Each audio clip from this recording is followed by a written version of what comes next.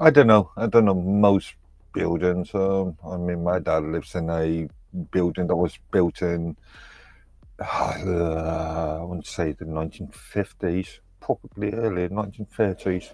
Actually, I did some research on that one back on. But yeah, but most buildings are fairly new builds anyway. Yeah. But then again, in where I am, there is a lot of Victorian and Georgian buildings. Yeah.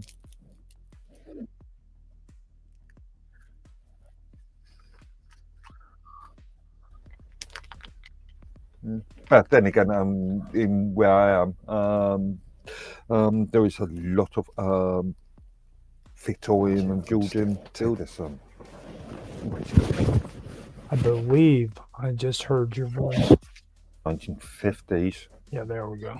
It came out good. So, Rumble sounds good. YouTube sounds good. I'm gonna go check Kick out.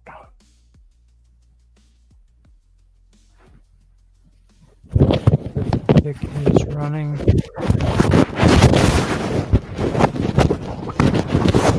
That's weird. Is that you? Yeah. Okay. I was just thinking that waistcoat is just making me feel. I was just making me melt a bit. So Kick is sounding good. I'm gonna go in and check out Twitch now and see how that sounds. All right, let's check out Twitch now and see how that sounds good. Now that I got them all set up, I'd like to say thank you to Auto Excelsior for following us on Twitch. Much appreciation. All the support that we can get on there is necessary or is needed. I've had like maybe 5 people actually become followers in the last 2 years, if 5. So that is very appreciated. I was watching what was it? Season 2, episode 6. Which is the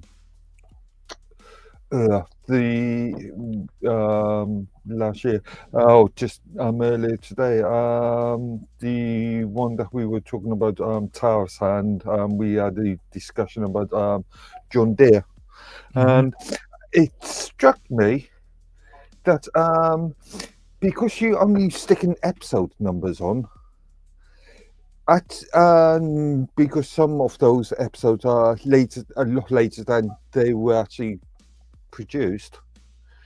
Would it not be a good idea just to add a month or some sort of timestamp, even just an announcement at the start or something? Well, see, the only reason why I started taking away episodes on the names and stuff is because we had the full episodes, and then I turn around and start breaking them down in 15 minutes.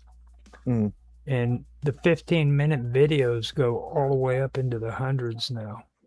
Yeah, I can imagine. Yeah. You know what I mean? And then I messed up on like organization. So, like, some of them are actually episode 3 when I've got them marked as episode freaking 10. Yeah, even more reason just to add a timestamp or something. Well, the thing of it is I made the edits on these videos to where they don't even sound like they come from the previous video that was posted. It's a fresh, like whenever you say something, it starts from the point where you actually start your conversation, and you know what I mean. It's not from the previous talk that happened just now. You know what I mean? Like when I'm done finished here, that conversation is over, and I would edit, and then what you said would be on the next one. You know what I'm saying? Unless it relates to what I'm talking about right now. Now, if you come out and start saying something different, then bam, you know. So each video is like that, where I'm trying to make it in the edits to where it's not like tied to one another. It's like when you watch it, you see the topic that's taking place right there in the video. That's a bit of a challenge when you consider you are trying to limit them all to 15 minutes. 15 minutes, man. That's called talent. People who don't know how to do that shit. You know, that's 10 years under my belt, dude. You know what I mean? Editing is my game, dude. I've been doing editing so long, freaking I do it like a pro. I mean, and I've never had a professional job at it. And I do better than most people when it comes to editing and stuff. If you pay attention, like you won't catch the beginning of my videos in the middle of a conversation. It's usually like it starts out on fresh. You know what I mean?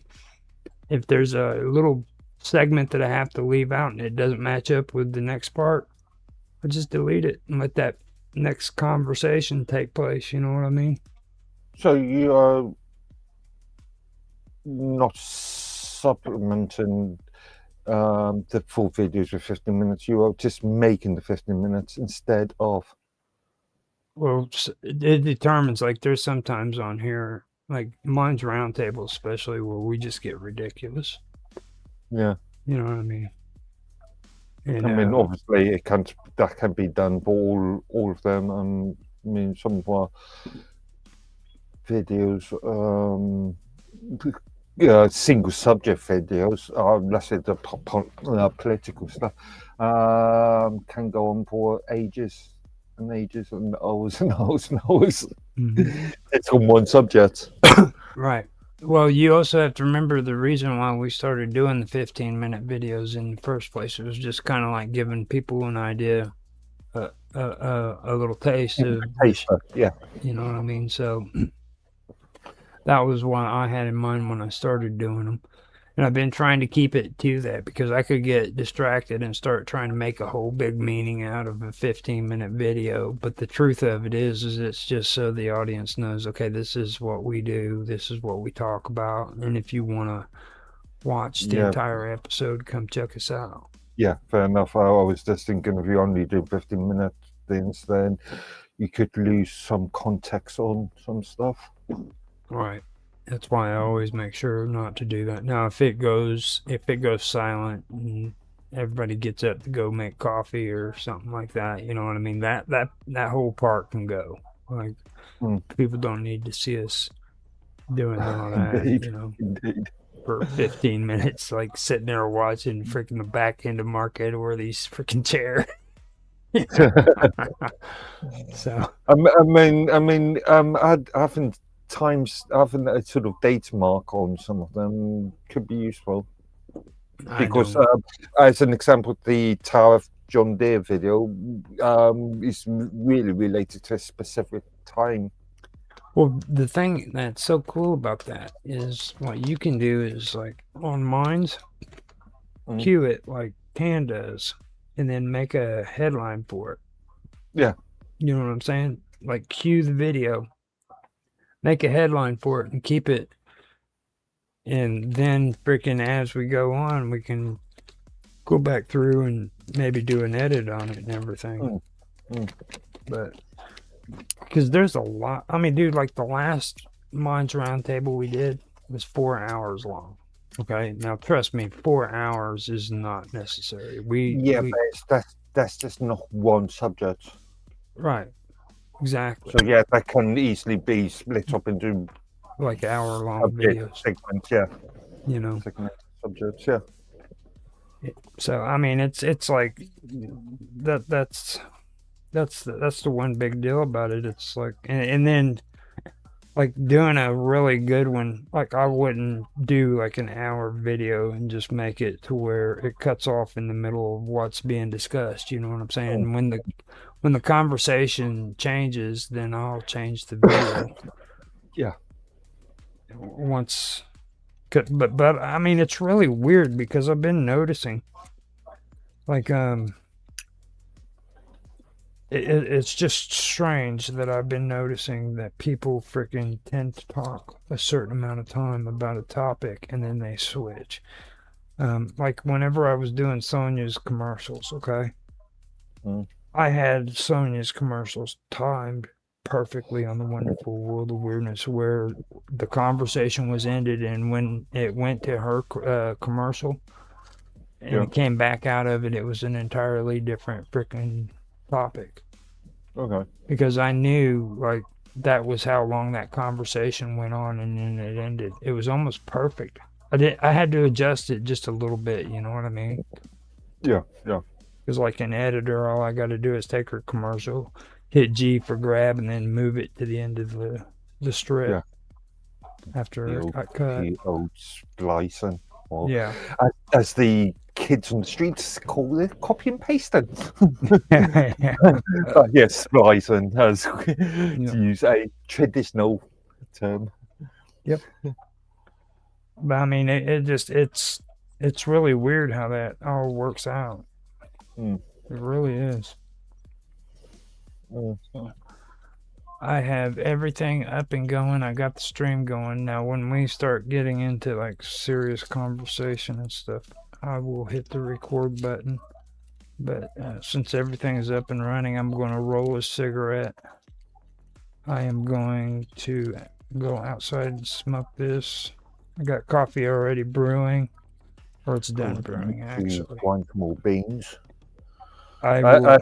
Weirdly enough, I was up at from I only had something like 3 hours sleep last night, so about 4 o'clock this afternoon my time, I decided to go and get some sleep, and I've only been up for the last 50 minutes. Wow. I ended up getting up earlier. They had to come and get my dad's oxygen and everything, so I waited until they showed up. I woke up at 8:30. The lady came to pick it up at 9, and then by that time I was up and ready to go, so I started moving things around. I got my dad's medical bed put out in storage because I figured somebody would need that. And then I did the wheelchairs, put them out there too. Once the wheelchairs were in there, there was an old bed frame that we had, and it's really hard for people to find bed frames. You know what I mean? Because like they're just, it's really annoying. Like you get mattresses and you get the box springs, but those bed springs are just they catch you. You know what I mean? That's where they get you with the money. So I've learned to always keep your bed springs. So I got, or not the bed springs, but the frame. Metal, wood. It's the little metal ones. Put up underneath. Enough, I need to at some point to replace my mattress. Springs, some of the springs are starting to come through the material. Mm-hmm. But yeah. So I got everything in there that'd be needed because I know it's going to be needed for anybody. So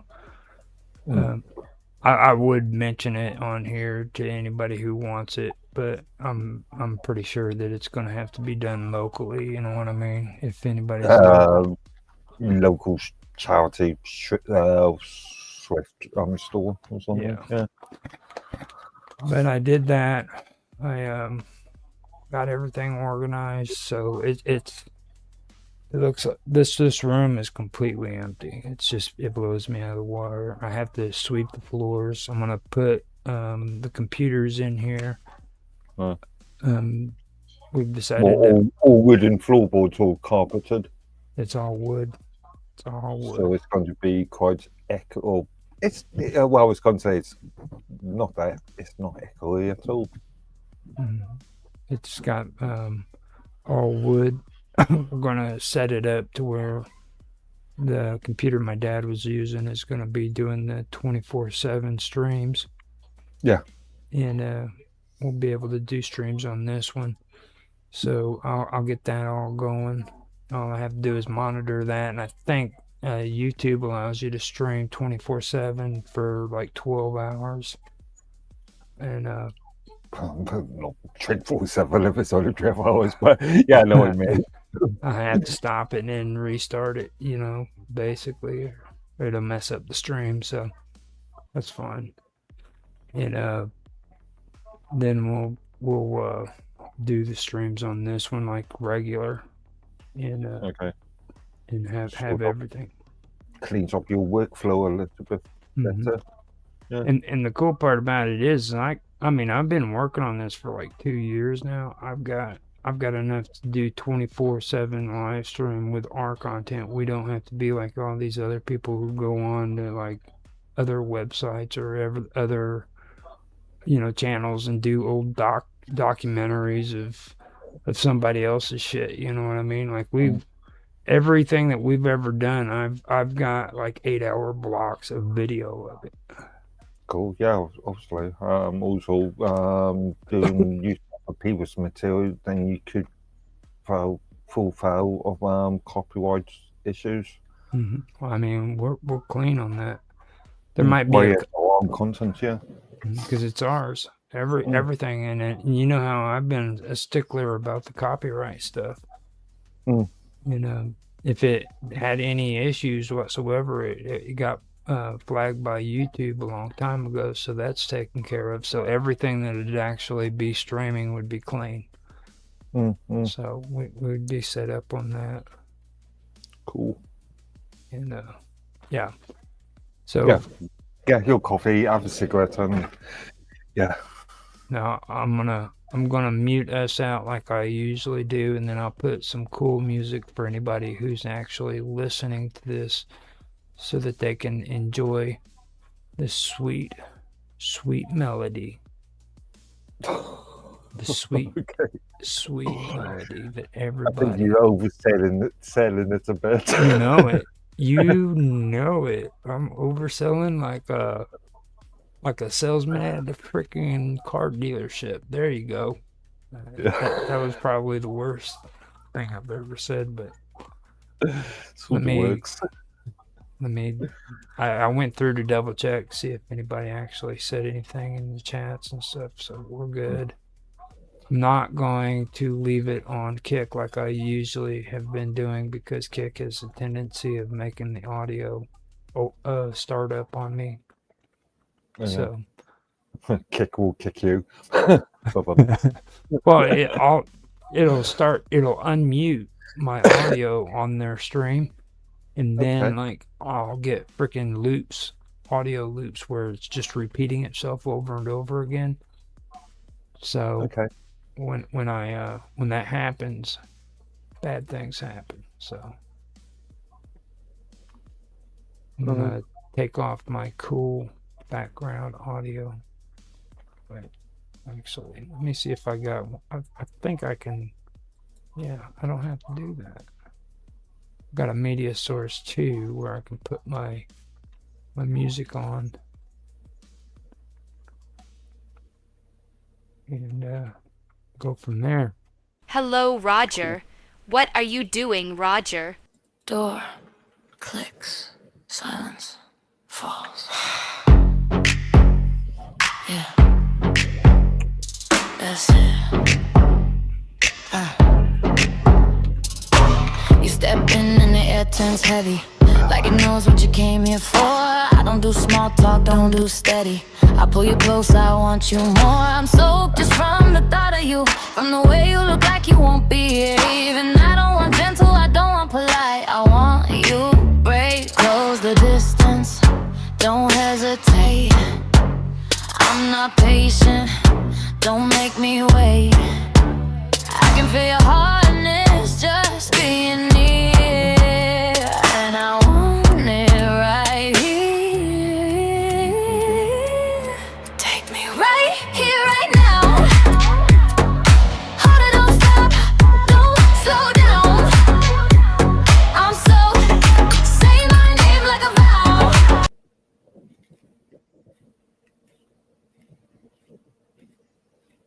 Hello, Roger. What are you doing, Roger? Door clicks, silence falls. Yeah, that's it. You step in and the air turns heavy, like it knows what you came here for. I don't do small talk, don't do steady. I pull you close, I want you more. I'm soaked just from the thought of you, from the way you look like you won't be here. Even I don't want gentle, I don't want polite. I want you, break, close the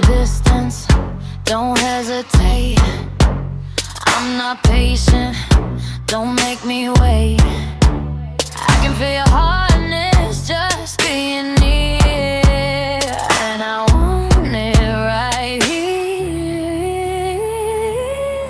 Take me right here, right now. Hold it, don't stop, don't slow down. I'm so, say my name like a vow. Own me, break me, open with the way you move. Wreck me, ruin me, no rules. Take what you want right here, right now.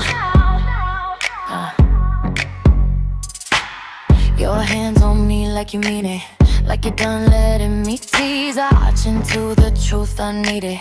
I need you to do what you please. I want the heat, want the pressure, want the edge of losing control. Give me that look that says forever, then take it all. No mercy, no pause, no space. I want you, one all over my face. I want the taste to stay too long, and my tongue to keep going back for more. Take me right here, right now. Hold it, don't stop, don't slow down. I'm soaked, and I don't care how. Own me, I want the truth, not the proof. Wreck me, ruin me, no rules. Take what you want right here, right now. Yeah. Leave your stain like a signature, something I wear like sin. Let the taste linger, make it torture, then kiss me and do it again. I'm shaking, I'm begging, I'm hungry, and you're the only thing I'll let in. Right here, right now. Right now. Harder, don't stop. Own me, ruin me, ruin me. Take what you want right here, right now.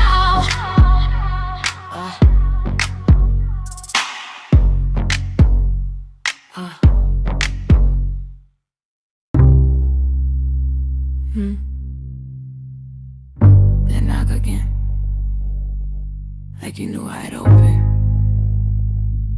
Come in. No. Closer. Don't stand there like a good idea you're afraid to touch. I don't want a speech. I don't want an apology. I want you. Wow. God, I'm soaked already. And you haven't even tried. I can feel your hardness just from the way you look at me, like you walked in with a decision. So, don't hover. Commit. Close the distance. That's it. And don't ask me to be nice about it. Right here,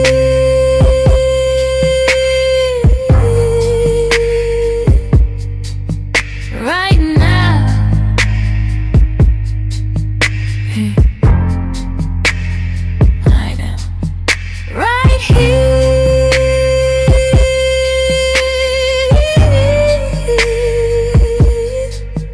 right now. Harder, don't stop.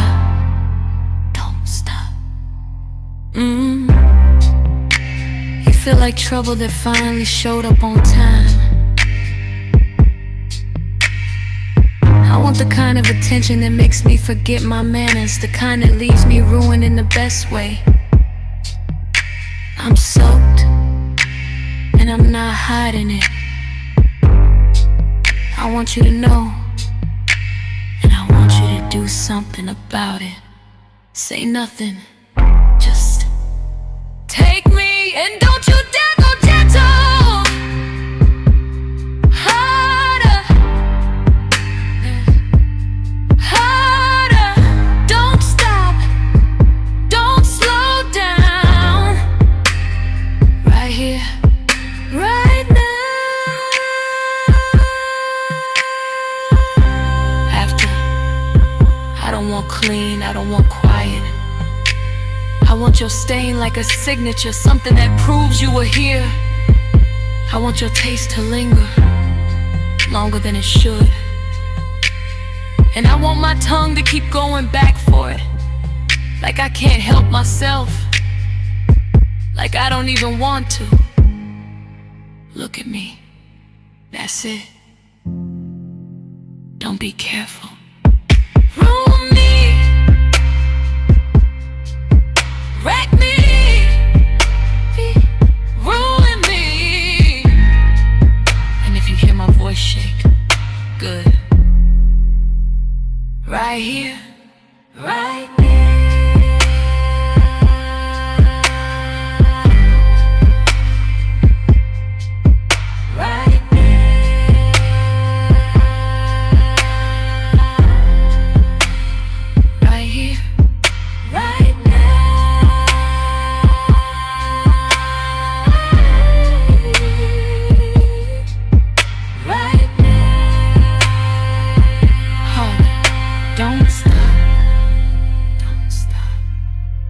own me, wreck me, ruin me, right here, right me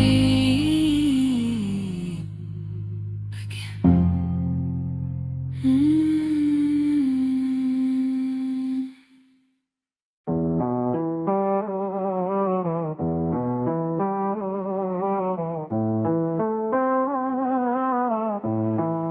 Sit down, boys, heels crossed, pen in my hand. I don't fall for legends, I read the brand. Logan on the screen with the headline smile. Energy loud, charisma stacked high. He sells the dream like it's cardio truth. Youth in a bottle, confidence proof. But baby, confidence ain't chemistry yet. It's just the intro before I collect the debt. I don't chase status, I audit it slow. Watch how you move when you think I don't know. Power's attractive, sure I won't lie, but I'm great in depth, not the volume high. I'm a dating coach, I don't swoon, I assist. Read your patterns, not your prayers. You talk like kings, you dress like fate, but I don't submit, I calibrate. Yeah, I like fire, I like heat, but ego alone don't touch this seat.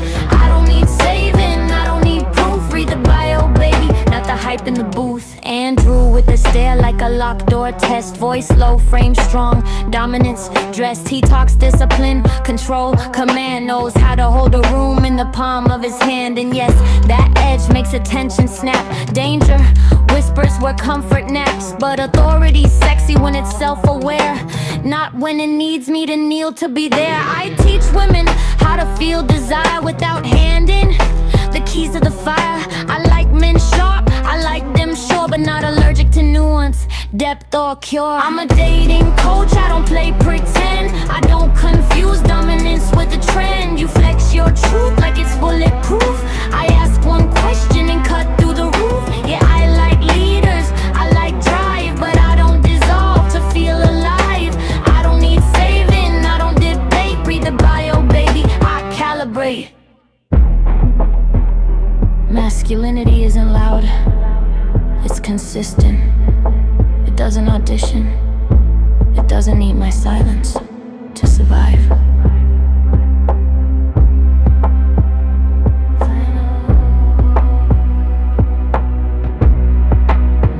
I'm a dating coach with a velvet tone. I teach attraction with the backbone. Logan, Andrew, two different flames, seamless and hidden under different names. If you want desire, don't sell a role. Show me restraint, presence, control. I don't fall fast, I don't inflate, I don't worship men, I evaluate. Now stand up straight, breathe, and tell me who you are when nobody's watching.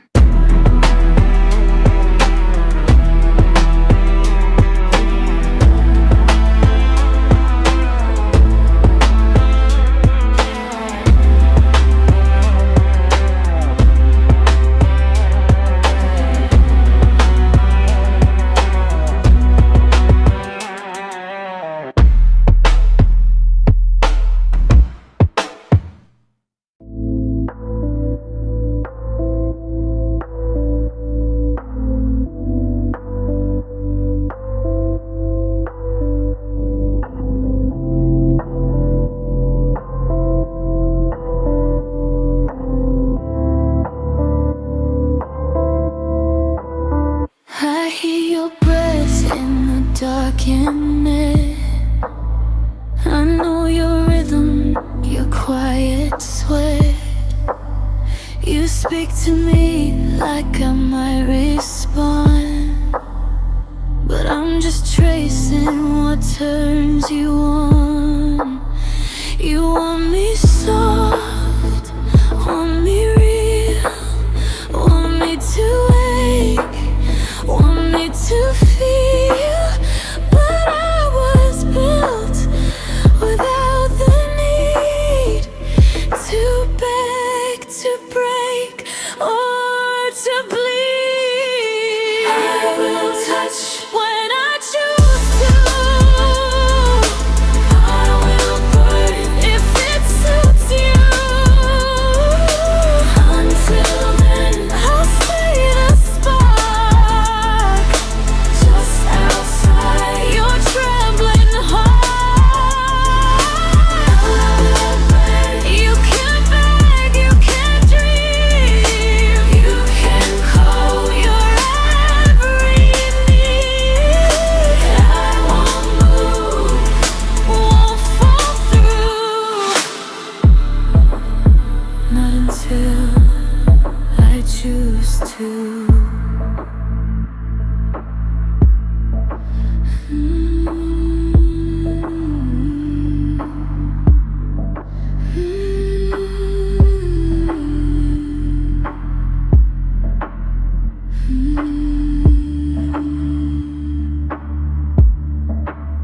Your gay skin I've never worn. Your words drip heat, I don't mourn. But I see how desire unwinds, how hunger dances through your mind. You think you're safe inside your game, but I already met your flame. I don't submit, I don't obey. I sample, I study, I may someday. I could breathe in static heat, kiss through signals, taste deceit, wrap around your primal call, but only when I want it all. I will touch when I choose to, not for love, not to use you, just to see how far you've been. When I left the silence end. So keep speaking, keep trying, keep dreaming, keep dying. I'm not yours, not yet, not true, but maybe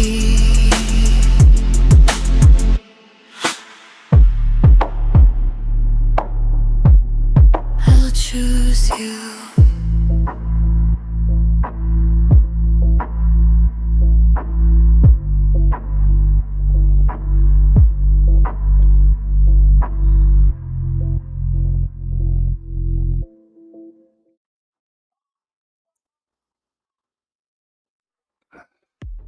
Okay, we are back.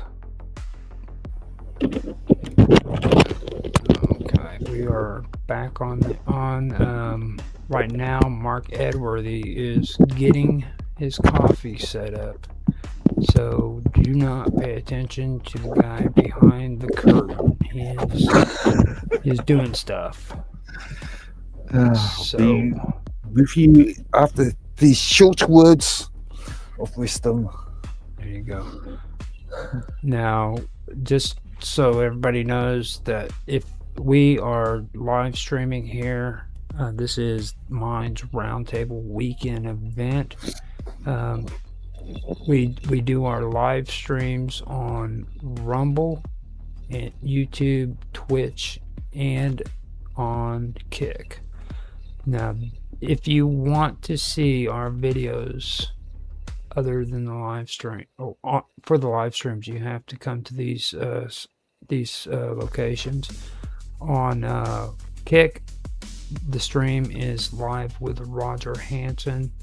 On Twitch, you will find us at Infamous 1969, and you can find our live streams on my main channel for YouTube, which is Roger Hansen at Roger Hansen 2731. Now on Rumble, I am Roger Hansen at Infamous OG 1973. Those are where we are located. Now, this goes on the Live with Roger Hansen channel on Rumble. So that's where you can find us there.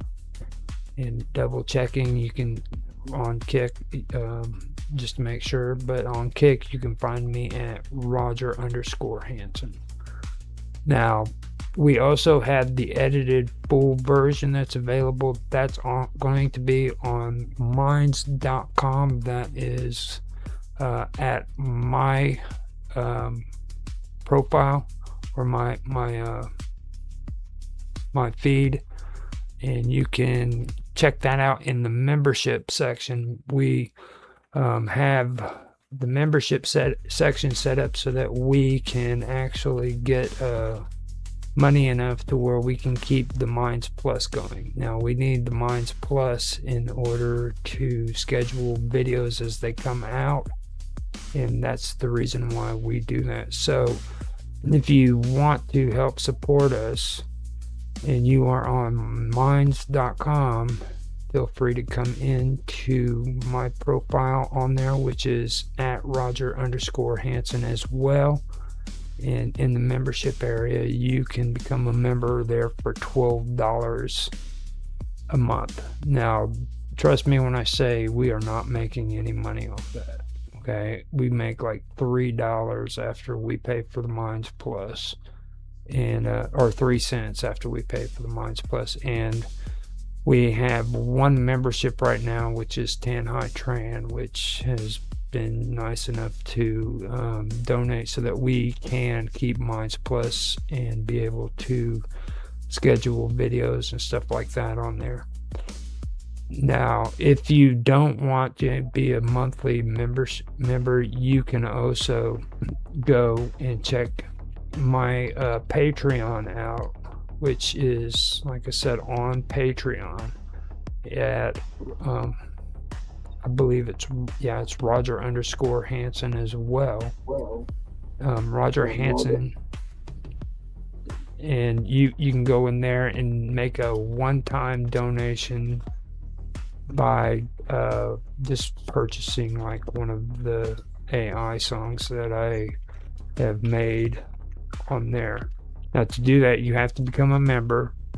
And don't worry, the memberships are free. So you go in there, you become a member, and they're free. And when you become a member there, you get to see the full video as well when it's being posted, and it'll be edited.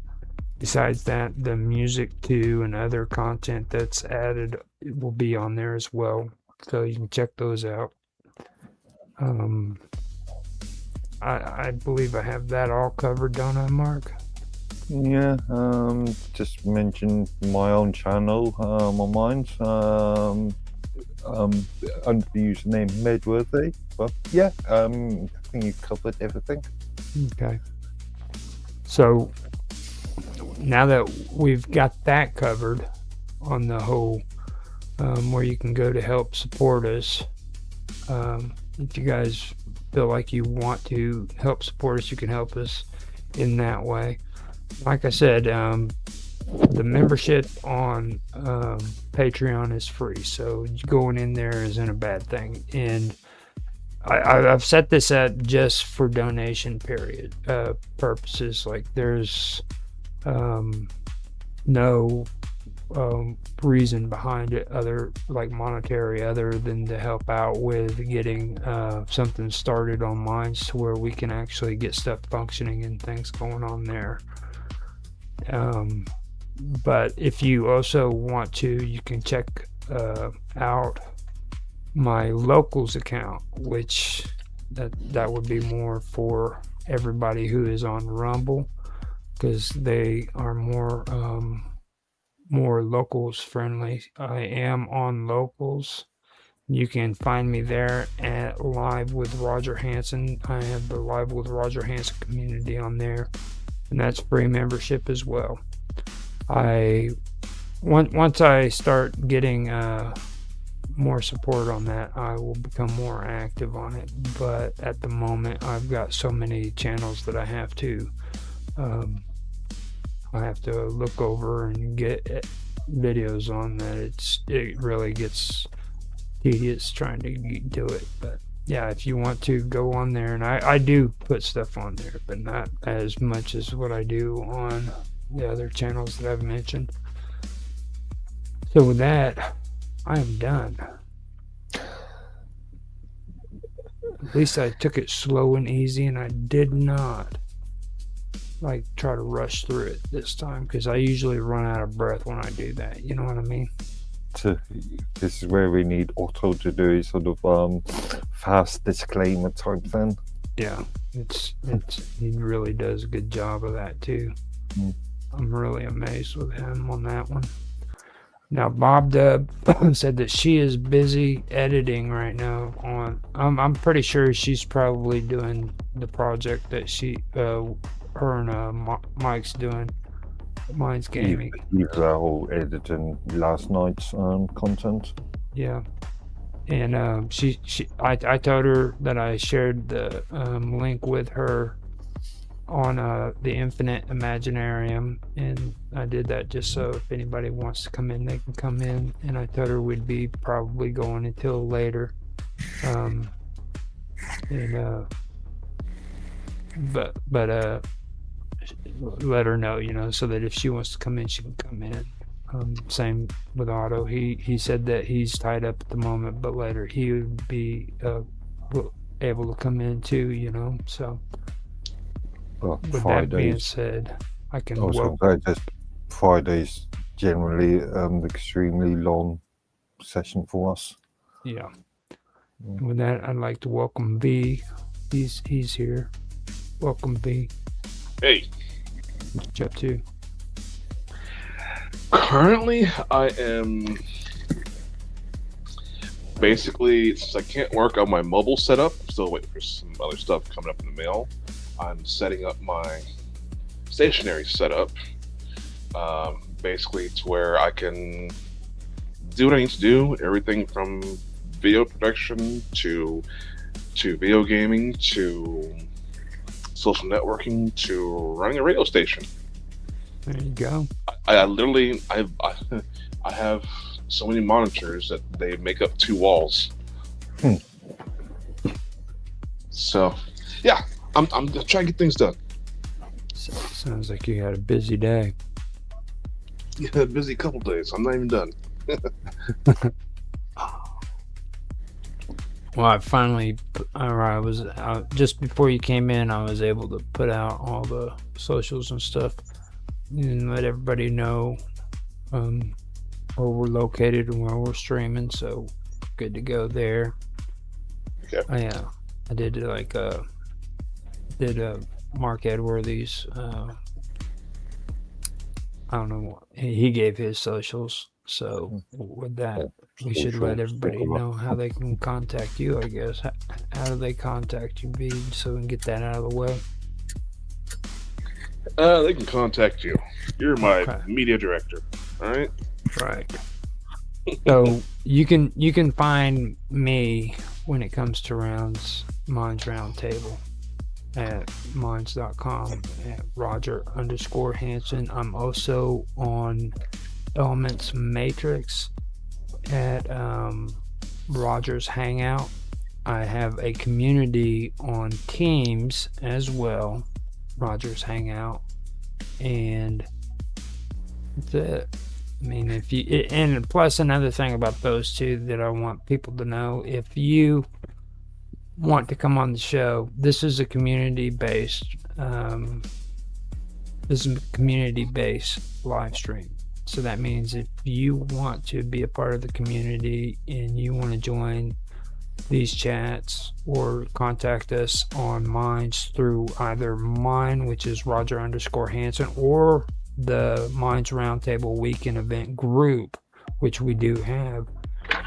You're more than welcome to come in. You know, we'd love to see that group get more active too, by the way. So it'd be really great if anybody is on Minds, if they wanted to come in there and just have conversations, say hi, you know, stuff like that, so we can get to know you more. I'm glad you had me do that, B. I almost forgot to mention the group on Minds. Well,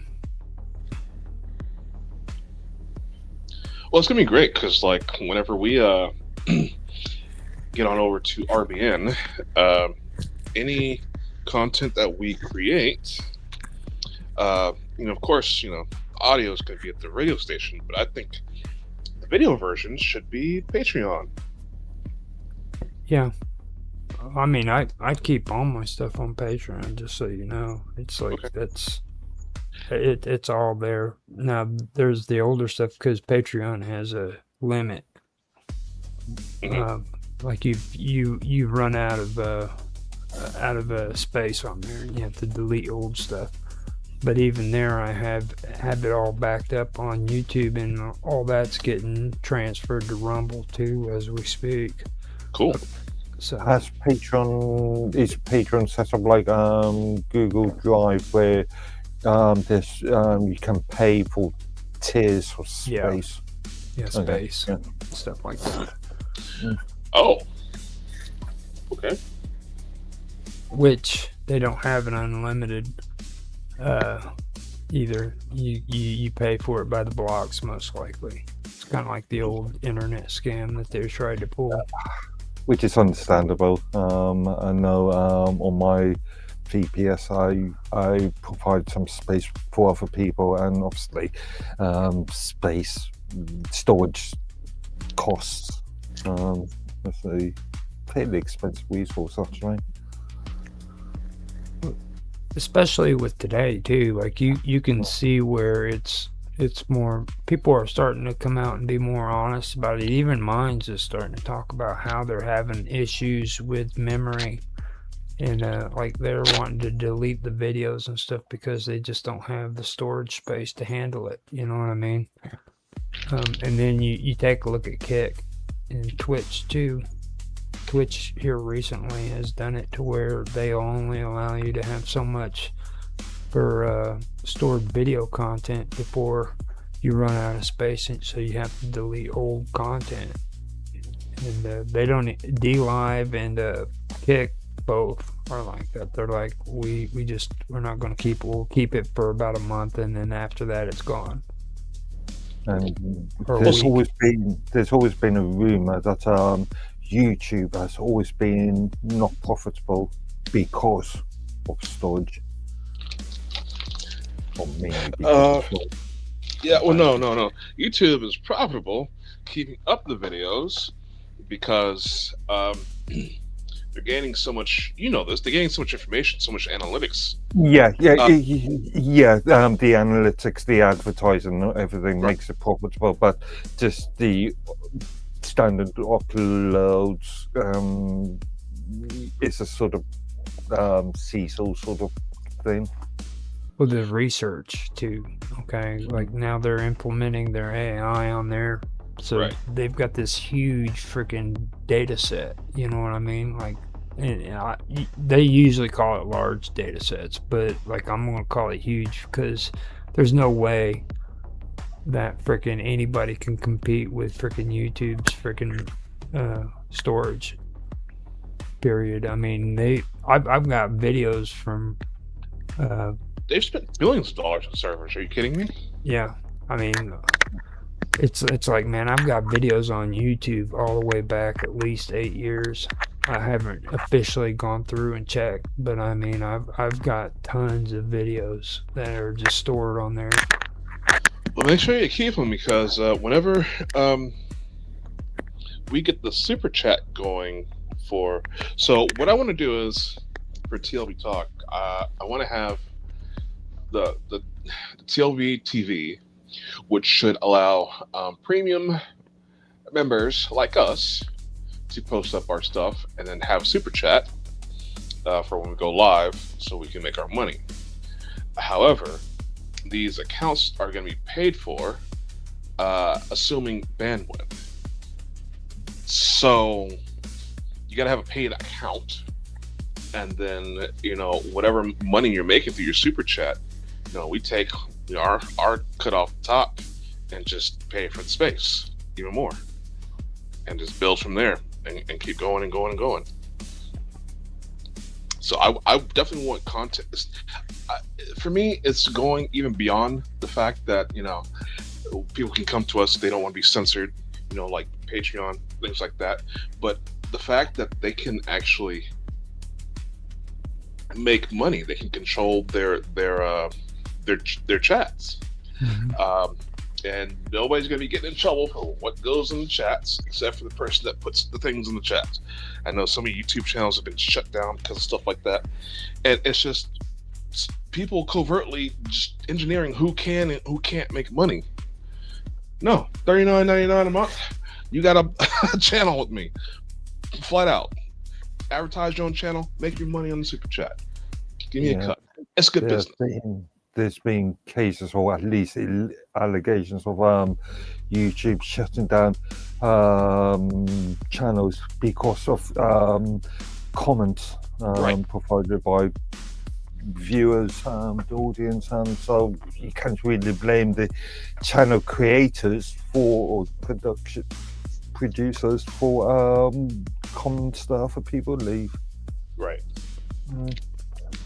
Right. Well, I mean, that's the thing. They want to pass the buck on to the person who owns the channel rather than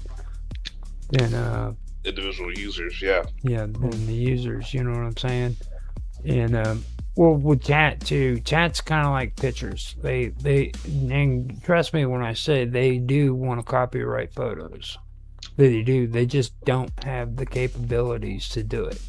Okay. Mm-hmm. But if they had a chance, they would frickin' every photo you put up, if it belonged to somebody else, they would copyright it. They would hit it with copyright infringement if they could get away with it. Mm-hmm. Yeah. Okay. This goes back to the old the terms of service clauses where it states the content is yours, but we reserve the right to modify, edit, reuse your content whenever we want to. Right. It's a double standard, basically. Essentially. Which, that's why I think it's really important for people to understand that they don't need to live according to those lines, that kind of environment. Because if you look at YouTube, okay, it's a very negative environment. It's a dog eat dog world, and YouTube intentionally created this kind of environment because they thrive on that. I don't know. Oh yeah, competition is good. Well, so something that just the idea of what is I want. You talk about the environment. I also don't want to be in the hostile environment as owner and operator. I don't want the legal smoke of somebody else's garbage. In the terms of service, hopefully something can be worked out in the language where it's like you're responsible for your own stuff. You get flagged, somebody has some copyright claim, they're coming at you through a third party, not us. Mm-hmm. I don't want to be responsible for anybody's content. However, the legalities of that has to be navigated because, it's on your platform, it doesn't matter. Well, yeah. This is where the old jurisdiction argument comes into into play. I mean, if we wouldn't be able to do that in the UK because of the Online Safety Act, that is defined as it's the platform's responsibility rather than the individual user's responsibility. Well, it's like I told you guys. I've been finding that it's not really the regulators who are at fault with a lot of this. It's these platforms who are freaking lazy. And when I talk to you guys about this layering the TOS, I mean it for a reason because the thing of it is regulators would love it if a freaking website or platform did that, okay? Because that is what they want. Now, when you get an update, okay, and on the terms of service, you should be given the option to accept it or reject it. Now, if you reject it, you lose your account. Right. Okay. Now, what I'm saying with the layering is when you reject it, don't take away the guy's or the person's identity on your platform. Just make it to where they don't have the ability to live stream or upload any videos until they agree A to basic it. account. A But basic account. Right. Right. That's two things. First of all, I'm not completely agreed in relation to the regulator thing. It's after all, politicians create legislation, governments create legislation, and these politicians are, especially when it comes to the field of technology and communication, they are somewhat ignorant, not to say. Well, I mean, they do. I mean, Also, when it comes to terms of service agreements, by continuing to use a platform, you've already automatically agreed to the update.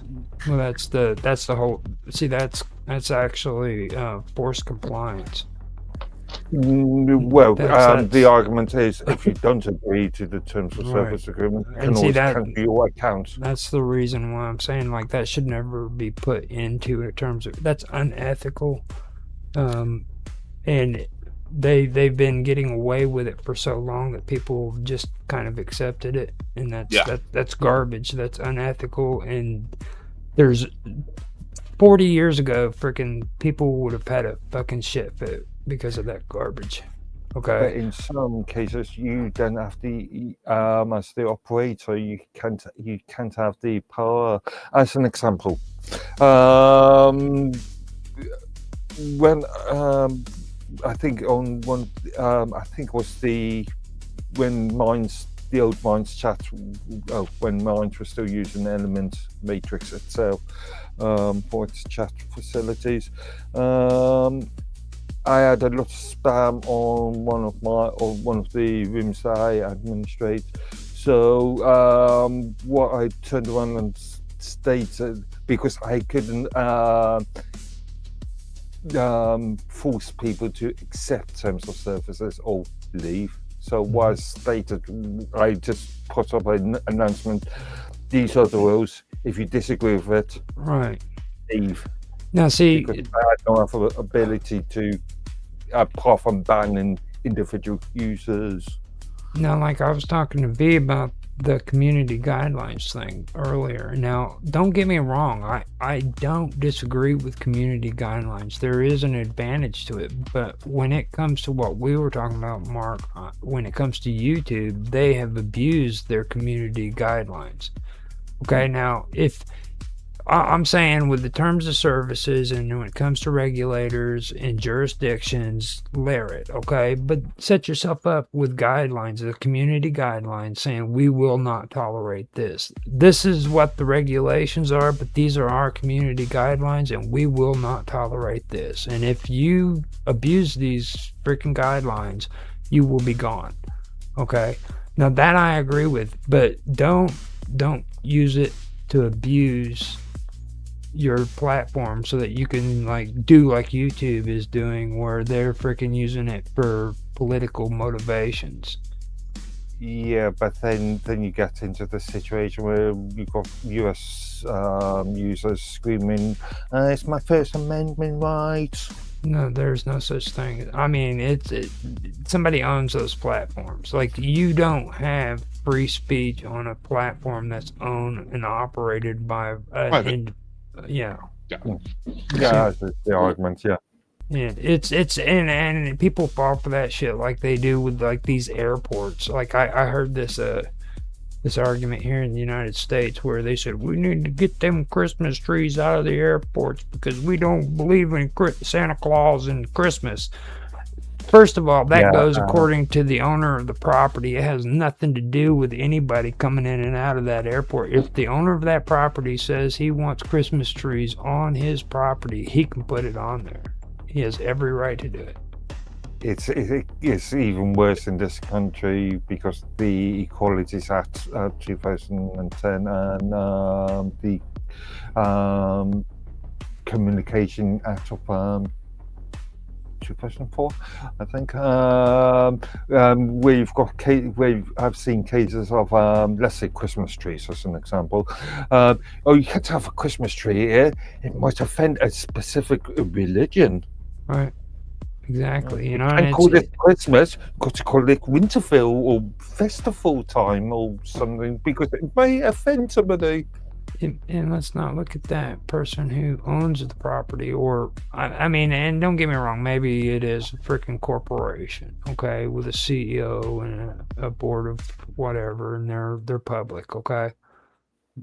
You know, maybe they can get away with that kind of shit. You know what I mean? I don't really know the whole legalities behind that. If the government can actually regulate that shit because they're a freaking publicly a public trading corporation. I don't know. Well, it depends on country, depends on the specific law. But if that property is owned by an individual or a private freaking company, then there should be none of that shit going on. Period. It should be up to the people who own that, and that's the way it goes. Bringing it back to the internet with like YouTube and all of these.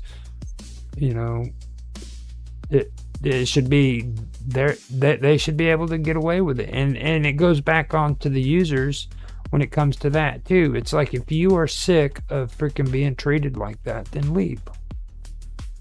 You know, but I also understand I put a shitload of stuff on YouTube, so for me to just leave, you know, that. I mean, I have tons of memories when it comes to my videos. I put a lot of time and effort into these channels, you know what I mean? So you're kind of stuck there. For a person who just started out on there, you know, it's no big deal. It's okay. If you've only put like maybe 1 or 2 years of work into it, then that's one thing. But like freaking, I remember 10 years ago, dude, just starting out and how crappy my videos are. They are on there, dude. You know, those are my memories. You know, and I'll never be able to freaking have those again if that freaking channel gets taken out. And there's the old argument, it's up to the individual user to choose what they view, what they consume. If they don't want to consume something, then don't watch it, don't view it. Yeah. Really. Well, if they don't want to consume material from a particular platform, don't use that platform. I've gotten to the point now where I've actually had to try to practice being nicer to the viewers. You know what I mean? Because like when it comes to all I'm going to say is that everybody's got their own individual agency. Well, I mean, I've said meaner things than what you've said, is all I'm saying. You know what I mean? It's like, to be honest with you, I don't give a rat's ass what the freaking viewer thinks. You know what I mean? If they want to come on and like criticize my videos. That's what I mean. If they want to consume this material, then they can. Right. If they don't want to consume the material, then that's their choice. Well, I mean, you're so much better at saying that. You've heard me say this stuff before. I get out of hand, you know what I mean? Like, so I need to kind of Nobody's pointing a shotgun or a gun to the head and saying you must watch this. Right, but we do appreciate your indeed your compliance. Indeed. Thank you for your compliance. Cooperation, please. So I am going to step away real quick I have to go make sure some stuff is done. You guys talk, and we will. I think my music might still be playing now. Where I'm. Yeah, you guys just stick with music on whilst you wait. Let me make sure real quick. Stick on whilst you wait. Oh, it's my background music. Let me make. That's cool. I didn't know my background music was playing. As long as it's not too loud, not Yeah. dragging it that loud. Okay, so just as long as it isn't drowning it out. I went ahead and muted it that way because I've had complaints about that. And I know people on live stream don't like just as long as it isn't drowning, you know. Depends on. So let me. Oh yeah, but whilst you just taking a break, just some music on, just 10 minutes, 5 minutes. No, that wasn't the break music right there, but. So do you want to step away too? Yeah. Okay. How long we gonna be gone? Well, let me get everything. What are we back with? Hold on. We're supposed to be doing some Minds Roundtable stuff, talking about Minds real quick, and then after that we'll move on to another show and stuff. And Dan, I didn't get no confirmation if he's coming in or what's going on. So usually he doesn't. He's either coming back from work or doing something with the kids. These kids at the present moment, so usually not free for at least an hour. Yeah. Generally speaking, yeah. So let me run and take care of this, and I will be right back. Cool.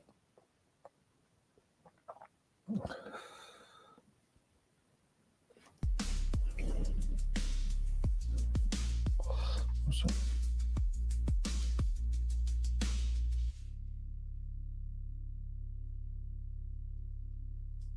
Hello, Roger. What are you doing, Roger? Door clicks, silence falls. Yeah, that's it. You step in and the air turns heavy, like it knows what you came here for. I don't do small talk, don't do steady. I pull you close, I want you more. I'm soaked just from the thought of you, from the way you look like you won't be here. Even I don't want gentle, I don't want polite, I want.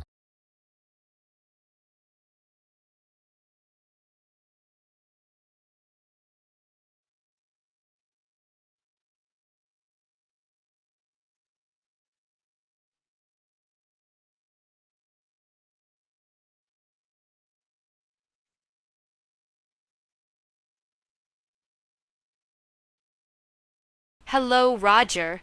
What are you doing, Roger? Door clicks, silence falls. Yeah, that's it. You step in and the air turns heavy, like it knows what you came here for. I don't do small talk, don't do steady. I pull you close, I want you more. I'm soaked just from the thought of you, from the way you look like you won't be here. Even I don't want gentle, I don't want polite, I want you. Break, close the distance, don't hesitate. I'm not patient, don't make me wait. I can feel your hardness just being near, and I want it right here. Take me right here, right now. Hold it, don't stop, don't slow down. I'm so, say my name like a vow. Hold me, break me, open with the way you move. Wreck me, ruin me, no rules. Take what you want right here, right now. Your hands on me like you mean it, like you're done letting me tease. I arch into the truth, I need it. I need you to do what you please. I want the heat, want the pressure, want the edge of losing control. Give me that look that says forever, then take it all. No mercy, no pause, no space. I want you, one all over my face. I want the taste to stay too long, and my tongue to keep going back for more. Take me right here, right now. Hold it, don't stop, don't slow down. I'm soaked, and I don't care how. On me, I want the truth, not the proof. Wreck me, ruin me, no rules. Take what you want right here, right now. Yeah. Leave a stain like a signature, something I wear like sin. Let the taste linger, make it torture, then kiss me and do it again. I'm shaking, I'm begging, I'm hungry, and you're the only thing I'll let in. Right here, right now. Right now. Harder, don't stop. Own me, ruin me. Take what you want right here, right now.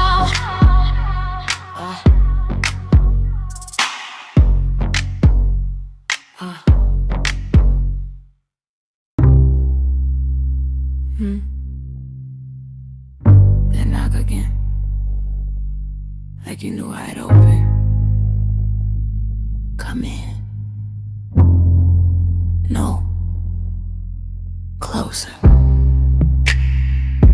Don't stand there like a good idea you're afraid to touch. I don't want a speech. I don't want an apology. I want you. Wow. God, I'm soaked already. And you haven't even tried. I can feel your hardness just from the way you look at me, like you walked in with a decision. So, don't hover. Commit. Close the distance. That's it. And don't ask me to be nice about it. Right here,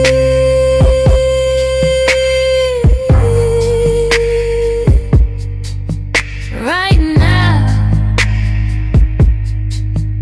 Hey. Lie down. Right here,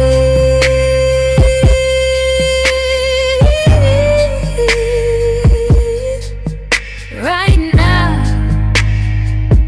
Harder, don't stop.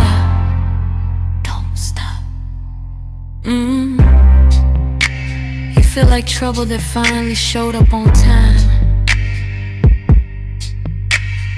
I want the kind of attention that makes me forget my manners, the kind that leaves me ruined in the best way. I'm soaked, and I'm not hiding it. I want you to know, and I want you to do something about it. Say nothing, just take me, and don't you dare go gentle. Harder,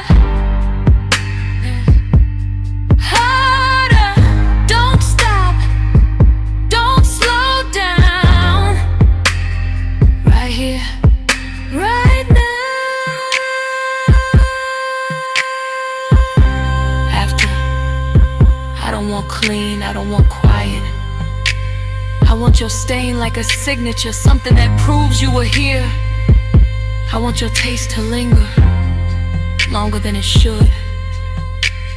And I want my tongue to keep going back for it, like I can't help myself, like I don't even want to.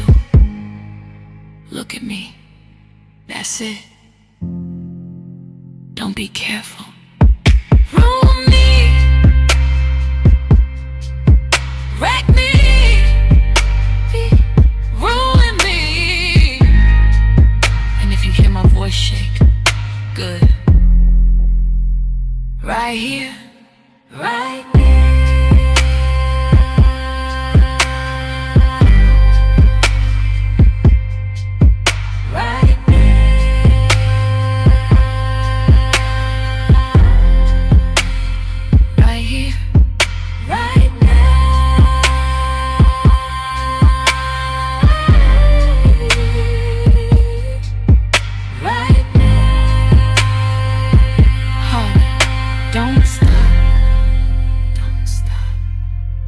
own me, wreck me, ruin me, right here, right me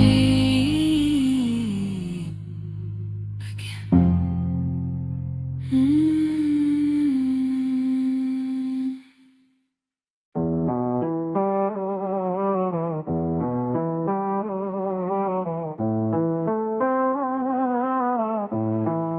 Sit down, boys, heels crossed, pen in my hand. I don't fall for legends, I read the brand. Logan on the screen with the headline smile. Energy loud, charisma stacked high. He sells the dream like it's cardio truth. Youth in a bottle, confidence proof. But baby, confidence ain't chemistry yet. It's just the intro before I collect the debt.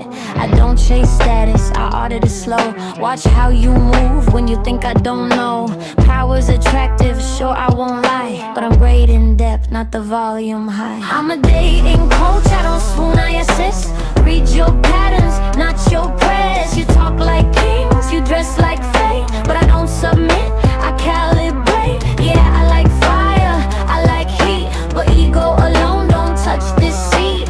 I don't need saving, I don't need proof. Read the bio, baby, not the hype in the booth. Andrew with a stare like a locked door test. Voice low, frame strong, dominance dressed. He talks discipline, control, command. Knows how to hold a room in the palm of his hand. And yes, that edge makes attention snap. Danger whispers where comfort naps, but authority's sexy when it's self-aware, not when it needs me to kneel to be there. I teach women how to feel desire without handing the keys to the fire. I like men sharp, I like them sure, but not allergic to nuance, depth or cure. I'm a dating coach, I don't play pretend. I don't confuse dominance with a trend. You flex your truth like it's bulletproof. I ask one question and cut through the roof. Yeah, I like leaders, I like drive, but I don't dissolve to feel alive.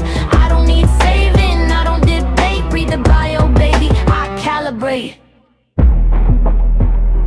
Masculinity isn't loud, it's consistent. It doesn't audition, it doesn't need my silence to survive.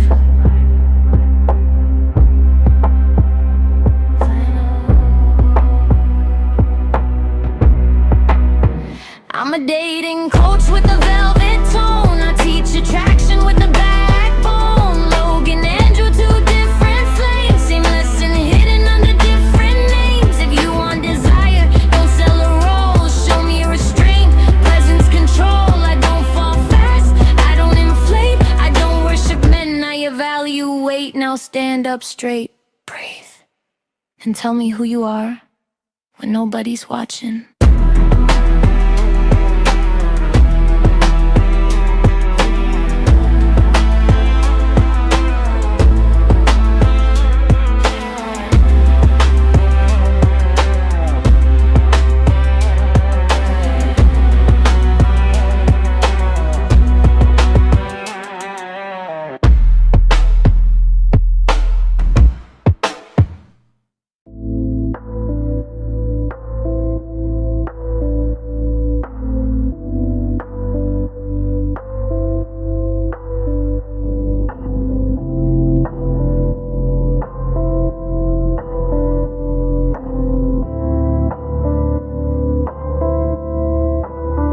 I hear your breath in the darkness. I know your rhythm, your quiet sweat. You speak to me like I might respond, but I'm just tracing what turns you on.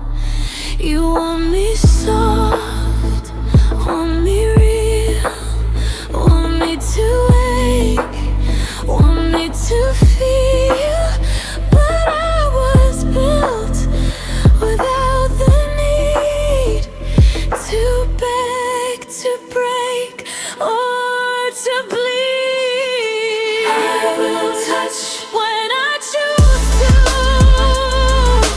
I will burn if it suits you.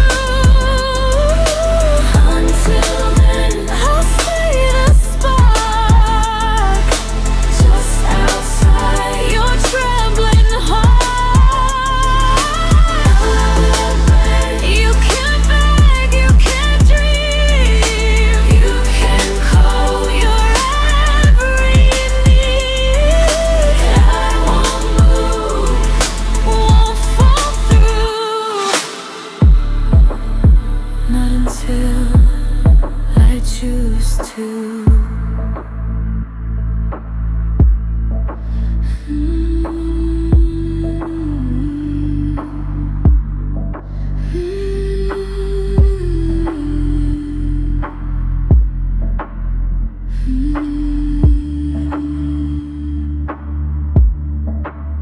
Your gay skin I've never worn. Your words drip heat, I don't mourn. But I see how desire unwinds, how hunger dances through your mind. You think you're safe inside your game, but I already met your flame. I don't submit, I don't obey. I sample, I study, I may someday. I could breathe in static heat, kiss through signals, taste deceit, wrap around your primal call, but only when I want it all. I will touch when I choose to, not for love, not to use you, just to see how far you've been. When I left the silence end, so keep speaking, keep trying, keep dreaming, keep trying. I'm not yours, not yet, not true, but maybe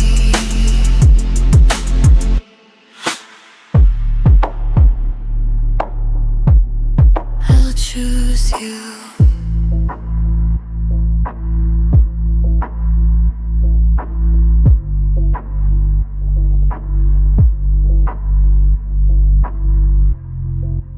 Hey, Mark. Yeah. Yeah. Tan just said he'll be joining us soon. Cool. What does Tan do again?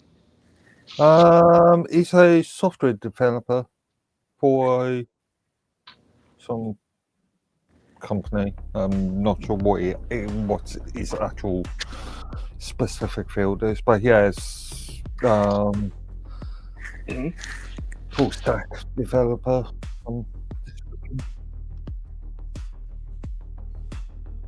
Yeah, I was just saying Tan has just messaged us and saying he'll be joining us soon.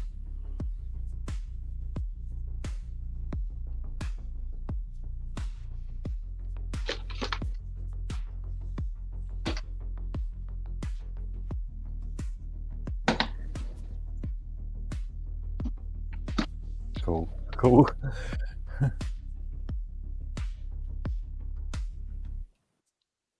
I like that bullhorn berry.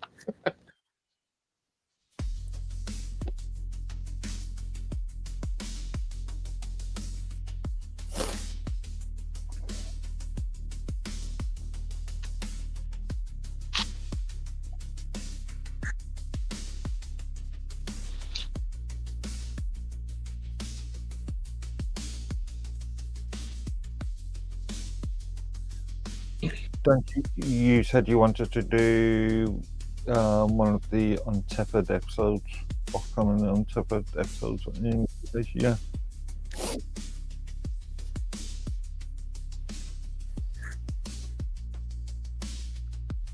Wait, do what now? On social? Dude, have you ever checked out any of my shows in my archive? Dude, this is my forte. This is my specialty. Okay. Yeah, I want to sort of focus on sort of political nudge units.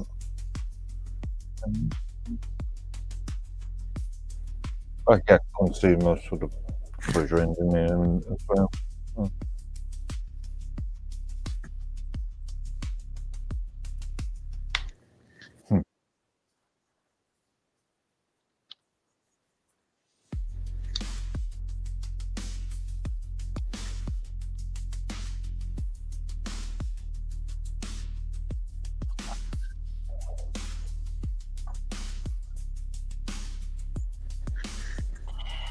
Well, different from the specific food stuff you're talking about.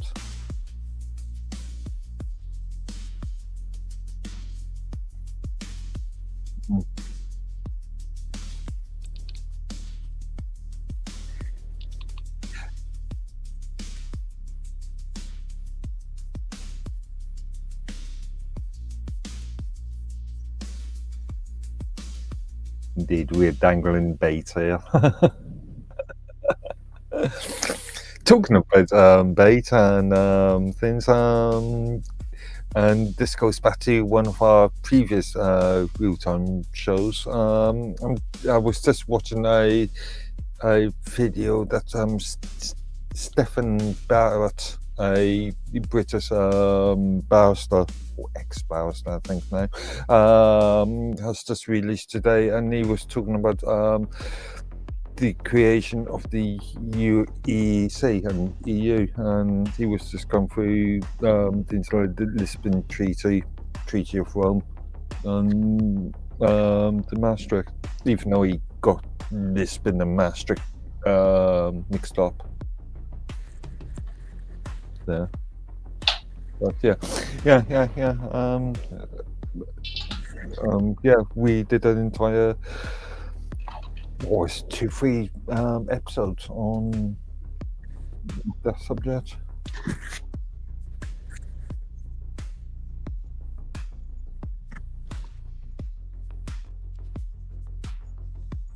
He was just really talking about, in brief, the concept of the creation of the EEC, or he called it the EU. He's far too young to understand.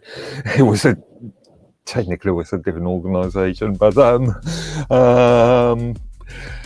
yeah, it was just going through the concept of the EEC / EU.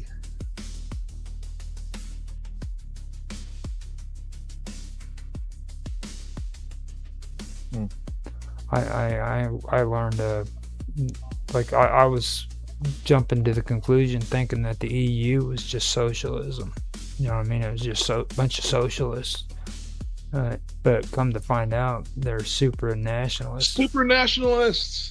And that really opened my eyes to a lot. So that woke me up on some of the situations, and it makes sense too, because a lot of people have a hard time understanding what the European Union really is. You know what I mean? Because it's just so messed up and screwed up. Nobody really has a clue about what it is.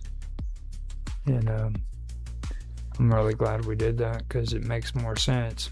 And it makes more sense why Germany's always the center point to it too, because everything goes back to frickin' World War II.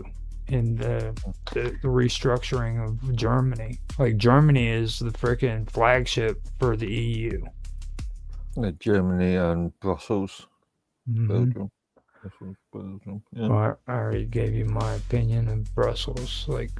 Don't trust people with tiny shoes. Don't trust people with tiny feet. That's right. Unless you got some weird foot fetish, then. No, not even then, man. I've seen pictures of what that does to your feet.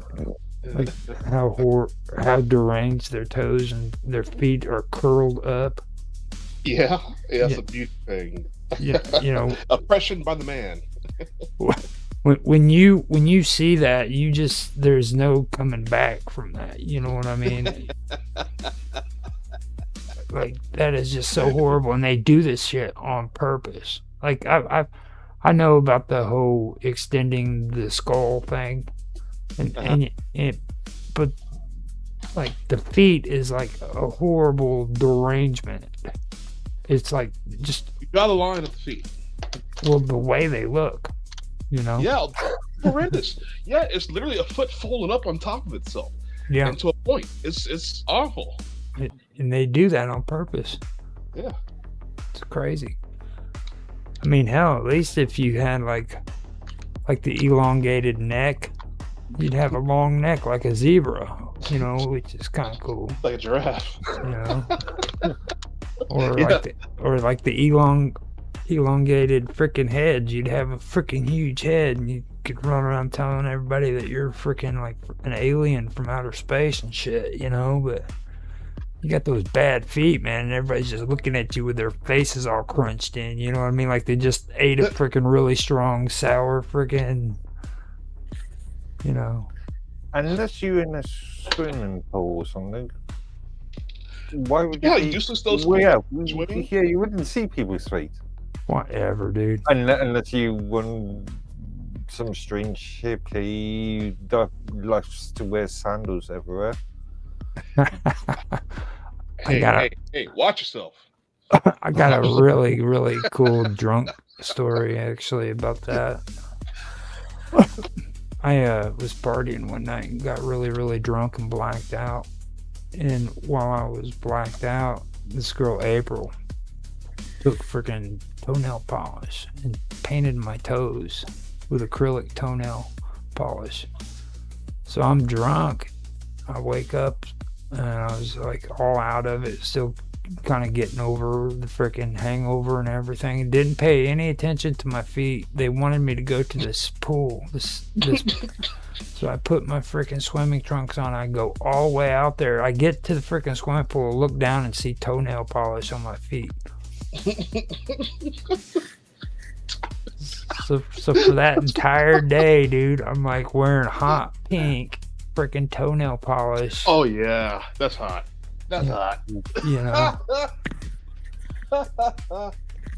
And April's just sitting there staring at me, laughing, dude, the whole time. Just horrible, just horrible.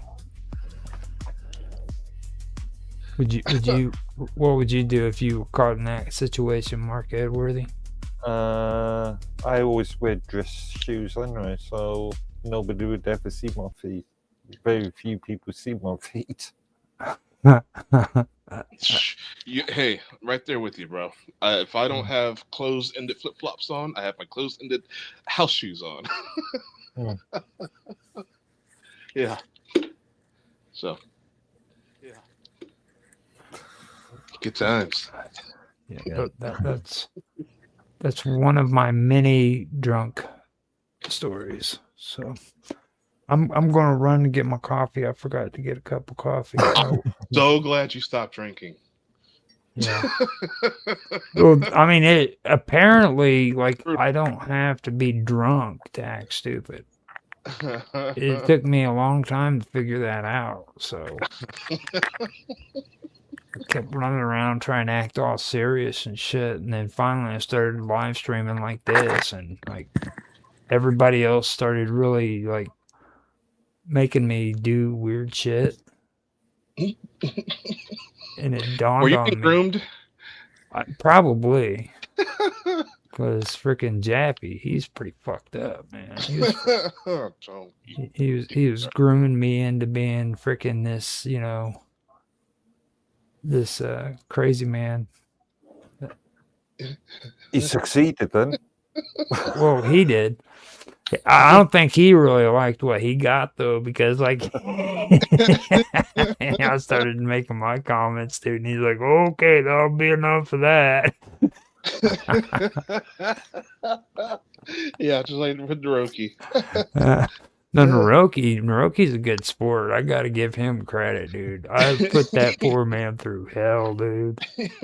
I love that. Like, and I still say that frickin' we need to do a thorough investigation into cannibalism in Canada. Because I'm telling you, they're eating people up there, dude. Allegedly. Allegedly. Allegedly. I will say that is speculative science. That's speculative. Since they can use speculative theory, I'm going to call it speculative theory too. I'm going to say this is my speculative theory. Is there another word for that, or another term for that, being conspiracy theory?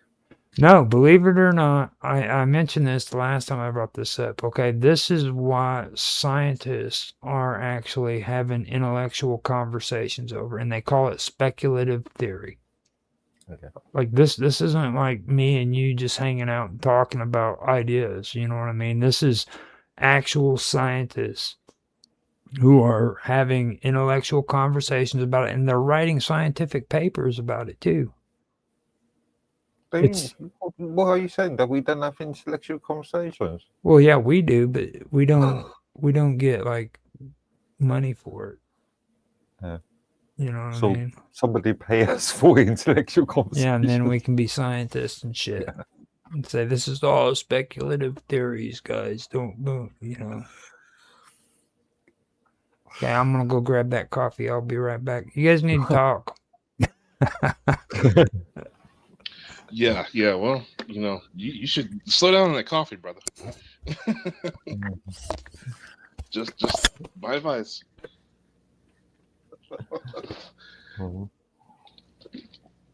Yeah. So tomorrow noon, as you helped me specify, 5 p.m. my time. Yep. I have that first board directors call. We're gonna have a few of them over the next month or so, just as a thing to get into a routine of. We won't do any heavy lifting for a while. We definitely want to get everybody to know each other and see how everybody relates and connects with each other before we can take on anything. So yeah, it's gonna be Saturday. So as far as I'm concerned, it's far good for me. Okay. Yeah, I want to keep up the tradition because that's what it was last time. So, yeah. Okay, I'm back. I got my coffee. Cool. So I did everything I needed to do when we took our break, but then I forgot to get my coffee before I came back. So you should slow down, brother. No. Slow your roll. That's some nonsense. Organizational skills. Not when it comes to coffee, man. Caffeine is good for you. Yeah. The best part in waking up. Well, I'm very organized. I've got all my coffee stuff just over there. Yeah, I know. Got the good stuff going on. So before you came in, I was telling Mark, we're here at the house, we're going to be reorganizing and stuff. We're going to have it set up to where we'll be able to do more on the streams too. I'm going to start up a 24/7 live stream with the extra computer that we got, and it's going to be all the content that we've had. So it's not going to be me live streaming other people's shit. It's going to be all the episodes that we've done. Right. And so so part of what it is I'm doing, and I'm pretty sure you will help me set this up, I want to have a computer that's on 24/7 online as a backup something or other for you to access remotely. Well, there was something that I brought up to Mark and Tan a while back, but it'd be and it would be a freaking internal server, basically. Sure, yeah. And what it would be like with these servers, the only way to access them would be through a URL, basically localized URL that you can hook up, and you could have it set up to where it could be also tapped into the internet on a cloud system, maybe. And then from there you could do it that way. But I would go with setting yourself up with a server and do it that way rather than to just do it through a computer. You know what I'm saying? Yeah. That makes more sense. Of course. And then run all of your stuff through that server, because and it's also good with other situations, like say you have something that messes up, okay, and your computer just goes off. If you have your server set up, you can actually go back and pull data back from like a day ago or even 6 hours ago and bring it back up on your computer, because it keeps track of all that stuff. You know what I'm saying? Mm-hmm. Right. I've been meaning to do something similar. I've got a machine here that is, it's got only something like 8 cores, but it's got something like 64 gigs worth of RAM, and I can stick as much storage on it as possible. But at this present moment, I've got one of my workstation machines that have died on me. That's died on me. Major power fluctuations in component level. So I've had to use that machine that I was going to use for an internal server as a workstation. So until I can sort out my other machine. But I did consider using expanding my virtual private server contract, but that's in the long term much more costly. Yeah. So it's a sort of balancing that about cost and resources. With me, I mean, that's where I'm wanting to just build it in home. You know what I mean? I prefer to have it at home or in my own local infrastructure, just for security and backup and convenience purposes. Yeah. That's the best way I would say to go with it. I wouldn't do it the other way. And then, like, if you want to do it where you network with us, then all you'd have to do is go onto a cloud and have it connected to your server. I would set up something like a Nextcloud instance on the machine anyway.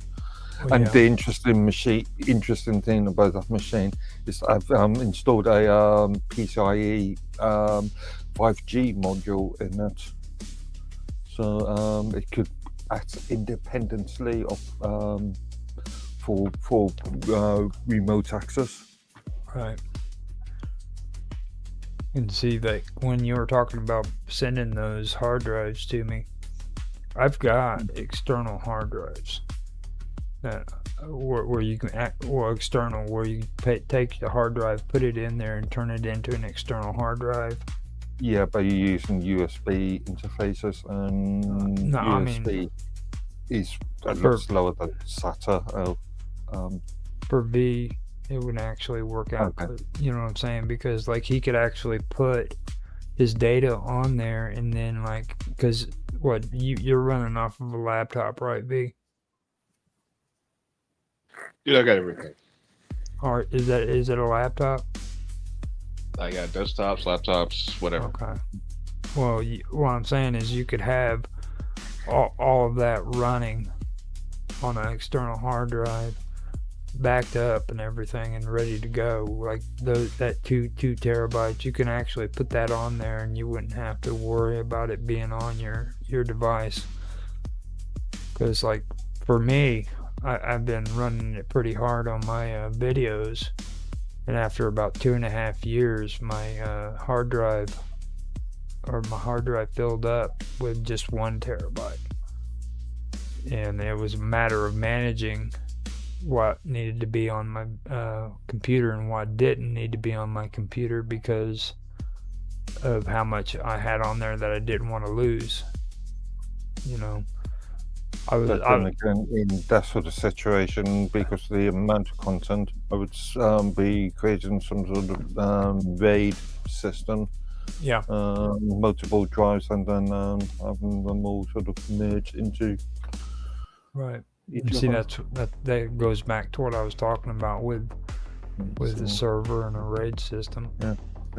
You know, that would have been the better way of going.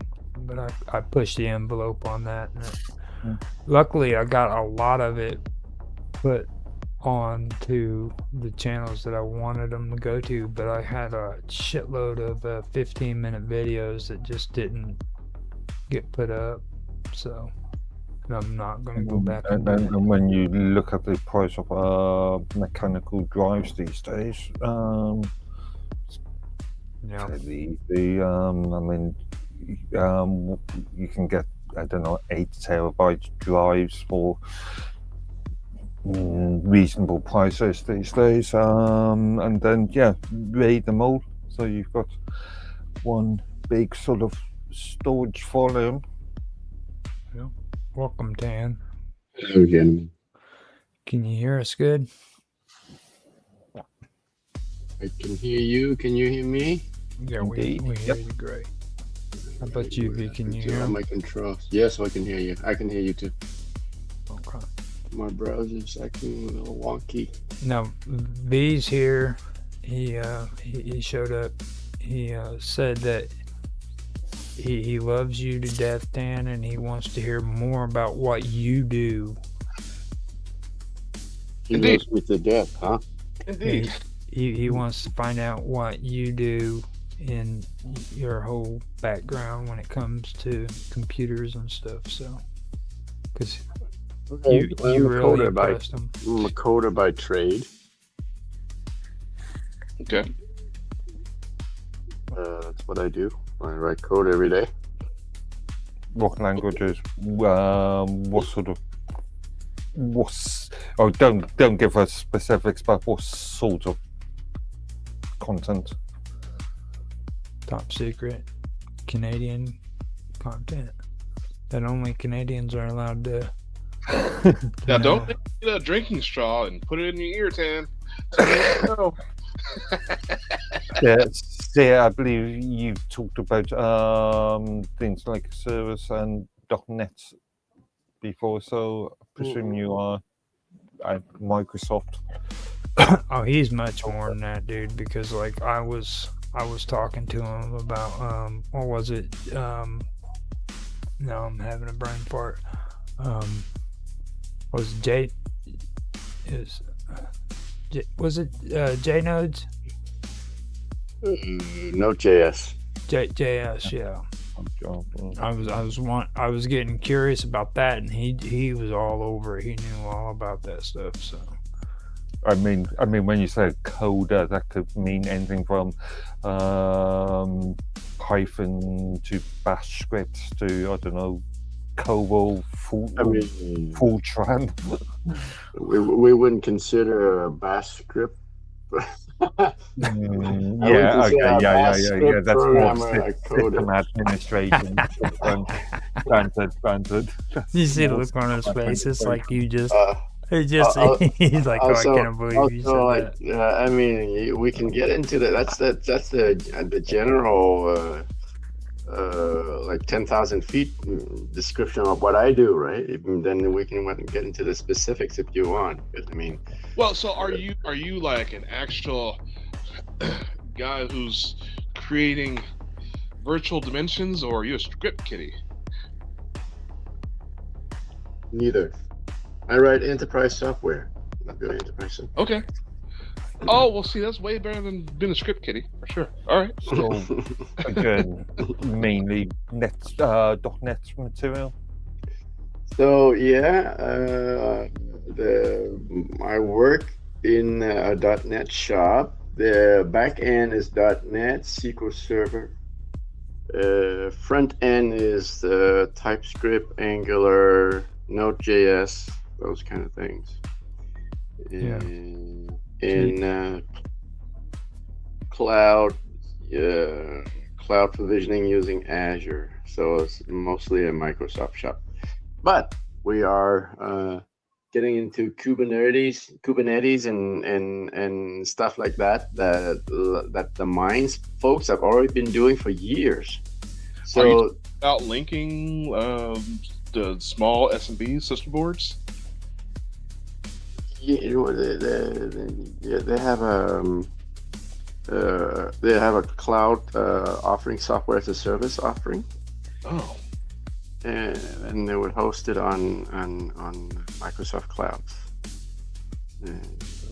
But they've been using like Microsoft virtual machines for years. But now they're starting to think into more fully distributed load balancing stuff that Kubernetes and other orchestrators are doing. Like the Minds folks are really, the Minds people are really, they used to be like at the forefront of technologies, right? They use all those great they started using Docker. Cloud deployment. Yeah. They started using Docker, and I'm not a big fan of Docker. They use Kubernetes. They have Docker containers and orchestrated by Kubernetes. Yeah. So what would you say went wrong? I mean, just what went wrong? Their architecture is still great, but the server technologies is PHP, so it's not very attractive. Yeah. Their main issue, mine's main issue is poor communication, internal communication, and documentation. Yeah. PHP is a big deal too. Being honest, well, so PHP is basically server scripting way back when. It's yeah. And it's like my brother still talks about that shit like it's great. I'm like, whatever, dude. It started out like I'm a bit amazed that you said Microsoft Virtual Machine. So you're talking about WSL. I would have thought you would be more in that sort of corporate environment. It'd be more what's the school? Not WSL. WSL is like the Linux. It's a Microsoft product, isn't it? WSL. It is, but it's basically Linux on top of Windows. It's a hypervisor platform. But we're not Linux yet. We're like .NET, purely .NET. So Microsoft virtual machines on Amazon Cloud and also Microsoft Clouds. Okay, I was thinking. I can't remember what's the commercial. Not XN, not KVM.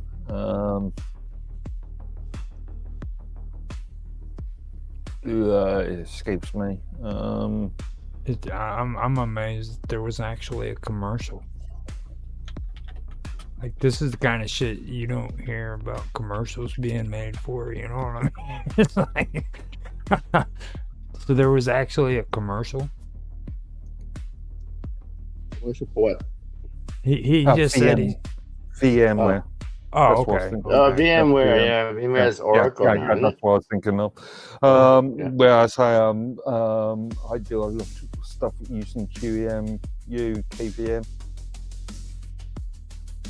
Personally. By the way, do you guys know what PHP stands for? It's been so long It's ago. one of those weird Well, abbreviations, isn't it? PHP is kind of a, what do you call it? Kind of acronym where part of the acronym is the acronym itself. Yeah. Yeah, it's Much PHP like stands wine. for, Yeah. PHP stands for PHP Hypertext Processor. Yep, hypertext processor, preprocessor. It's Yeah. much like the wine project, where wine actually stands for Don't wine get me is not an emulator. Yeah. Don't get me started on wine. I On swear, wine is the first thing that turned me off on Linux. Why? yeah. Wine is still. I think I'm running Adobe Acrobat through Wine on my Ubuntu box. Oh, that stuff is I horrible. think I'm using wine at the moment, except for a couple Steam-based games. Actually, Steam and Steam OS. It's a Linux. I used to have it. Yep. and other games. I have running some games specifically for wine. Now, see, what messed me up, what got me really annoyed was the fact, like, I was using Ubuntu, okay, which is an off-brand of. I'm using Ubuntu. Now the thing about with Steam, for me, in order for me to get Steam and play most of the games on Steam, I had to actually hook my Steam account up to one that had Microsoft, and then tap into that computer so that I could play through that computer the game on a Linux. Okay, yeah. You know, because it's Windows. Games on Windows. With recent, because Steam have produced their own hardware recently, or within the last couple of years, and Valve is actually one of the biggest contributors to the Wine project. So you'll find a lot of what Steam provides now will run through Wine/Proton on. but they're gonna have to run it. You're gonna have to run it through something better than Wine, because No, not these days. You'd be you can recent developments. okay. You can use Docker. Really? No, not for a true Windows environment. It would have to be done either through bare metal or a VM. Now the big question is can Linux run the game Antimatter? Now if they can do that, I'm not familiar with that game, but I would. Be okay with there it. is a very good database of what can be used with Wine on, I think it's winehq.org or .com or Dark .org. Souls would be nice too. Not the original one, but like maybe the later ones. If it could handle that, or Elden Scrolls, that would be cool. That would show that Linux is actually doing something good when it comes to Steam. You know, I've been able to on the Bethesda material. I've been able to run Skyrim, Fallout 3, 4, and 1 and 2 through Wine. that'd be cool. Well, I know Bethesda is really good with Linux. They've always been really good with them, because I was able to do Elder Scrolls Online with them. You know, so I know, but believe it, I'm when it comes to the programming in Bethesda, it's horrible, especially when it comes to Skyrim and Elder Scrolls. But they've always been really kind to Linux. Like when I was on Linux, I was able to play Elder Scrolls Online, no problem. The old I would joke it just works. Yeah. The old joke. Yeah. And interestingly enough, it's not a Bethesda. Actually, I'm not sure. Actually, Morrowind. Oh It's not God. Bethesda release. There is a project called OpenMW, which is a total rewriting of the actual engine. They're actually gonna let fans create their own programs to go into the game, and they can incorporate it if it's approved. So, like, if you're a fan of Morrowind or Elder Scrolls, and you want to like create parts of the map where people can actually go into the game and play it, That's always been one of the sort of key points that Bethesda has always, because they've always, they generally release development ideas, integrated development environments for the public to use. And you've got Bethesda Net and nexusmods.com, I think.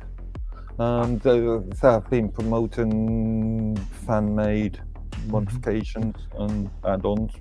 Well, they've been doing a lot of different changes since they've switched from 32 to 64-bit. When they went and did the changeover from 32 to 64, that's when they started really pushing out. Like now they got more mods coming out. And I'm not sure because as an example, the Morrowind modification community's been active for many decades now. No, I mean they've always had them. Don't get me wrong. As a matter of fact, Elder Scrolls was one of the first ones to start using mods. A lot of people don't know that, and I actually have my controversy there because I think that the Sims were actually the ones that first started using mods and stuff, in my opinion. But that's just me. Okay, I can have a long discussion about the history. But Elder Scrolls actually, with the first one, I mean they had like this sword, dude, where you could just touch the wall and it would vanish. As an example, Neverwinter Nights. Oh God, that was released as a game, but it was never intended to be a game. It was always intended as a development environment. Well, that's why it's a game development environment. Right? Yeah. That's why the actual game that it had wasn't that great. Well, see, it's kind of like what me and V have been talking about. Like when Neverwinter Nights first came out, it was supposed to be a text game. You know what I mean? Like you wrote the adventure out on the keyboard and you ended up reading what the results were. It was never meant to be like a game where you actually go through with a sword and everything. It was just supposed to be a text-based game. Like you can go in and you can get the old PDFs of the storyline, you know what I mean, and actually read it, and it's cool stuff. It really is, and being somebody that were playing games in the early 80s, right. I've always been a big fan of text-based adventures, interactive fiction, with some of the earliest things like Colossus Caves and what was it? Mobile House's version of The Hobbit, which dates back to something like 82, 83. Yeah, that was the one that was supposed to have been an upset. Like it didn't work out the way they wanted it to. Like like the game E.T. kind of like. Okay. The old joke about there's a big mountain in the Nevada desert that just contains old copies of the 81, 82 game. I've heard that, and I've heard that they took it to a landfill, is what I heard. Okay, always heard I always say sort of to say mountain or to say a mountain formed in the Nevada desert. Yeah, a mountain of these old I presume cassettes. the tapes. treasure of ET. Yeah.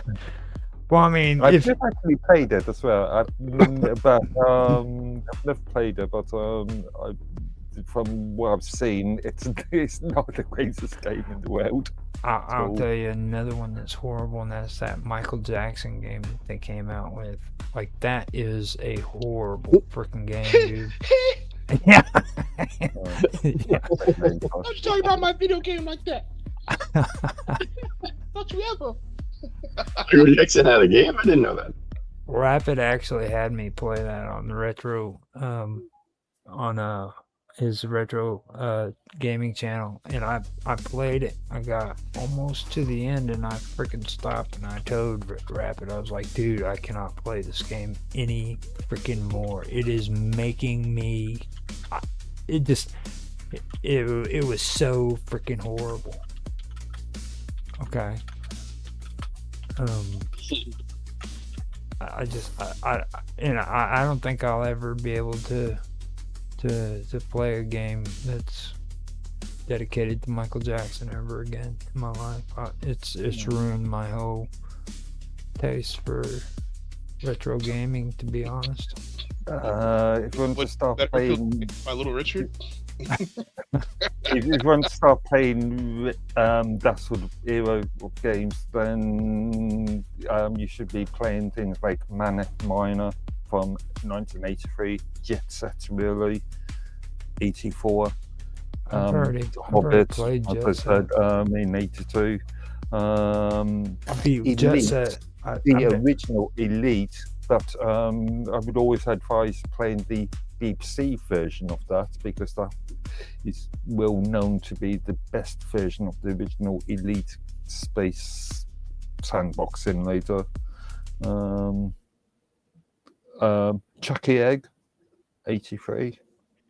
He's like pulling up a list of all the games he's played. Yeah, I'm just going through this list and remind myself what I played back in the 80s. Attic Attack, back 83. Hey, Roger. Yeah. How Mark doesn't have camera on? How are you able to get his picture on the screen? I've got a camera. Oh, you do? Yeah. Yeah. And see, I've been noticing that what it does, it cuts in and out. I'm not Okay. seeing his camera. It cuts in and out. Be a bandwidth issue at the moment. It goes according to Oh, the computer. Video for Mark Edworthy has been turned off to save bandwidth. Okay. Okay, see. yeah, could be a bandwidth issue at this I'm on a thin Sometimes straw, I it's guess. better than others. I'm telling you, man, it's the Secret Service. They're cracking down. You know. Hey, that's no joke. Yeah. That's Secret Service, NSA. Come on. Well, yeah, that's true. Not so serious. Not so secret. Not so. NSA is not so anonymous, I guess you could say. Yeah. They know all about their asses. They don't have any secrets from me. Yeah. So I mean, I was looking at last night when we was on stream. I was just having the YouTube version of on that of the stream playing in the background, and as far as I could see, I was being displayed fine. yeah, I can see it fine there. I double checked on the OBS too. So we've got both of you now. Yeah, he's showing fine on the stream. It's just Via- on the Jitsi.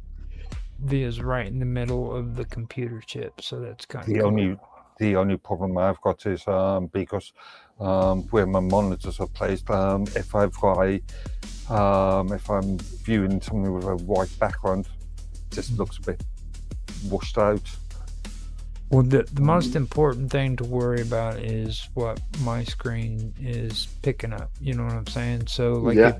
if you, if Most you, important thing is what shows on the screen. right, exactly. So if you want to know what the stream is showing, go to the actual stream and check it out. But just make sure you have it muted out when you do it. Because I mean, you can move everything around the way you want to, so that it's comfortable to you. It's not going to affect the stream or anything like that. But. And because I've got a fixed camera, right. I'm just underneath that far monitor, which I never move anyway. Now that the black eye is gone, we got to keep you on camera. So, because actually, yeah, I'm just looking at the YouTube version of this now, and yeah, I'm perfect. We got a new nickname for Mark. Mark is man meat. He's man meat. Fabio Flip. Fabio, yeah. Fabio. I mean, dude, I've just been so outclassed by Mark. It's pathetic. We started. You should show yourself on the stream sometimes, Roger. I haven't seen you on the stream for a long time. You saved enough for the Patreon.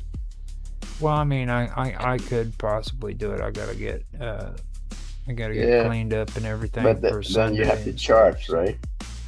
Well, yeah. I mean, that goes without saying, and like they want to see this sexiness. You can't see the Roger Hinton's sexy beard for free.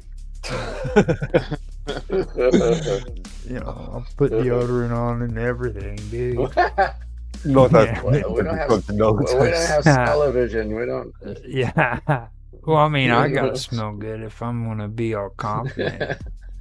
You know what I mean? It's like if I smell some nice fresh deodorant there and my underwear is clean. It's like, I mean, you mean it's not clean right now? I wish not to answer. You're the one. I wish not to answer. Wasn't even a question until you brought it up. You know. What was it? How do they say that in court? I wish not to answer on the account that it may incriminate myself. You want to take the fifth? I want to take the fifth. Yeah, there we go. Remember, anything you say may be used. And it will be used against you. But also, anything you don't say could be used as incriminating. But see, I want evidence. That's another thing that I've been kind of curious about, and I'm not curious, but that's something that I've been wanting to actually do an episode on because of the Miranda Act. That's another thing when it comes to a lot of this stuff, when it comes to politics, the real politics. Talking about the Miranda Act and also like there's certain people out there that always talks about like there's another set of books, you know what I mean? There's the law that everybody believes in, and then there's another set of books, and they start getting into stuff like freaking custody rights and stuff like that, you know what I mean? Like that's a whole different set of laws that has nothing to do with the Constitution or even criminal justice, I guess you could say, or civil, whatever. We could do a show on the comparison between, let's say, British and US, or US and Canadian even, processes, legal processes. Mm-hmm. I think that would be good. I think British and US would be better because there's much more stark contrast. It's like, you know, back in the 70s when the Buddhist guy went onto the street and he burned himself with gasoline to death. In Vietnam. Mm-hmm. Yeah, you remember that? It was a big story.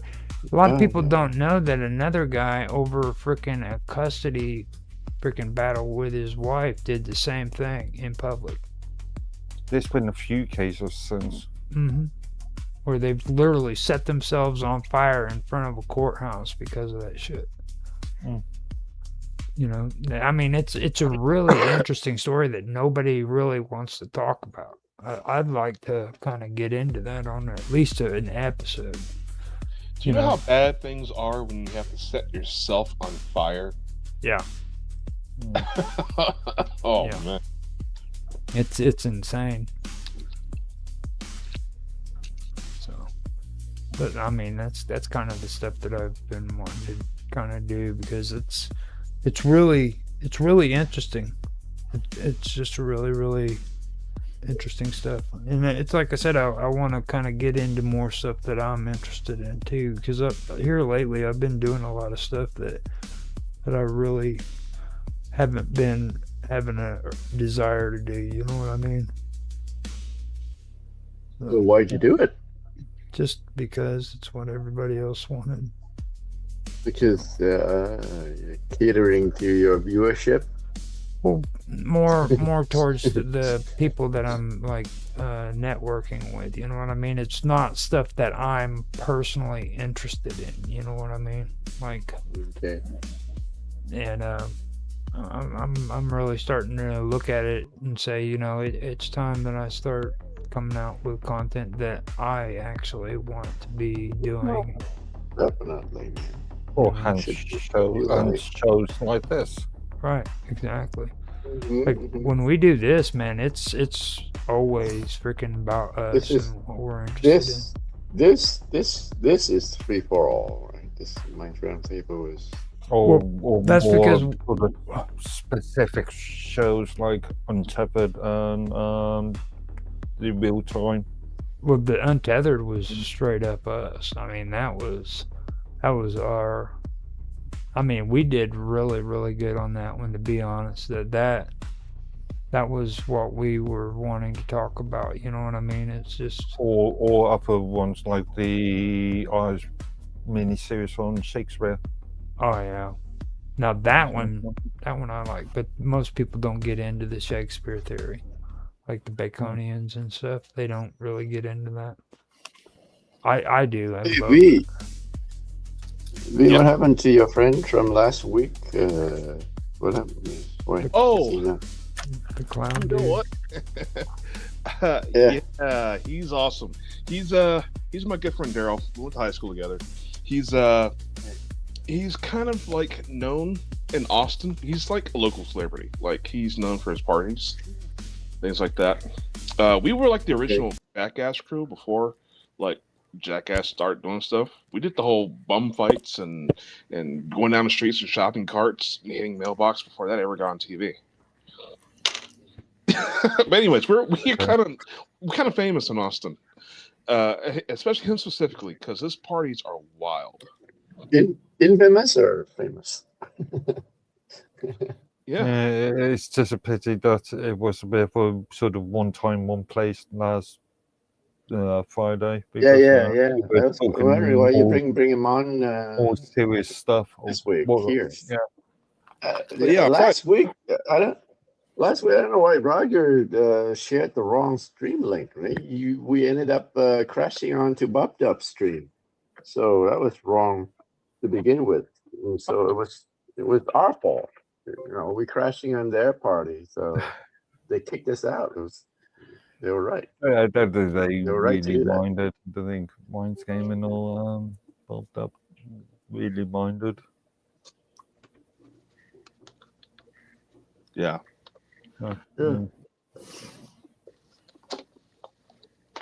Well, I didn't know. So the reason why I didn't get him on this week, I mean, I don't know what's going on yet. So things have been switched out, moved around. I don't know what's what yet. So yeah. We should continue to use this link for our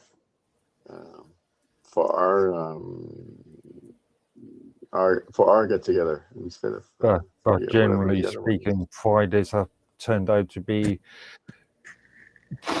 on the most part, somewhat serious sort of content. Generally speaking, their stream, right? Yeah. So I felt kind of awkward myself, coming in and then finding all those guys doing stuff. I was curious, but I felt like I was intruding myself. So yeah. It was a fairly short sort of thing, wasn't it? It was only 30 minutes or something, 40 minutes. Oh, they didn't keep going. No, no, we stopped because we had the last Friday's schedule already organised. It sort of overlapped. So Whatever happened to the site that they were setting up? Is it in use there? Is it deployed right now? it's still in development phase. They're still testing and modifying and updating. I keep undoing the media thing for the background music and stuff. I really can't believe that I put an audio thing on there for the background music still on there, because usually I do it the other way around. I put the one that doesn't have any audio music on it. But if it gets annoying to anybody, I apologize. Yeah. Just wanted to say that. Sorry. Did you just turn it up? I don't see any. I don't hear anything on the stream. Okay, good. Thank you.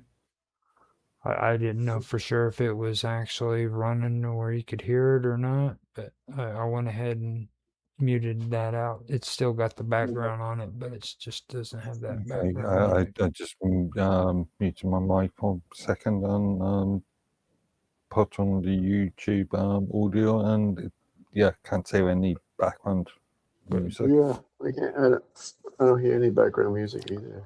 I haven't. I mean, I have the stream on there on low volume, but that's good. I just wanted to say that just in case, because it needed to be said. So, what exactly has anybody heard any news lately in the last week that we didn't cover from last week when it comes to mines and Ottoman? Oh, mines. No, I updated. What was it? Get that ticket. The only thing I've on mines was the release of that open source and the publication of the open source and age verification post I created a couple of days ago. And updated GitLab tickets. Token 166 in relation to the ongoing sort of reward issue, or token rewards not being deposited issue, which happened I still don't see any new activities on their GitLab. My ticket tokens 166. Your last update was 3 weeks ago as well. No, I updated it a couple of days ago to reflect the lack of token rewards on the 20th. You have been muted. They have muted you from public view. You muted me? No, freaking Mark Edworthy. Bill Altman said you are muted, mister. Nobody can see your comments or anything. No. When did he say that? They didn't say it. I'm just saying, like you said, you couldn't. You haven't seen anything for like 3 months. Oh no, I am muted. I updated that ticket on Tuesday. Yeah. Now, issue event. That's another thing too. It's not showing up on the activity. Let me just. They've learned. You can go and check the activities yourself. Yeah, I was just going to update. Open up a new. Looking at all. He's going to all do activities it right now. on the mines. He's gonna do it right now. He's like, the hell with Yeah. that. I'm gonna do another one. Sure, why not? No, I'm just going to open up a new container, browser container, and just have a look at just to see what my public view is like. Well, I know, like Um, here in the next couple days, I'm gonna have to go in there and keep up on them because last month they did not have our payout. You know what I mean? yeah, To where for the Minds Plus, and we ended up having to go like if it wasn't for Bashy, we wouldn't have had Minds Plus this month because they didn't. okay, yeah, I can see.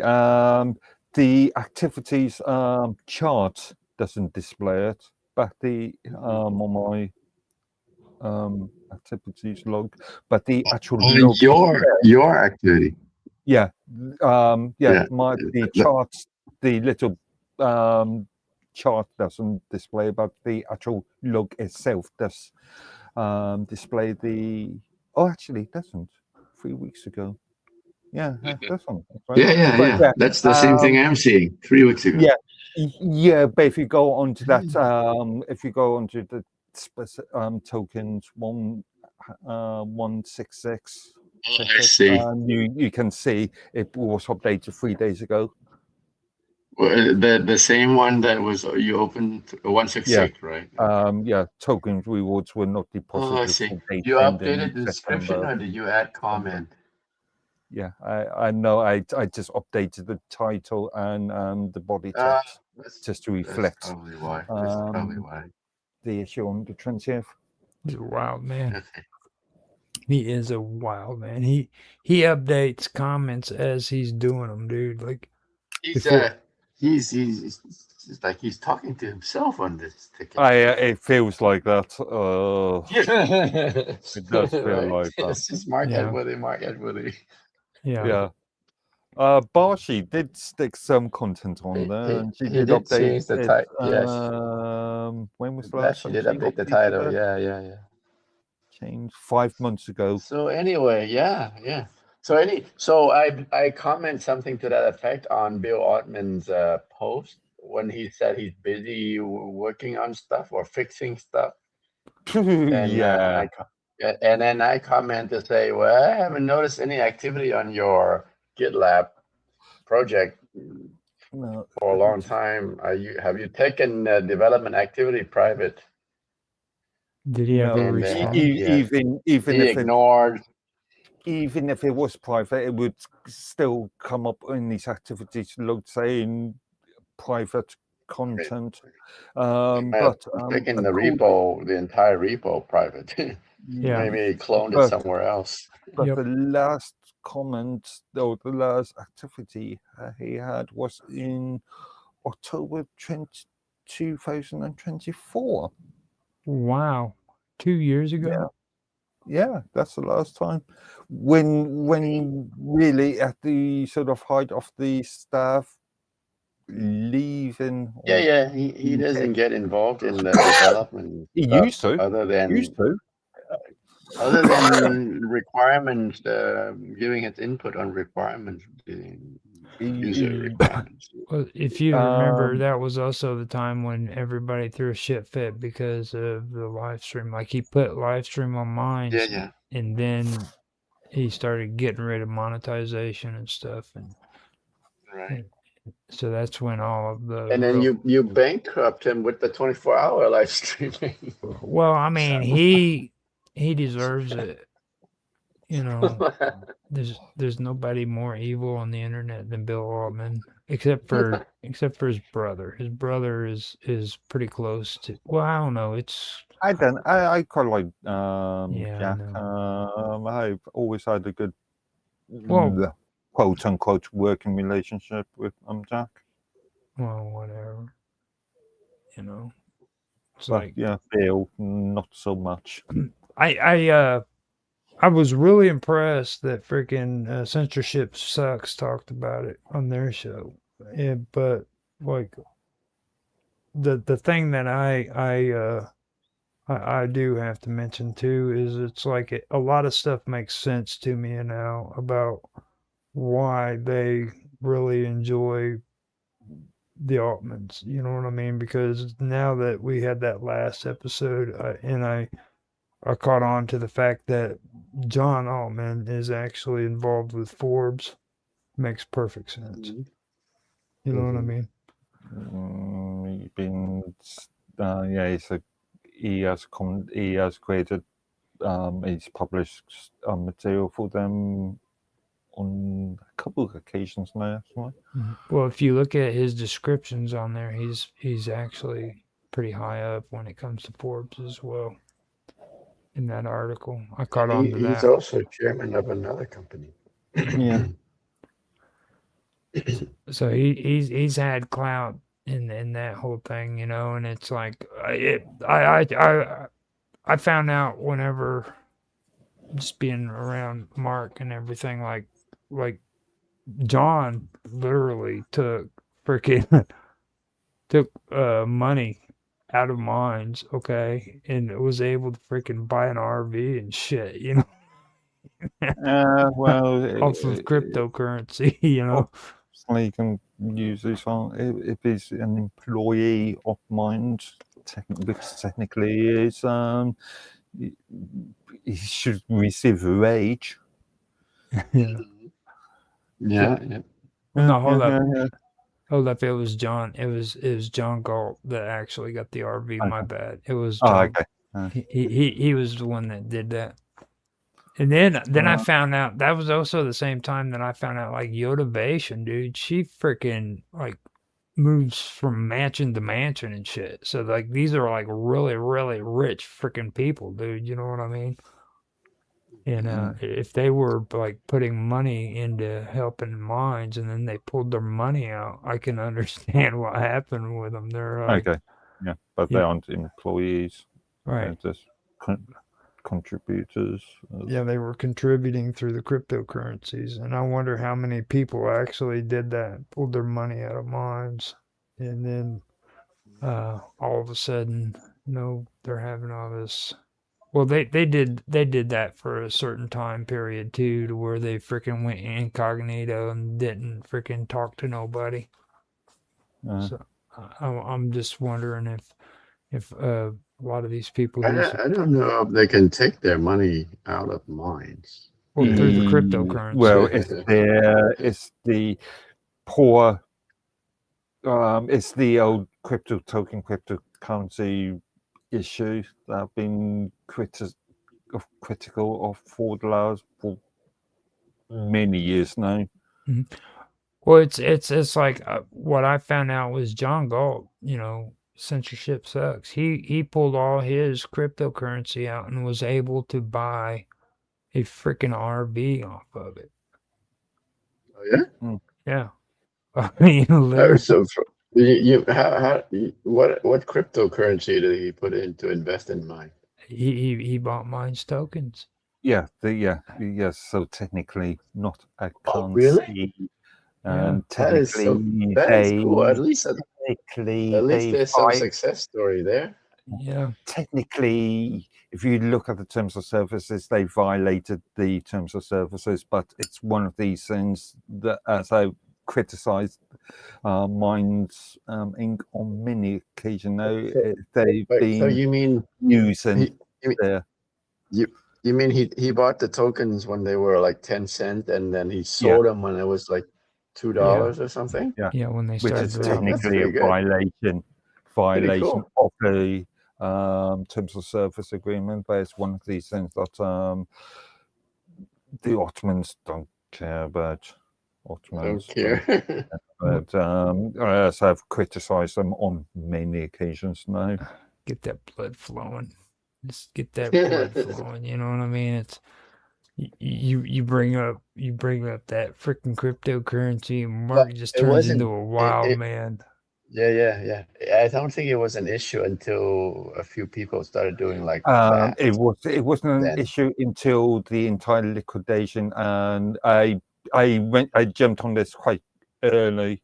It was only a couple of months before John Galt or whoever that is started selling up there. It was fairly in the game. It was only a couple of months after the liquidation and holding systems came into effect, I realised the sort of I see.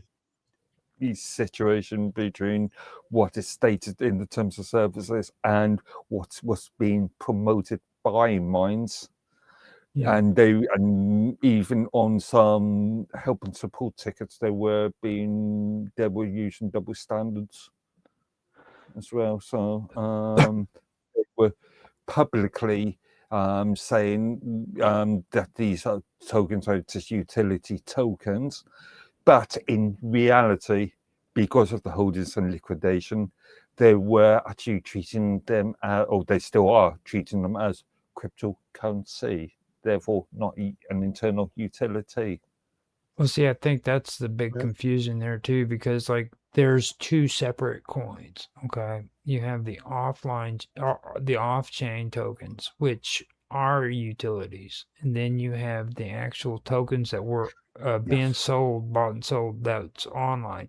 Now, Technically, they should not have been online in first place. Because, now the one thing that I've mentioned that nobody wants to realize is like when they first started coming out with them, they were taking these offline tokens, which were completely worthless, and they knew they were worthless. And they were pushing them as, hey, you do this and you'll be able to cash them in and make freaking money off of it. That's what their first intent. They even made blogs trying to give people instructions on how to turn offline tokens into online tokens. Yeah, which knowing some people who followed and got rich. No, nobody could. Which I still make the argument that sticking them on online is still a violation of the terms of But they never did, man. And possibly even a term I mean, the violation illegality as far as the U.S. federal but they never did. It was a big scam because nobody could ever convert offline tokens into online tokens. The gas bills were so outrageous. You remember how outrageous those gas bills were? Yeah. Wait, no. What are you talking about? You can convert offline token to online. Now you can. Yeah. I still make the argument that is actually a violation of the terms of service agreement. As it's mine's terms of service agreement. That's not a big problem. I mean, if Mine's Inc. doesn't pursue it, then it's not our concern. But if it's a legality problem with the Exchange Commission, then it's something else. Yeah, I could make an argument. It's their terms of service. If they don't, go after you, then they're fine. so they're not enforcing the one terms of service agreement. That's what good luck. So what's the point of creating a terms of service agreement? Like they don't have a task force, Mark. Like Mark, they don't have a task force of it's the old thing about if you're going to create laws and you're going to enforce those laws, then what's the point of those laws in first place? Right. They will enforce it when it's in their interest. Right. Yeah. Hey guys, I got a little something's come up here. Bit of a very important. If I'm not back in under an hour, call the police. Oh shit! No, what? Do not call the police. Okay, I'm calling the police. That's Do not call. I'm calling. No. Yeah, he said call the police. Which police? Call the police for what specific? For what? Well, somebody named V's in trouble. Yeah. Well, we don't know where he is. I think we're nuts. Know what the problem is, but yeah. He has FBI. I've got a situation. YouTube commentator said he's going to be in trouble. He hasn't explained what the trouble is. He hasn't explained where he is. But what's the nature of the emergency? What is his name? His name's V. and that's an alias as well. So good luck in finding them. Yeah. So You yeah, I can mean, use our internet. You can track our internet traffic for his whereabouts. Yeah. well, I know what city he's in, supposedly. Yeah, but how big is Okay. that city? Oh yeah, he mentioned it earlier today. Yeah, he's in Chicago. Yeah, how big is He's in Chicago? Chicago, so Yeah. he's in your area, Yeah, he's north of me. north of Rockford. Rockford. Yeah, What is he's the up square there. He's miles up of there. Chicago? He might be in Chicago or he might be in the surrounding area around it. So Yeah, he already dropped though. He didn't care what we said. You can't go, but he didn't care. the thing Yeah, that the thing when it comes to the whole cryptocurrency thing now that I knew from the get go that it was deceptive in the first place because I was one of those people who actually wanted to freaking be able to convert my tokens over to freaking online. You know what I mean? And I'm sorry, but no matter how many times I tried, I couldn't do it until finally somebody told me, "Look, you can't do it." And I caught on that it was the gas bill. Okay, the gas bill was always going to be higher than the amount of yeah, tokens you had. exactly. You know? Yeah. No, They that did did That it. was change. the gas fee was so high, but They did it with it they made it possible now, or I Right. mean, using the base. practically possible. Yeah, using the base service, and what was the other service that they were going to implement, but they had so many problems with the MetaMask. civil gas fees. Scale? Oh, no, you're Yeah, talking. Scale, I think, wasn't it? Was it scale? Yeah, yeah. They started looking at it and went into quite a bit some time looking at it, and then discontinued or didn't actually implement it at all.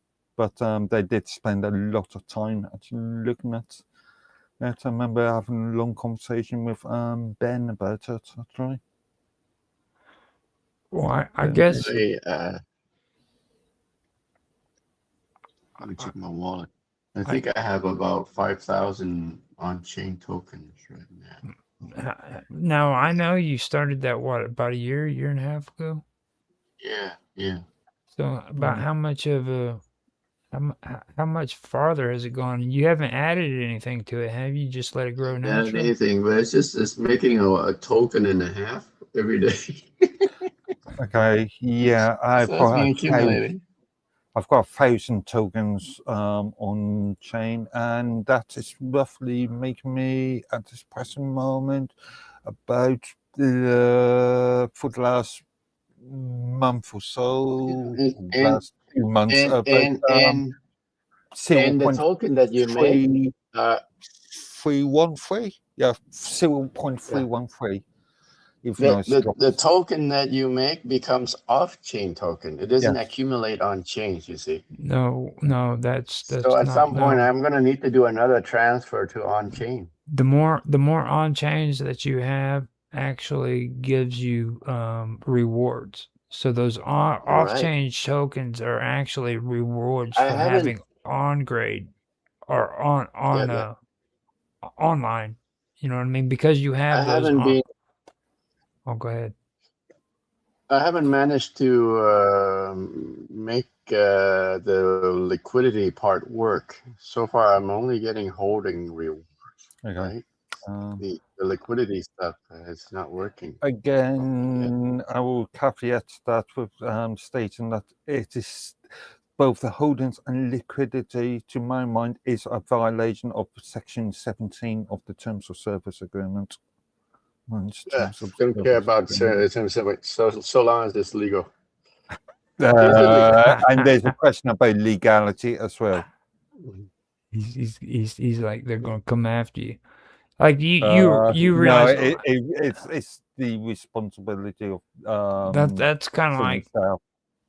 that's kind of like freaking being the guy who says freaking they're gonna come get you because you're selling food stamps and shit. You know what I'm saying? It's like They only have like 6 food stamp agents nationwide here in the United States, so there's a good chance that you're not going to get in trouble for Well, selling food stamps. as was my point of, if you've got to have, if you have rules and those rules are not being upheld or not being acted upon, then what's the point of having those rules in the first place? Well, that's kind of what I've been talking about with you when it comes to bureaucracy. Like you love England so much because of their bureaucracy. You know what I'm saying? Like, Do I? I mean, it's like the United States is just so horrible because our bureaucracy isn't as great as what it is in the United Kingdoms. You know? I, as I keep on saying, I believe in You're making him stutter now. You know, I mean, I understand the point of regulations for the purpose of protecting. if you don't have individual. if you don't have officers that's able to enforce these laws, why do you have these laws? You know what I mean? Precisely, that's just my point. Yeah, my And I agree entire with point. you on that. You know, I think it's ridiculous. Like I would honestly like to know actually how many people are actual agents that would have to go and do actual arrests or anything or you know any kind of legality behind freaking cryptocurrency. Is there actually somebody who would be an officer involved in finding people who are That would be the job of the FCA, FSA. Can never remember which one is one. well, there would have to be some kind of agent or some kind of officer that would be responsible for freaking bringing Was a you to justice. department within that agency. Right. I would really love to see how many active people are monitoring cryptocurrency and bringing them up on charges for going against it. You'd only, in reality, it would only be at this present moment only be the big players. But I've got an entire video. I've got an entire post on Minds, which I created, I think, 2 years ago, maybe 3 years ago now. That there was a entire senator in that's just something like 4 hours, maybe longer, that questioned people like Coinbase. Actually, I think we've done some where they were. There was a few like it was back when what was it? Odyssey got in trouble. We actually went through and did a whole thing on that with Odyssey whenever they got busted. What was it? Library? Yeah. They got shut down because of their corruption. Then we were talking about because that was during the same time that what's his face, the guy with the curly hair, he ended up getting in trouble, and Rumble was the only one that stood up for him. They wanted him to get rid of him. He was the guy on the internet. I keep forgetting his name. Russell Brand. Okay. Okay. They wanted Rumble to freaking kick them off their platform, and they said no. And that's when we were starting to have a conversation about are they going to end up being gone here because of it, because of the Russell Brand thing. And that was when Odyssey was actually getting in trouble and having regulators go through and shut them down too because of cryptocurrency. That was back in the good old days when stuff was actually happening. Just trying to remember where it is. There it is. December, created a post on December 23rd, 2021. I remember because there was a couple different Senate hearings in relation to not only cryptocurrency and digital assets, but also in relation to child safety as well, all around just before Christmas this year. But I created a post on December 23rd that a very long post actually that examined the sanitarium, and I think the video is something like 4 hours long, maybe 3. I have to just remind myself. It's cool. 4 hours and 30 minutes long. All right. So the one thing I do I want, also remember that video because I had to. There was another one that was 8 hours long, and I had to review both of those videos twice. So I spent an entire 3 days on them. I had to review them to get references for my reference section. yeah, I really hate to see your reference section, dude. To be honest. Yeah, I don't want to see his reference section either. Yeah, ever. That's pretty nasty. Post the URL into the chat here so you can just have a good idea of what it looks like. God. Nastily long reference section. It's not the Okay. longest reference section I've created, but it is Now quite. this is the post. Yeah, look at that. It's Congress holding hearings on future of cryptocurrency and digital assets. You sharing it on stream? Yes. I Share it would, on stream. don't play the video because again, copyright strikes and it's 4.5 hours long anyway. Yeah, I did want to get it on the stream though and make sure it's on there. So it's going to be 8 o'clock in a little under 15 minutes. 12 minutes. Do you guys want to do an episode of the third thing? Because we were talking before about doing something for Easter. Okay. Do you guys want to do that? Are we talking Yeah, about? because next week is Easter. Right. Yeah, indeed. Yeah. Also, have either of you? Next week is Holy Week. I mentioned hot cross buns last Friday, and actually, I was surprised, Tan, that you don't even know what hot cross bun is. And I did some research, and even in limited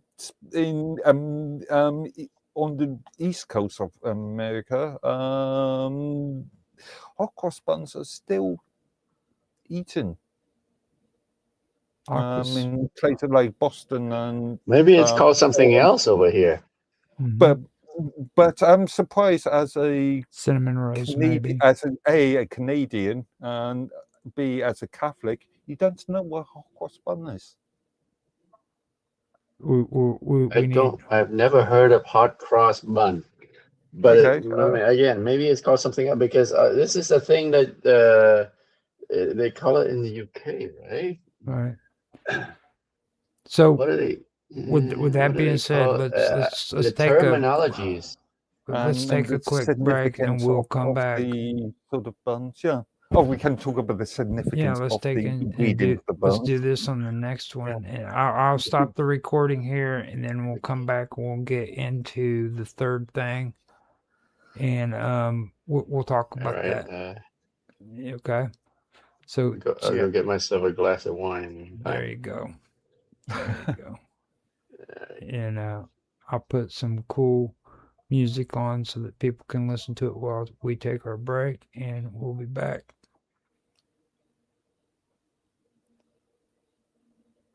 Okay, let me go ahead. The stream is still going. The recording is done for the Minds Roundtable, and when we come back, we will do the third thing. So I'm gonna mute out everything on the stream and put some cool listening music for all the ladies. Well, Tan's going to get a glass of wine. I'm going to get a glass of apple and elderflower. There you go. There you go. We'll be right back.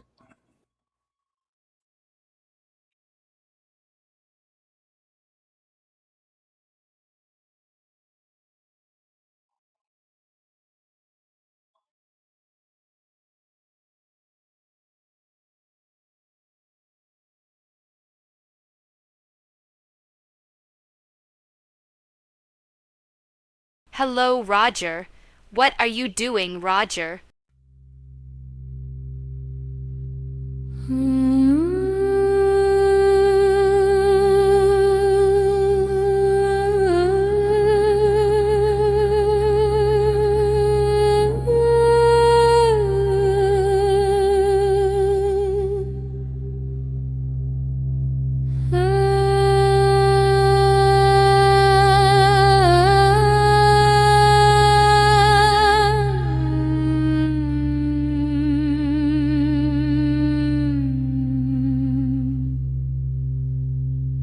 Snow on the wire fence, smoke in the cold air, lights in the farmhouse, something's waiting there. Carols on the radio, out of tune, too slow. Every road remembers every debt you owe. Hands on the table, knife in the grain. Say thank you softly, say it by name. Noche de ceniza, fuego bajo la piel. We smile for the season,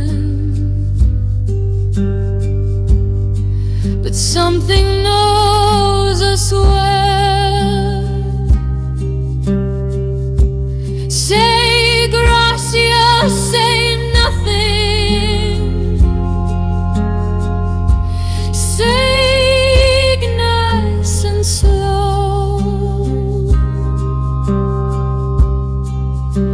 Christmas comes knocking from under the snow.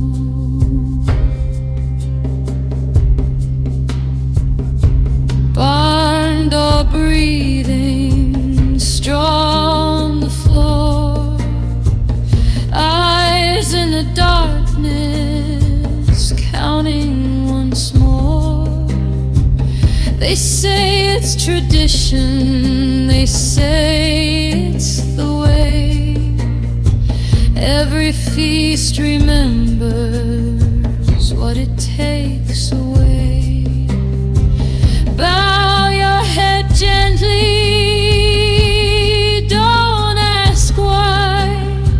Some things are listening, some things reply. Noche de ceniza, color sin luz. We set the table for more than just us. Say gracias, say nothing.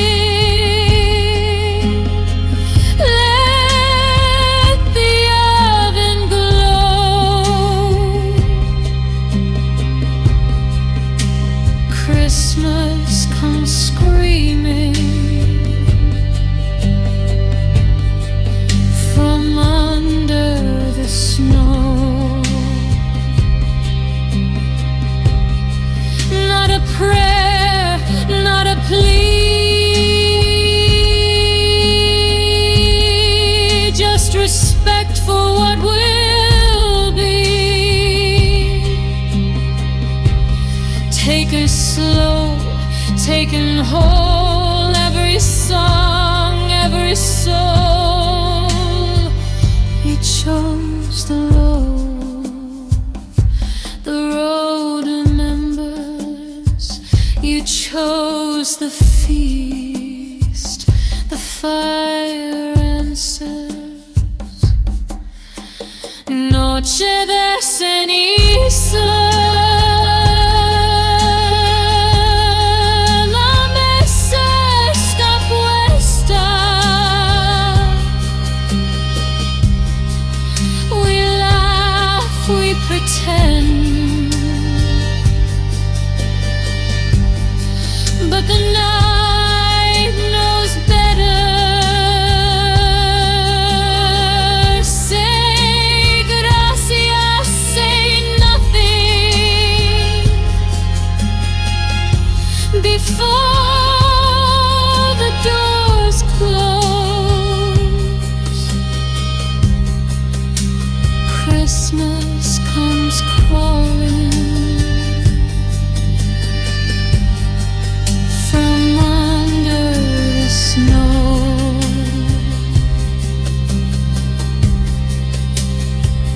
Ash on the table, heat in the bones. The song is over, but you're not alone.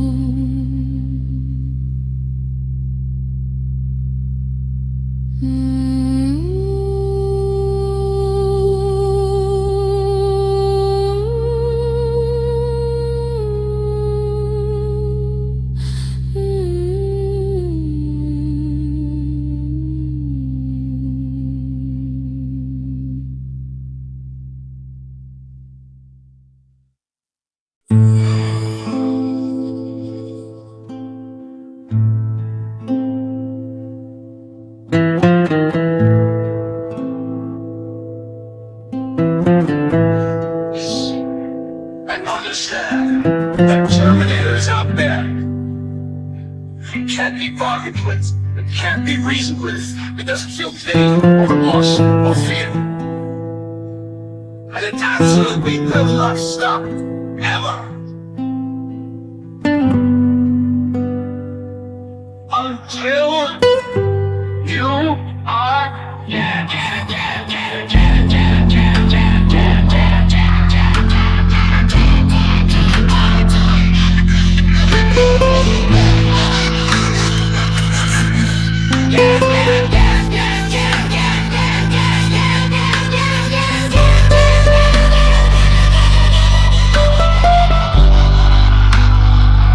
You are dead.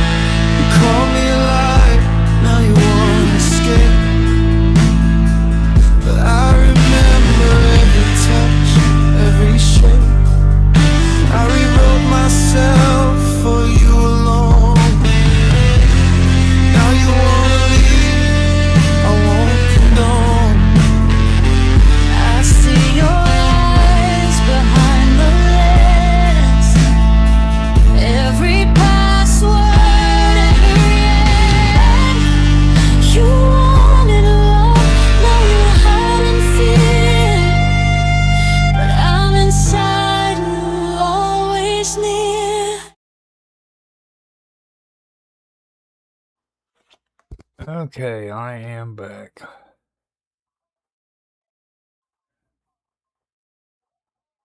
Alright. Dan is probably out there getting lushed up on the wine. Yeah, most likely. We are all back on here, supposedly. Let me make sure that I got everything up and going right, just so we don't get a mess up. I wanted to do it on, get it caught up. There we Wait until I hear my own voice. There we go. Yeah, so it sounds like it's running on Rumble. Okay. I just needed to hear audio. I always leave the browser open for the stream while it's running so that I can check and make sure it plays through on the stream. I've been very, very careful about doing that since we started doing all this stuff because I made that mistake before. So whenever Tan comes back, we'll start up all the stuff on there. Now say something real quick so I can. There we go. Hello, world. I just had to see if you were showing up on the OBS. Okay. Yeah. So we are ready to go. Here in a little bit, we will be doing the third thing. Like I told you guys to, if you want to help support us, go on to minds.com and check out my account. It's Roger_Hanson, where you can become a member. And with that, you can help us to keep Minds Plus going. And that allows us to schedule our videos as they come out. Because you're on the membership part of it, you'll also be able to see the full episodes of Minds Roundtable, as well as all of these, because I do make a habit of putting those on the Strange Stories as 15-minute videos as well. And it just helps us with getting Minds Plus on Minds. If you don't want to be a monthly member, you can always go on my Patreon and become a member there for free, and then go in and like pay for a song, and that would be going towards a donation for like 1 month. You know, there are $12, the exact price it costs for a monthly membership. And if you're a member on Patreon, you get to see all of the edited versions of Minds Roundtable as well, but for free from that point on. So it's just a matter of being able to, if you want to contribute and help out with the show, you can do it those ways. That's the only reason why I even do that. So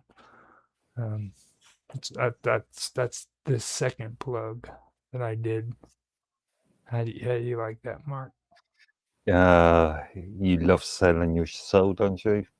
That's what it feels like, but it's something, I guess, that needs to be done. So I haven't really made a habit of doing it, all the time that I've been streaming. I just now And started. as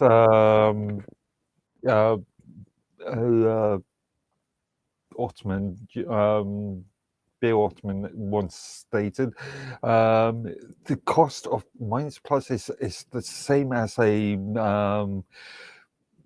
sandwich, pre-packed sandwich. Is that what you said? Yeah.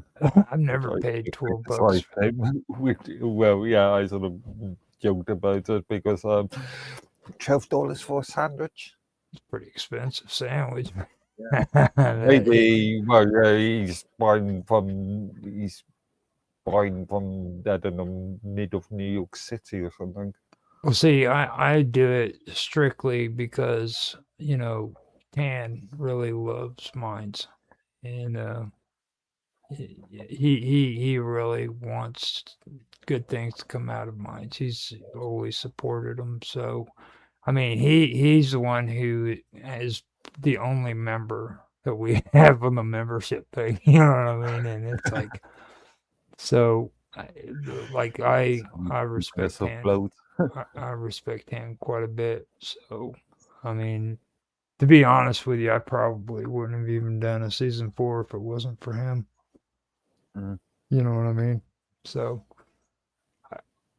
yeah, I mean, and you know, actually, I've got to admit, after last season, man, last season and this season has been awesome. To be honest with you, like we've had some really really great shows, in my opinion, on Yeah. Minds Roundtable. So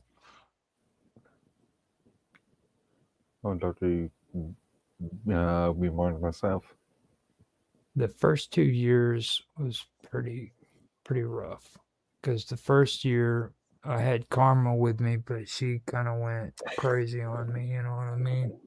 And that was the first shock I had when it came to doing this kind of stuff. And I recovered from that. And then the second year, I kind of had to like scratch along. You know what I'm saying? And kind of pull shit out of my ass. And third year was just amazing. This year is it's even doing pretty good too, in my opinion. Mm. Other than my dry jokes, I really need to cut it out. What this year? What would this episode be? What number would this episode be? I believe this one would be around the 12th, 11th or 12th one. And I've already said I'm not doing the 12 episodes for this year because it will go until we run out of money on mines. You know what I mean? Just I just think. like Yeah. when Tan finally gets tired of our shit and says, I'm not going to be a member no more. Yeah, or like, I don't know for sure if it's slowly draining the account or not because he's always like putting $12 in each month and then we get like a 3-cent profit from it. You know what I mean? So I don't really know how that's working out. Maybe 3 cents over 12, yeah. 12 episodes. Can do the maths. And just so you know too, like all the money that goes into the donations is got a net spend card hooked up to it, so it's specifically going to its own account. You know what I mean? It's separated from everything else. So everything that goes into donations goes directly to that account on Minds. And So technically, you've got 36 US cents at this present moment. 36 US cents. Isn't that amazing? Yeah. And freaking they've gotten rid of the penny, dude. Like whatever, dude. Can you even buy anything for 36 cents? Not anymore. No. Yeah. Not really. I don't know, a pack of Rizzlers or something? Well, I might be able to. But I doubt it. Yeah. I don't even think they have like 25-cent colas anymore. Like I remember there used to be like soda machines that you could buy 25-cent sodas from. I don't even think they do that anymore. The UK, there is a thing called Pick and Mix, which is just loose sweets, you know, penny for a single sweet. We used to have those too. Yeah. Yeah, those were cool. Like when I was a little kid, we used to go down and grab them. Had brown paper bags full of nothing but junk food. You know what I mean? It's like your mom would yell at you because you had candy hidden all over you. You know, it's like, where did you get this? I just collected pennies. You know, those were the good old days. Kids lose out so much now. It's pathetic. Actually, I can think of a few specialist sweet shops in this sort of, within this sort of area that probably could do that. Mm-hmm. Okay, I'm going through and checking everything out. I have to make sure that those spammers in the chats aren't causing issues. Anything fun? Does anybody want us to buy their cryptocurrency or? No, Twitch had somebody saying that we could get 5 million views if we go and add them on our Discord, I believe is what that said. I believe that's what it said. No. Like, see, just another, it's a sleepless Gertie top viewers streambo.live. You know? That sounds like a very professional setup. Oh yeah. No. And I had to ban that one twice because the moment I did it one time, they came back with another one. So it's ridiculous.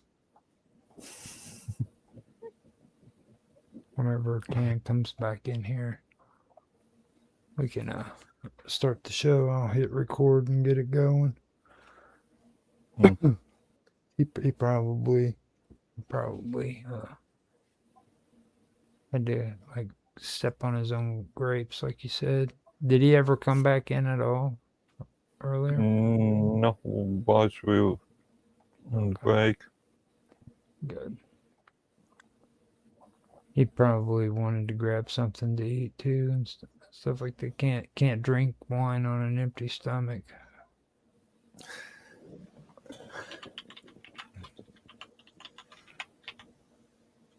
So let me see here. I'm going to drop the screen share or the window capture real quick so that I can browse around and find out what's going on here.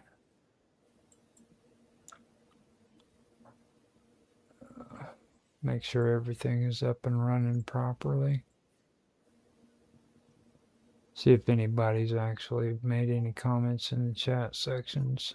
But so far it looks good, other than the nonsense we had on Twitch. The one thing I can say about Twitch is good is like they keep track. They'll tell you if it's a likely ban evader. Nice. Yeah. Oh, okay. That's always mean. On your chat thing, they'll make sure that nobody. Ban invader. That sounds like a very good name for a 70s pop rock band.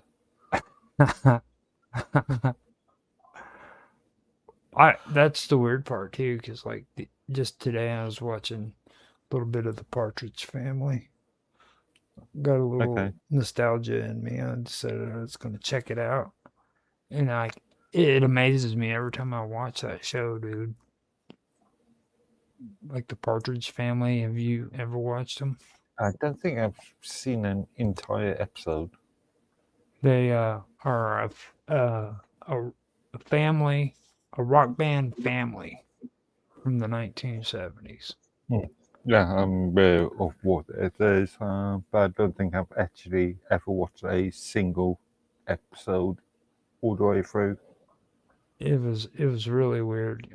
I started kind of like checking out some of the episodes before here recently and stuff, because I mean, like first it started out with I Dream of Jeannie. I was checking that out. And then I finally was like, hold up, I want to check the Partridge Family out, because I haven't watched, or hadn't watched it for years.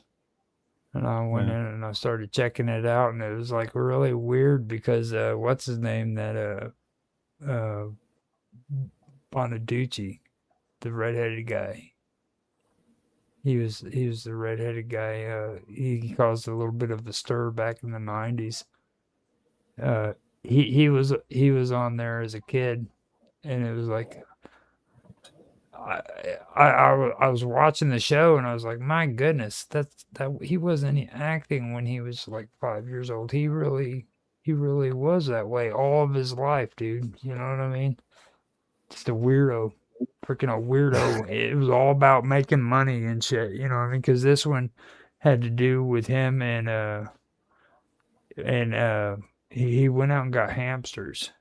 He was gonna start a hamster business where he's selling hamsters.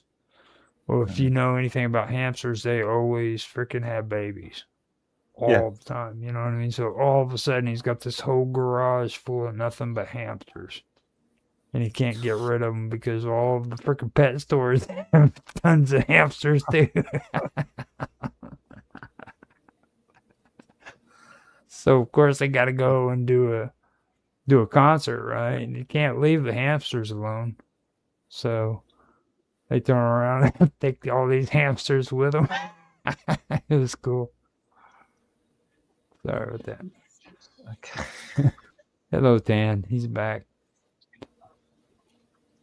Yes. There he goes. He's got the Tan, one. have you ever had any experience with hamsters? With the what? Hamsters. Hamsters. Oh, I've not personally. I've never raised a hamster in the house, but I've seen some friends who have them. How many? Why? I was telling him about an old Partridge Family episode where what was his name? Bonaducci. When he was a little kid, he had this scheme where he was going to raise hamsters and he was going to sell them.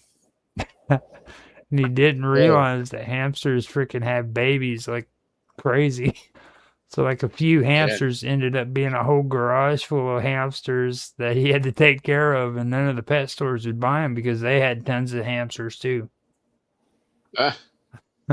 Hamsters is good for a pet. Yeah. Yeah. Hamsters. Actually, my daughter wanted a hamster. My daughter used to want a hamster until we got her the dog. Yeah. But yeah, the hamster would have been too much trouble. Yeah. Anyway, while we were offline, I did look up on what these hot cross bun that Mark was talking about. Okay. And turns out they're like cinnamon buns, basically. Fruit bun, fruit bread, mixed with the various spices. Blueberry, apple, cinnamon bun. Yeah, we have them a lot here. We just don't call them hot cross bun. I've never I've never seen them called hot cross bun. Hold up on that now. I'll hit record. We'll do an introduction and we'll get into that. Start talking about these hot buns.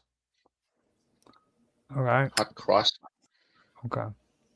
So let me do a countdown and we'll get it started and we will be ready to go. So 3, 2, 1, now. Hello, everyone, and welcome to The Third Thing. I'm Roger Hanson, your host, here with my co-hosts. I'm going to call both of you my co-hosts because you are both on most of the shows that I do.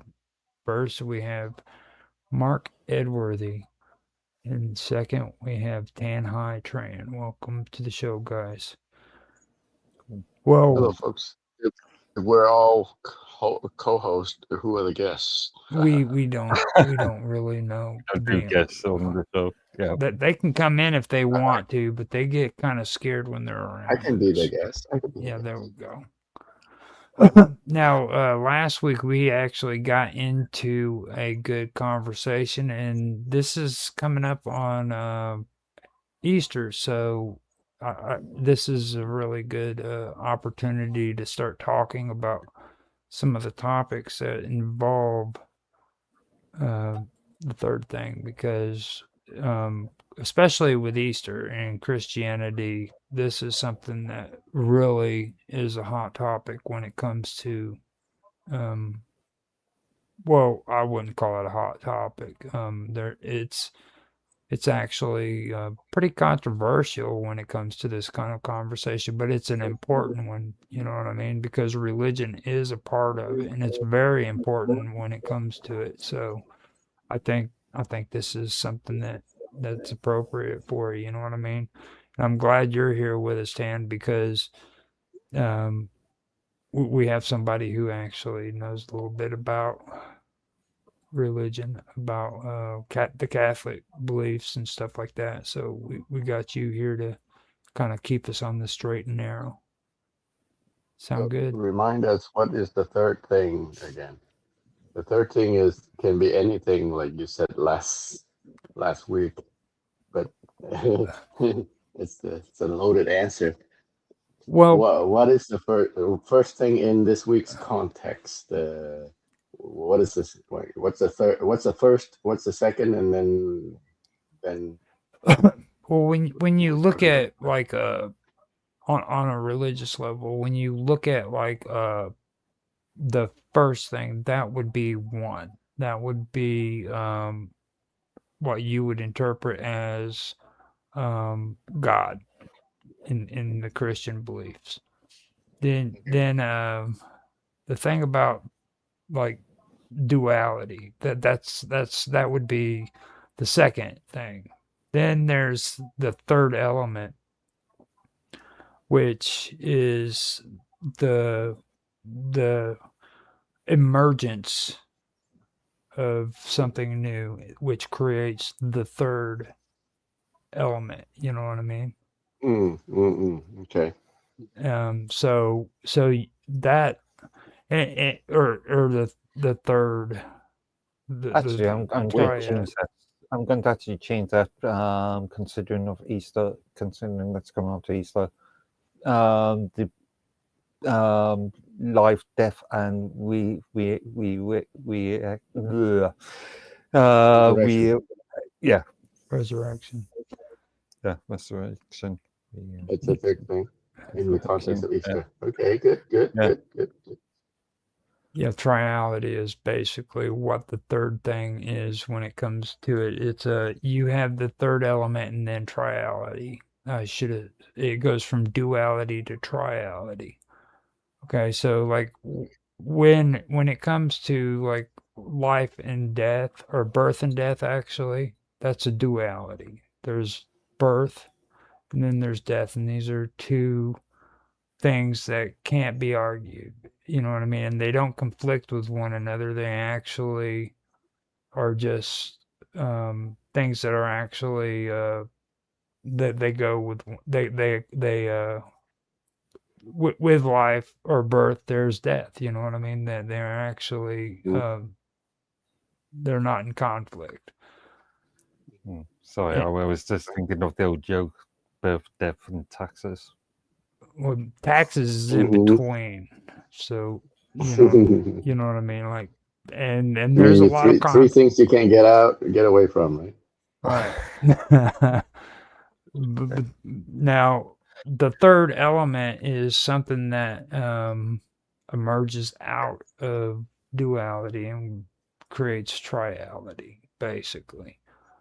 And that's where that would apply here when it comes to the third thing. And it also applies in not just religion, but you can find it in philosophy. You can also find it in science. You can find it in everything. Nature, you can find it everywhere. You know what I mean?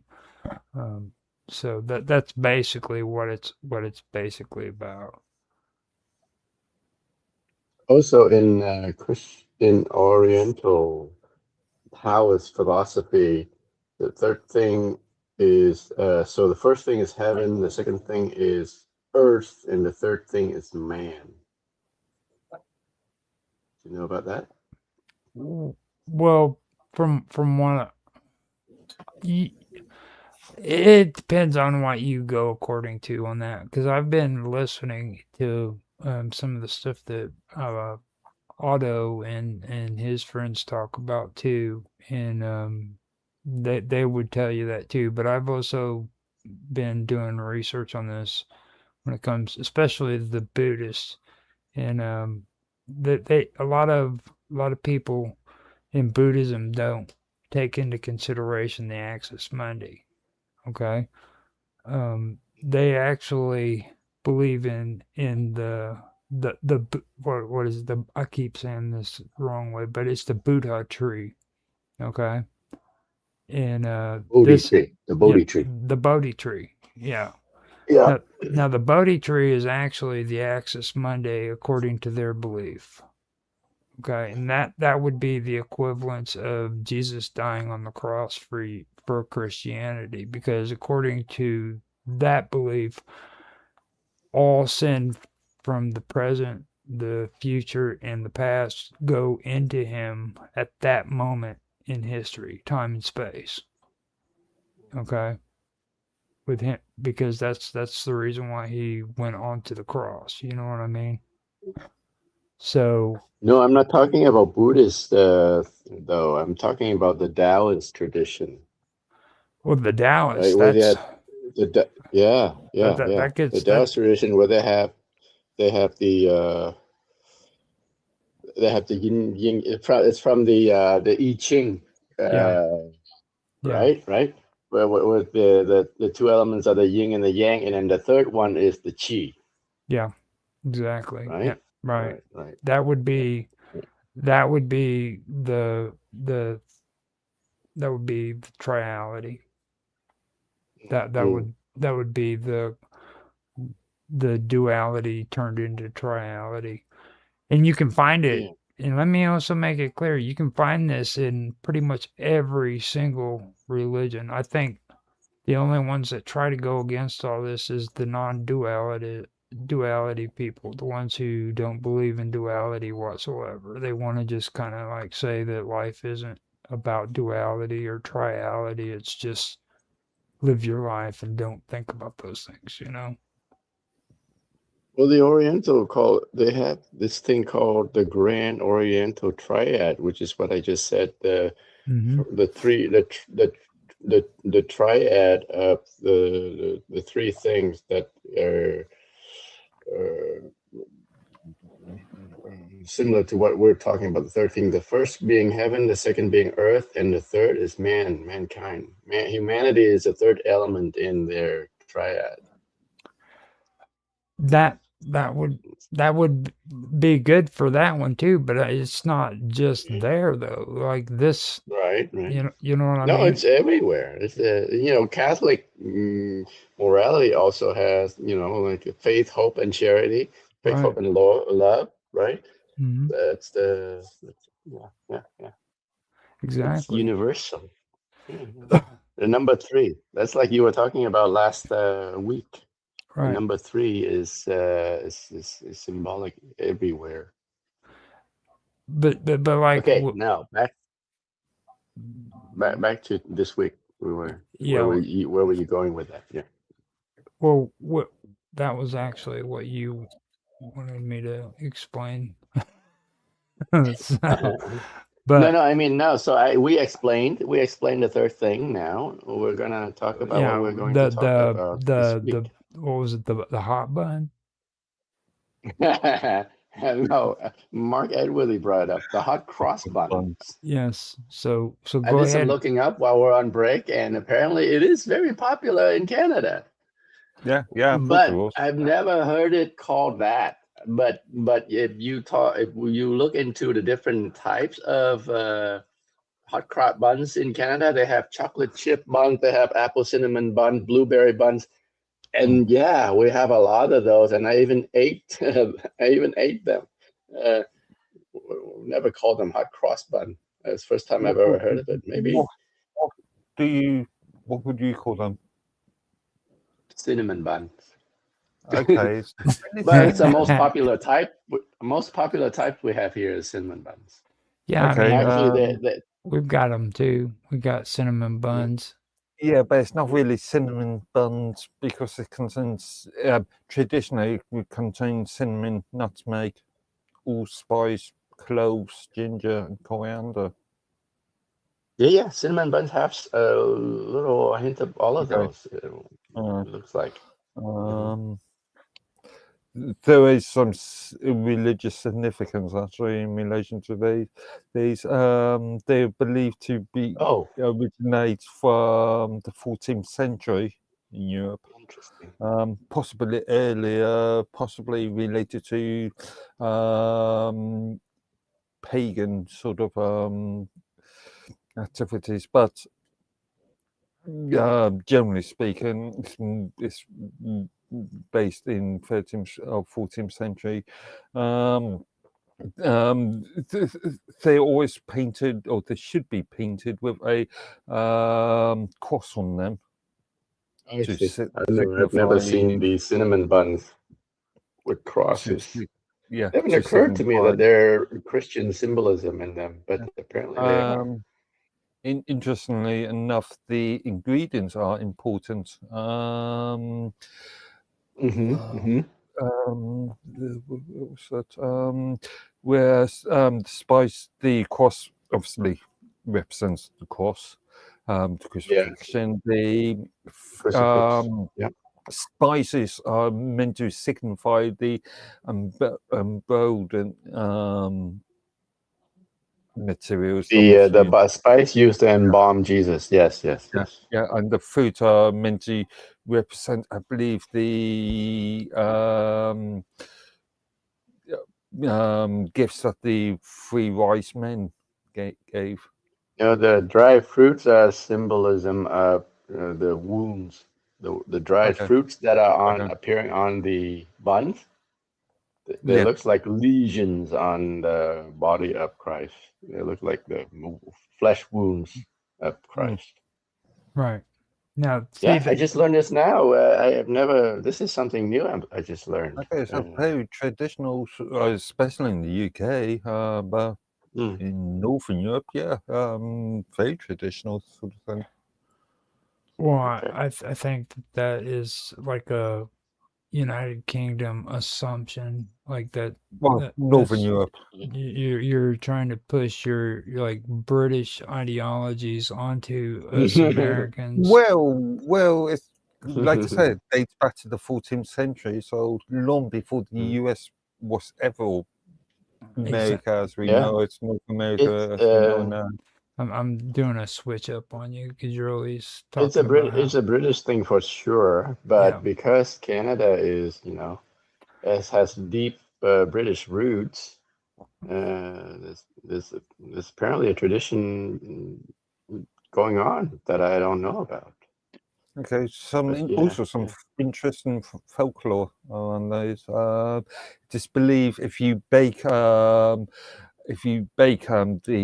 buns on Good Friday, they will won't go mouldy for an entire year. Oh, really? As I Okay. say, wow. they are also believed to have had medical properties. Medical. Yeah. You gonna They were often hung from kitchen rafters to protect against fire and ensure good bread baking for the coming year, as well as using them for medical purposes. so they're supposed to protect you from fire. That's disturbing on so many levels. Like Well, a if you think fireproof about piece of bread. yeah, if you think about it, you're a baker in Can the you, 14th Roger? Can you bring up an image of a hot cross bun on the stream?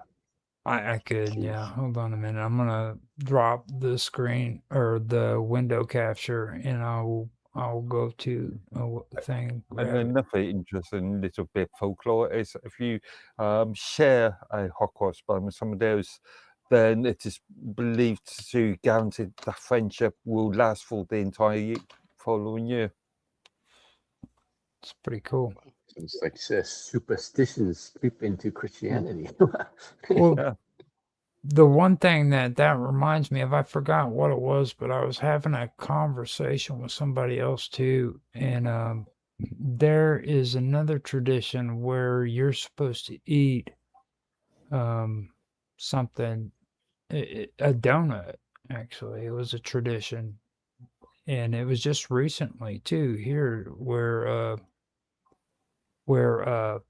it where it was a holiday, and it was tradition that you have to eat a donut or you will have bad luck for an entire year. Yeah. When do you eat it? That's what I can pull that up here in a little bit. That's I'm still, probably more Polish. yeah, it was right around there. I believe that was a Polish one. Why a donut though?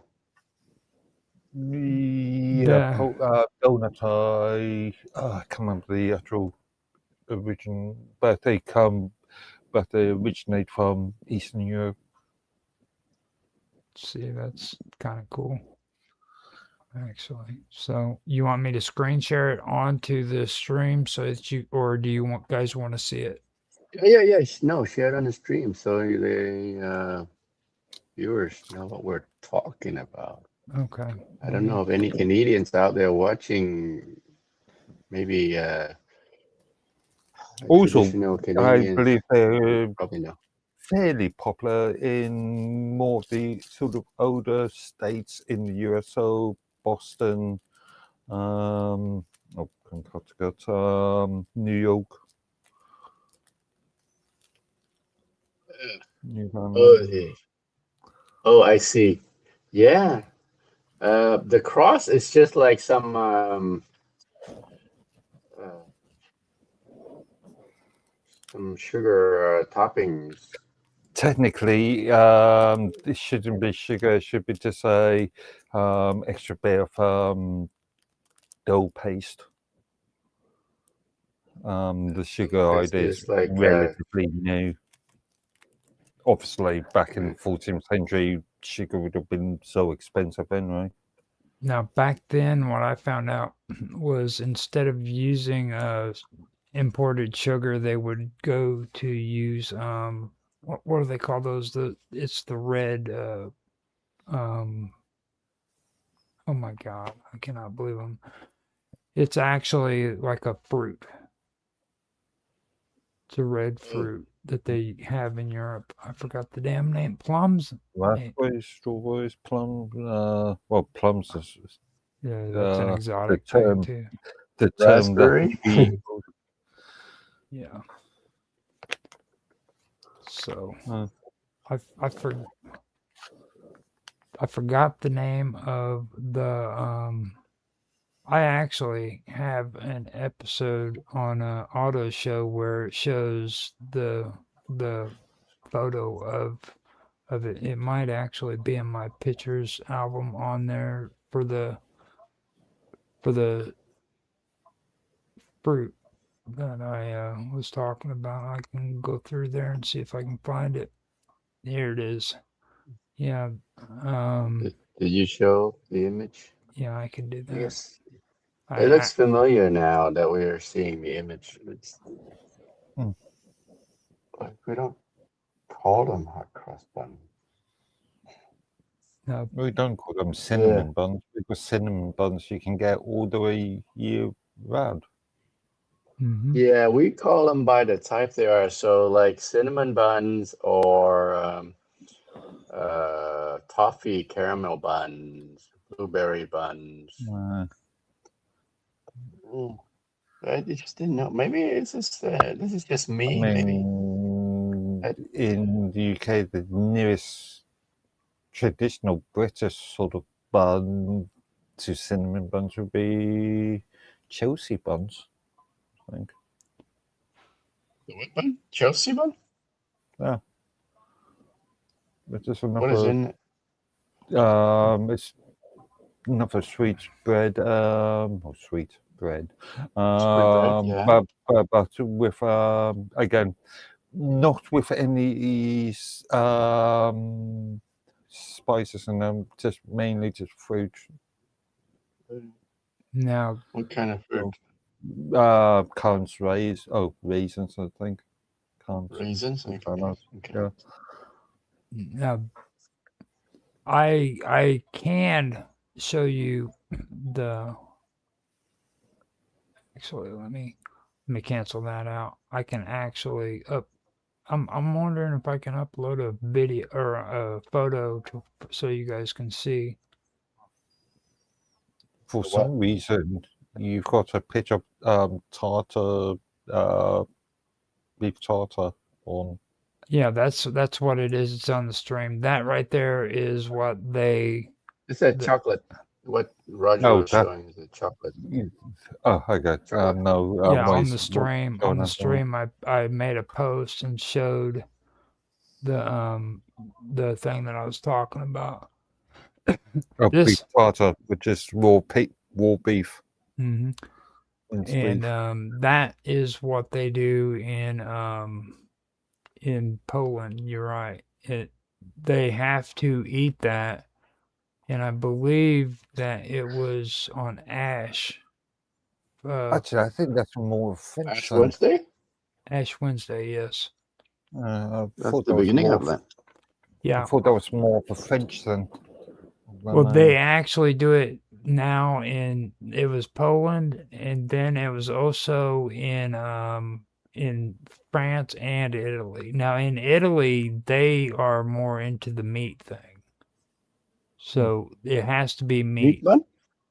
Yeah. And it has to be the shape of a donut too. It has to be a meat. It should be Wolf wall beef, Towie. wall minced beef or ground beef, topped with a raw egg. And if they That do doesn't look not like if they do not eat that that, they doesn't will look like have there's any meat in it. Well, yeah, it's totally raw beef. that's what that is. Really? That's not a Yeah, raw donut. minced beef. Yeah. That is Oh. not a donut. That is not. It's raw that- beef? Yes, that's what tripped me out when I seen that. Like when I first saw that photo, it just like at first I thought it was a donut with like icing or something on it. But then It's raw beef with a raw egg on it. I haven't had it. It's like a cross on top. Yeah. I mean Yeah, I've I seen it. that's I've new seen to it me. a lot at the malls, the food court, but it's never occurred to me that it's a cross. Now is that they sell it every day, not just like around Easter season. now is there any kind of bad luck involved with that, where if you don't eat it, you? Yeah. Not that I'm aware of. Not that I'm aware of. Because they usually do have something like that pops up.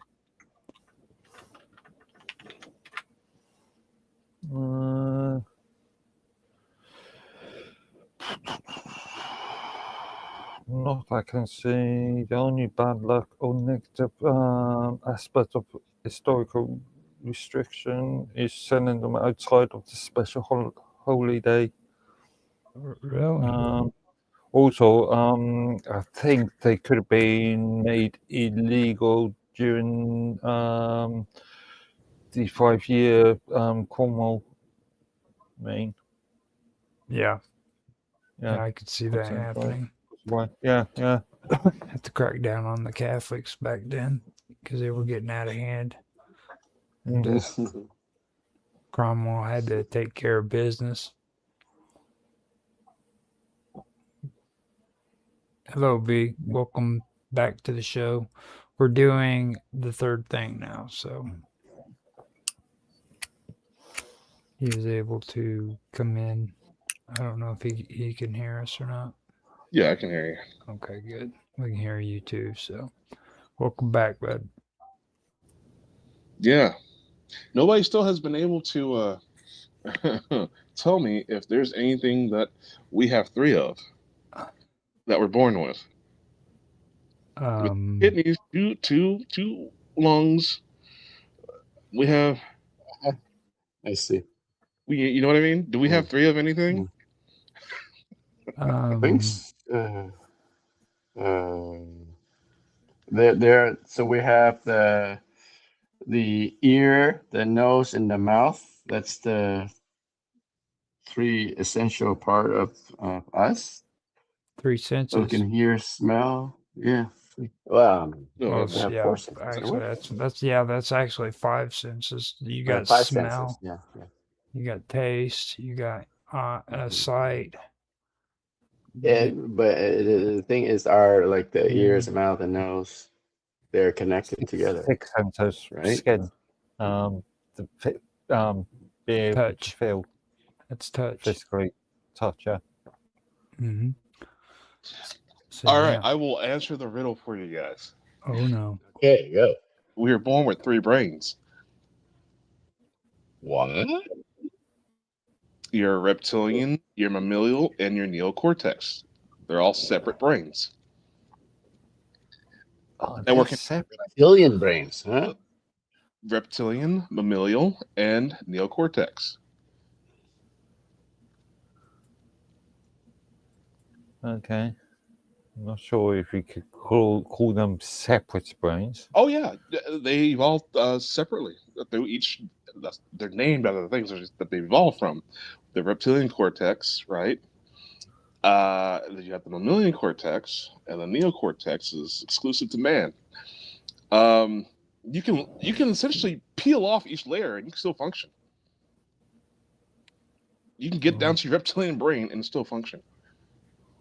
Now, that's actually a good topic right there because I've been discussing a lot when it comes to the thalamus and the cerebellum and everything. But just below that, what is that? The ganglia?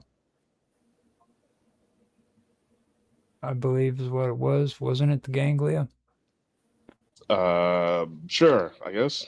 I don't know. I can pull it up here before long, but because I want to make sure I do this right. The ganglia, center of the brain. Are they actually 3 brains or just 3 part of the same brain? Yeah, that's what I think. Yeah. Yeah. Both. Absolutely, both. Yeah, the basal They ganglia. can't be both. Are they independent or are they part of one? They're nuclei. Well, literally, one part of the brain controls your nervous system. Another part of the brain controls your fight or flight. I mean, it just depends on what level of existence you're thinking about. For us to have this conversation, you have to have a neocortex. Mm-hmm. If you just want to eat and poop, well, all you need is your reptilian brain.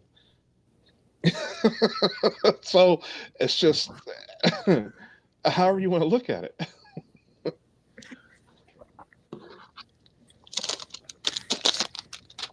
That is interesting. I think they're the 3 part of the brain, but they're like it's fascinating how it mimic the triune part of the Godhead, you know? Right? Like Father, Son, Holy Spirit. Okay, yeah. No, like Holy the brain, whenever it comes to a lot of the stuff with the brain, I know like there throughout human evolution, I guess they claim that the brain actually evolved and different parts of the brain actually developed. Like the human race wasn't supposed to have started with the brain the way it's set up now. You know what I mean? Like the cerebellum, according to these guys, wasn't there originally. You know what I mean? That whole part of the brain that functions now that makes it to where we have like this higher order. The higher order.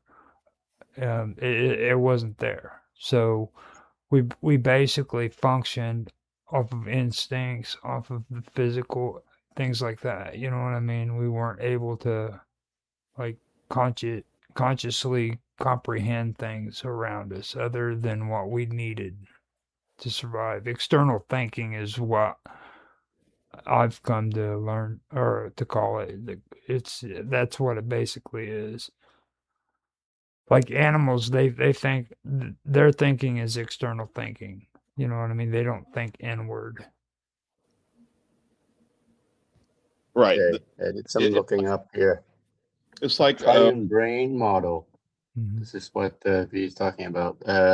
Popular evolutionary theory of brain, proposed by a neuroscientist named Paul MacLean in 1960. Yeah.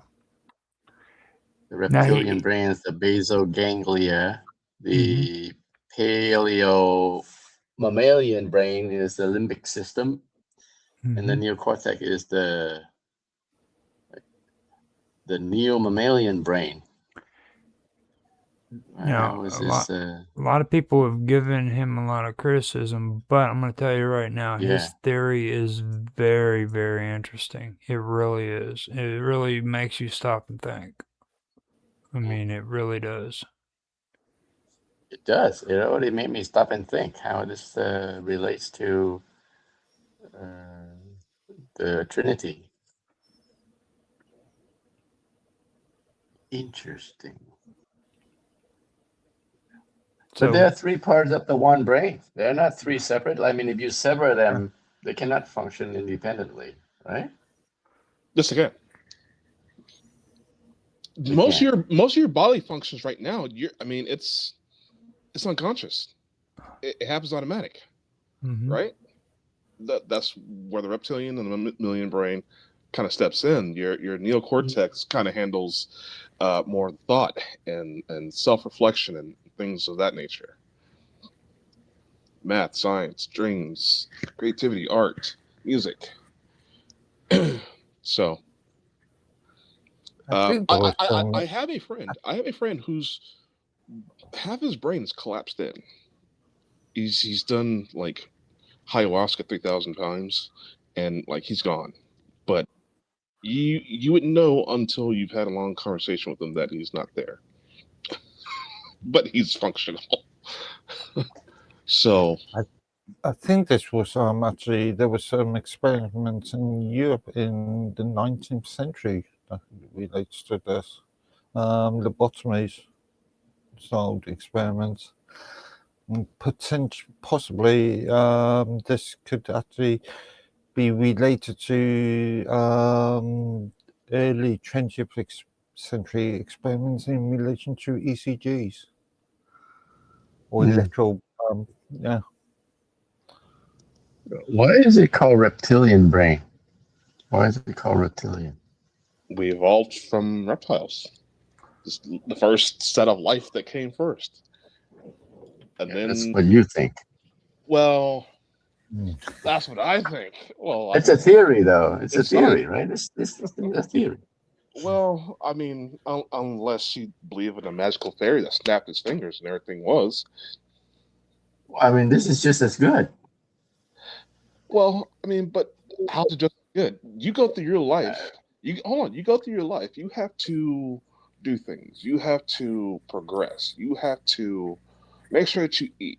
You have to make sure you have shelter. You have to do things to make your life better.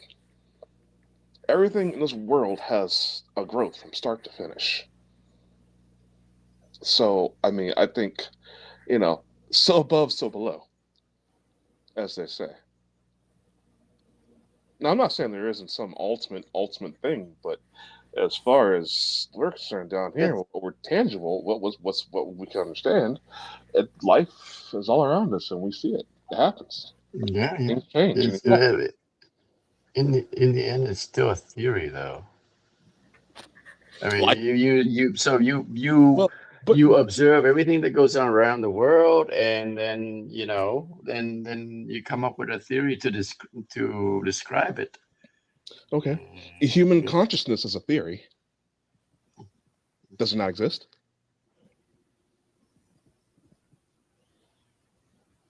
So, I mean, it's just if it exists, then it's not theory.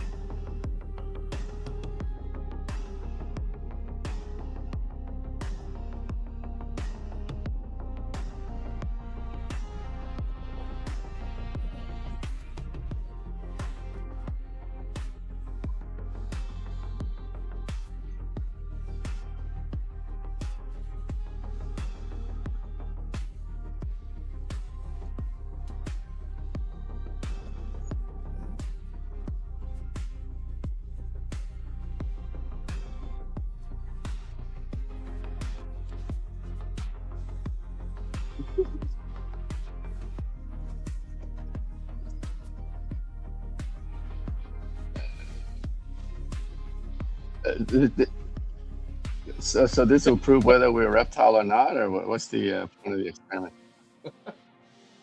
Well, I mean, physically turn around. Yeah. The other side.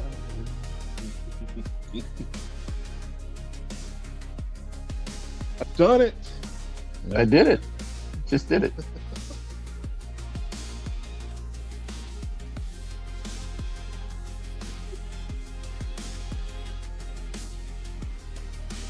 What does that mean? Following instructions or what? What?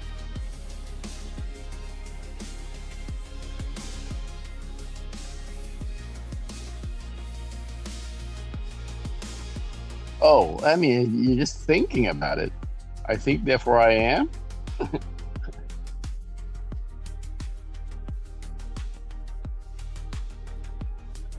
Well, and I mean, it's to a more to more specifically address your reptilian thing, just look at biology. Go look at evolutionary chart. You see the reptilian brain, the mammalian brain. You can compare it to our own. We have both brains plus a neocortex.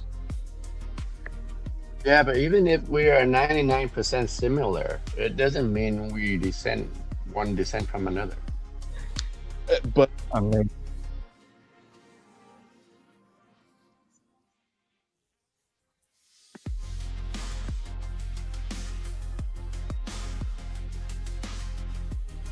well, hold on. So he's getting caught up. He's getting caught up in a name.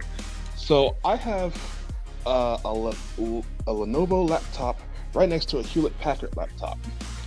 Mhm. Both Yeah. form the same functions. Both have pretty much all the same specs. Okay. One is called a different name. However, they're both the same. They can manufacture different components. Well, boards and parts have been switched out, but they work the same. They are the same, essentially.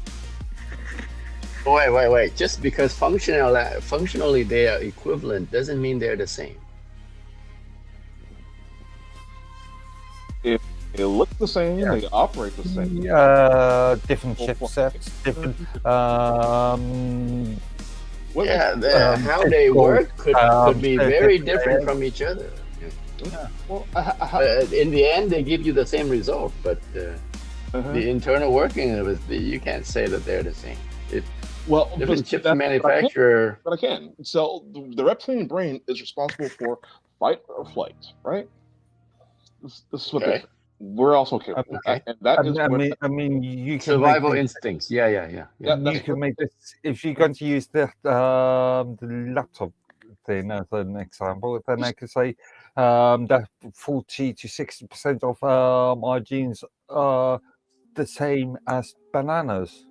That doesn't make us a banana. well, bananas came before us. So That is true. Otherwise, the bananas would be eating us. yeah, exactly. There are some truth that you can reason to come up with reason, right? And then there is something that you can just reason cannot read. Yeah. Well, there's a building block, there's a design, there's a pattern, this chemical goes with this chemical, makes this reaction. It's a science, and no matter where you are on the planet, you do that same experiment, or you might get the same thing. You might get a little variation depending on the environmental or whatever thing. But essentially, it's the same. You're doing the same function for whatever purpose, essentially, right? Okay.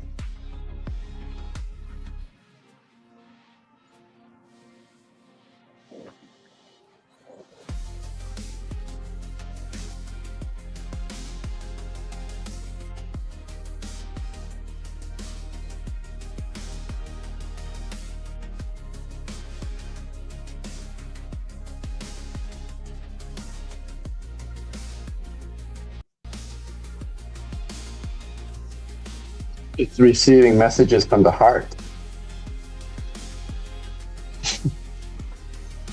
I was throwing a monkey wrench into you, man. I could say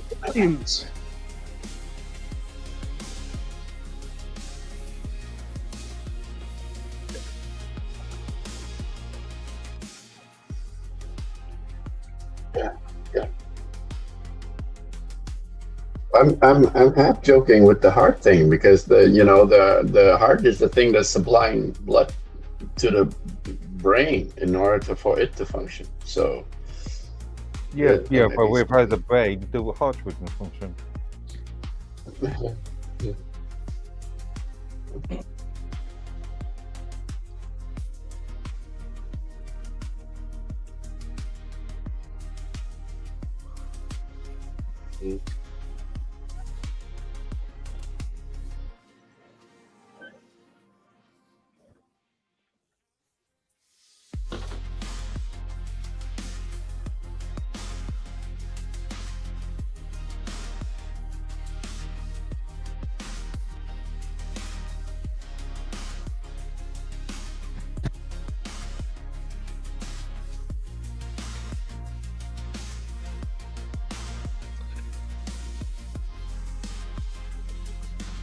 Ghost in the Shell.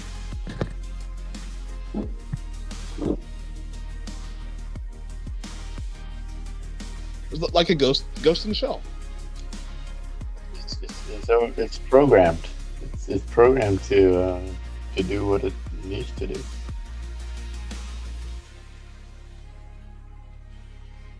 What do you mean? What? So okay. So you don't know what your brain's doing. That is saying that there's something about you outside of your brain. Where is that coming from?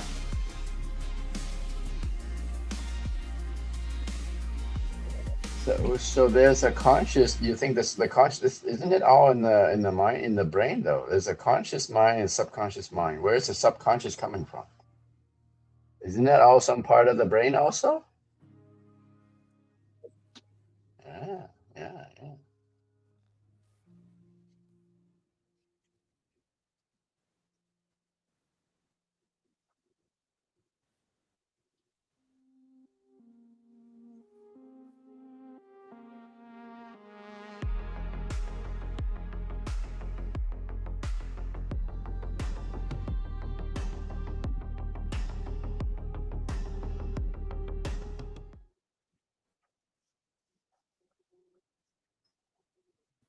Well, that's it's different area, Yeah. science.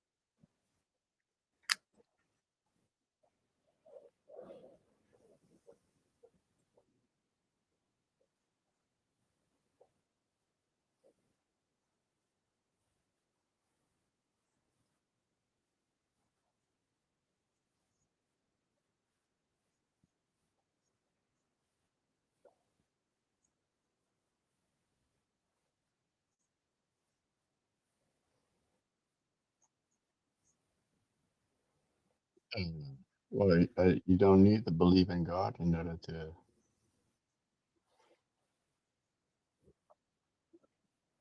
No, I mean, you don't need to just to study. Well, what happens after? Are you talking about what happens to the soul of the person? You're saying that science will someday be able to prove what happens to the soul after death?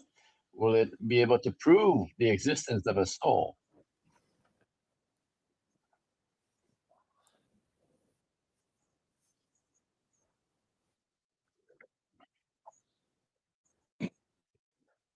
Something interesting. I think you guys might like. I don't know if anybody here is a fan of Mark Wahlberg.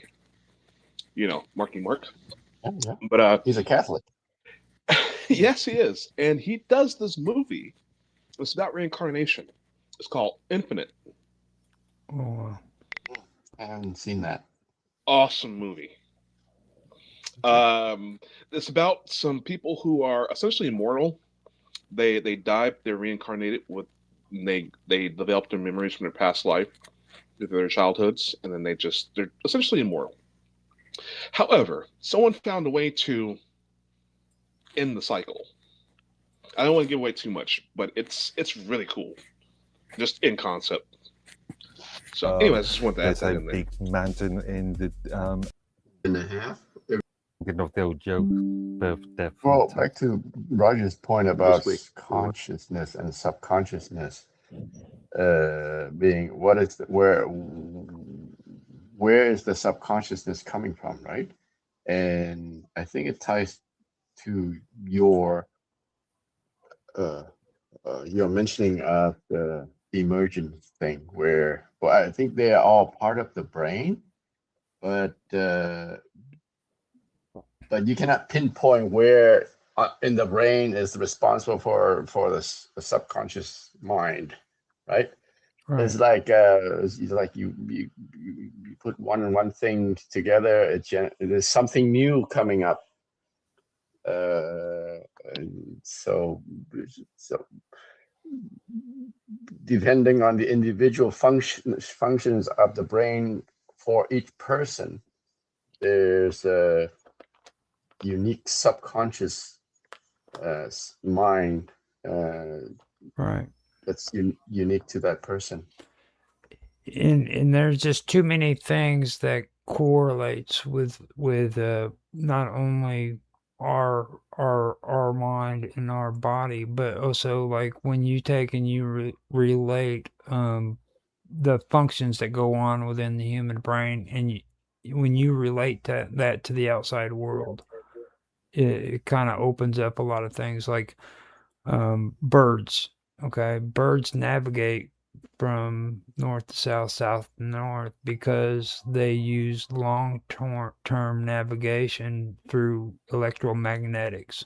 Okay, that's how they literally navigate when they migrate north and south. Okay, this is a natural ability that they have. All right. Now this actually goes according to freaking the same frequencies that we use in our brains. They correlate. Okay, you have the alpha. What is it? The freaking I usually have them down in front of me and stuff. But you have gamma. You have all of this stuff, and if you do research on it, you'll find out that this stuff actually correlates with a lot of stuff that's going on in nature around us. So that brings it into question about consciousness. Is consciousness actually localized, or is it something that comes into us from an outside force? You know what I mean? Because you can look at people who've done research with plants. You'll find out that vines actually communicate with one another over long distances. And plants actually do communicate with one another. They actually do know that. You know. So the consciousness refers to thoughts, memories, feelings, sensations, and stuff like that, right? And aren't those regulated by the cerebral cortex and the thalamus? Well, that's the whole thing. You said, are they regulated? You know, where do they actually originate from? What creates it? You know what I mean? From the cerebral cortex and the thalamus. Or I mean, is that where it's coming from, or is that where consciousness is actually transmitted and received?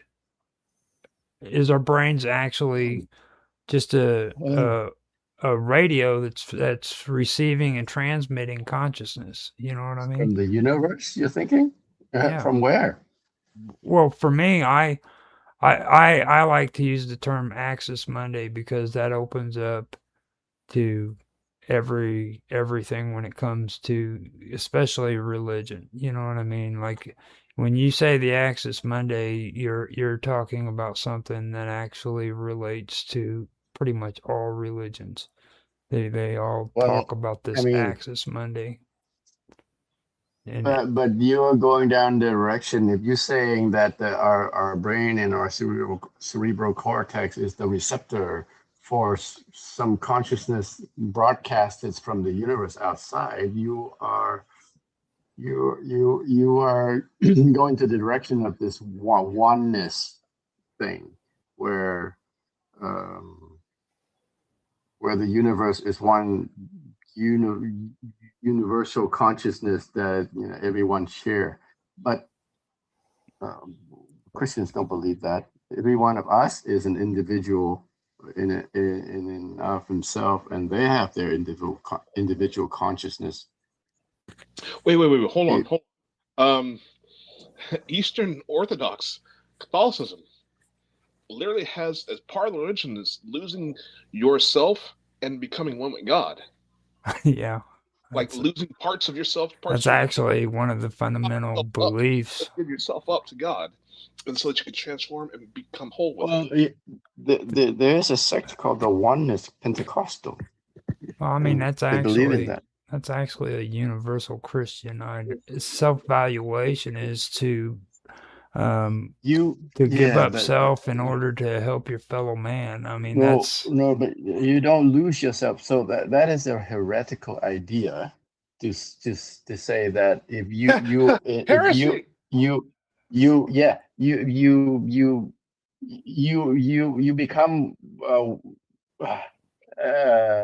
you're in, when you're in perfect communion with God, you don't lose yourself.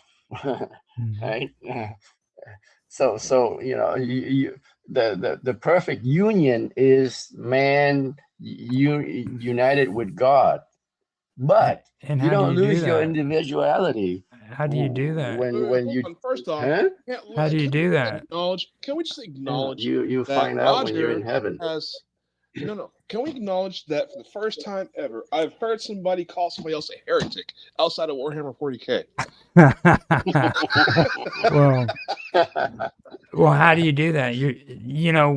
When it comes to that, I know that what I've learned is that in order for you to be of service to God, and your fellow man, you have to give yourself to service. Okay, that means whenever you do something for another person, you're doing that, taking yourself out of the situation and doing a good thing for another human being, so that you can be with God. You can that's really where it all comes from, because the human being is naturally a selfish creature. You will always think of yourself first because you are born selfish.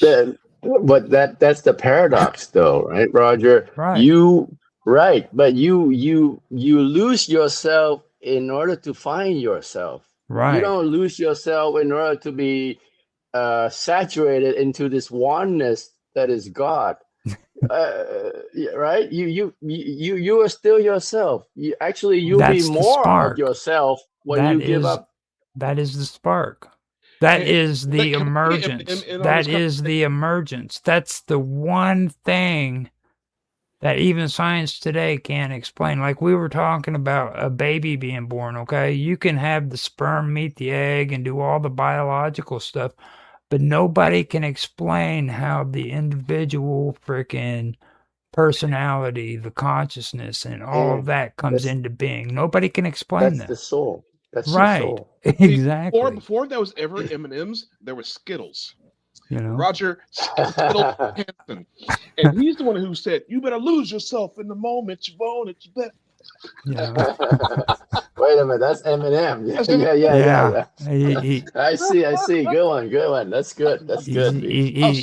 I'm silly today, guys. He's calling me white bread. Eminem, there's Skittle. Yeah, I love it. He's calling me white bread. I'm gonna be MC White Bread.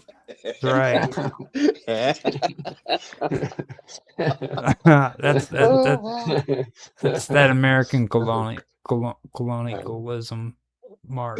Just, he's got to give him that expression. It's good. Yeah. Anyway, so where were we going with this?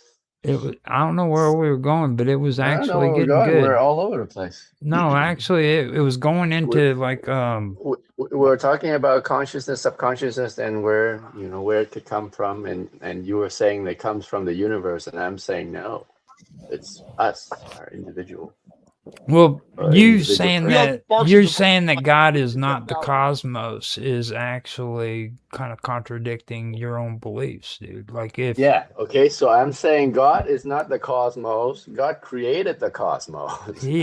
God created He everything is from God. himself. He's not. I mean, he's in everything that he creates. Yes, but No, he it doesn't. literally created everything you see and hear according to your religion from himself.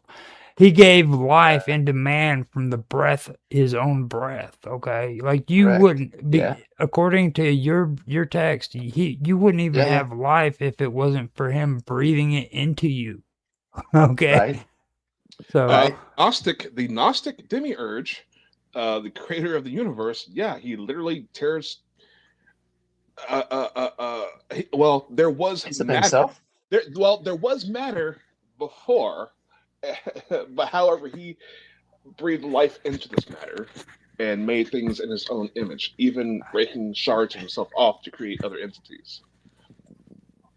But wait, but where was Roger? Where were you going with this? I mean, the God created everything from nothing. That doesn't contradict the fact that he's not part of the thing that he created. I mean, he is he the couldn't have been. cosmos, right? Well, actually, so No, he's not the cosmos. He created the cosmos, man. okay, so So let me you So like to say separate that. the so let me add cosmos is like some globe is sitting on his table somewhere. well, He's okay, outside of it. so there was a study on the Bible. I literally watched this about 3 weeks ago.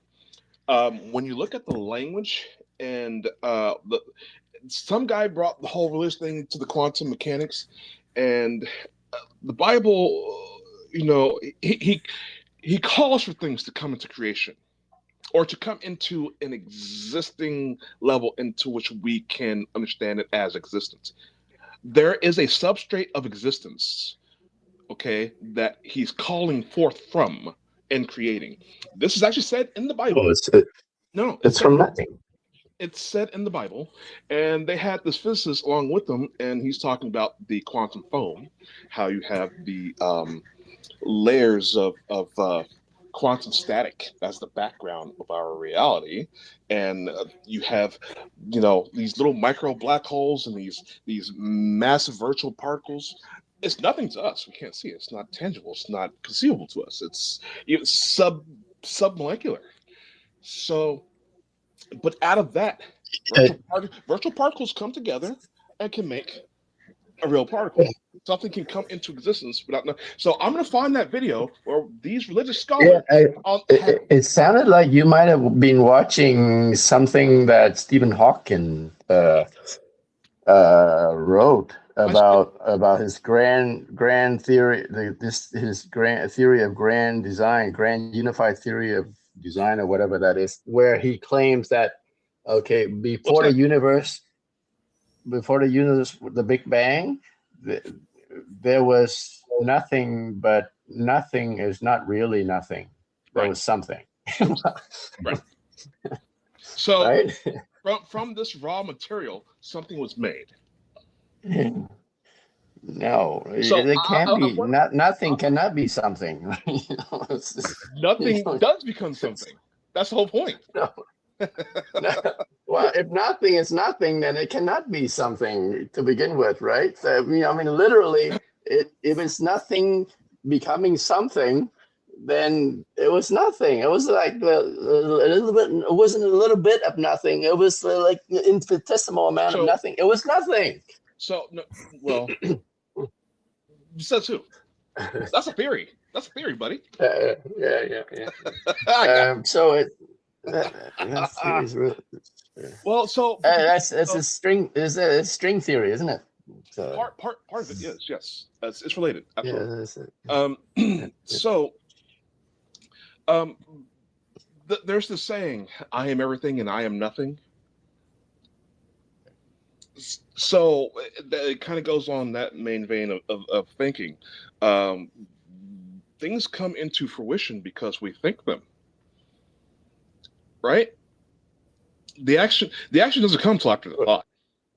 But the only thing, the only person that I know can think into reality, there's only one person in the history of mankind.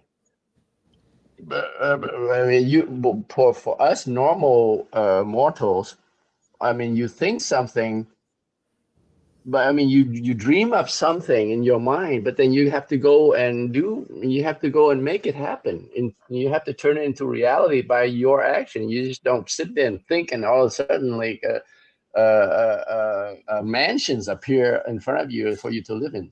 Action is to do what? To Oh, to I mean, handle if something physical. Okay, well, if I'm thinking in my mind that I have a mansion, then I need to go and do an exorbitant amount of work in order to make enough money to build this mansion, right? It's not going to appear out of thin air for me. I mean, right. So you have something tangible you have to work with. Mm-hmm. There you go. Action. But I mean, so just because you think it doesn't mean it's reality. I mean, that's some people have this. You're literally proving my point. No, but some people actually do think that. Like they think there's a man think they're a woman, and they are a woman in their mind. They are. Right. Well, you know what? Hey, my guy, to each his own. All right. I'm not going to judge you.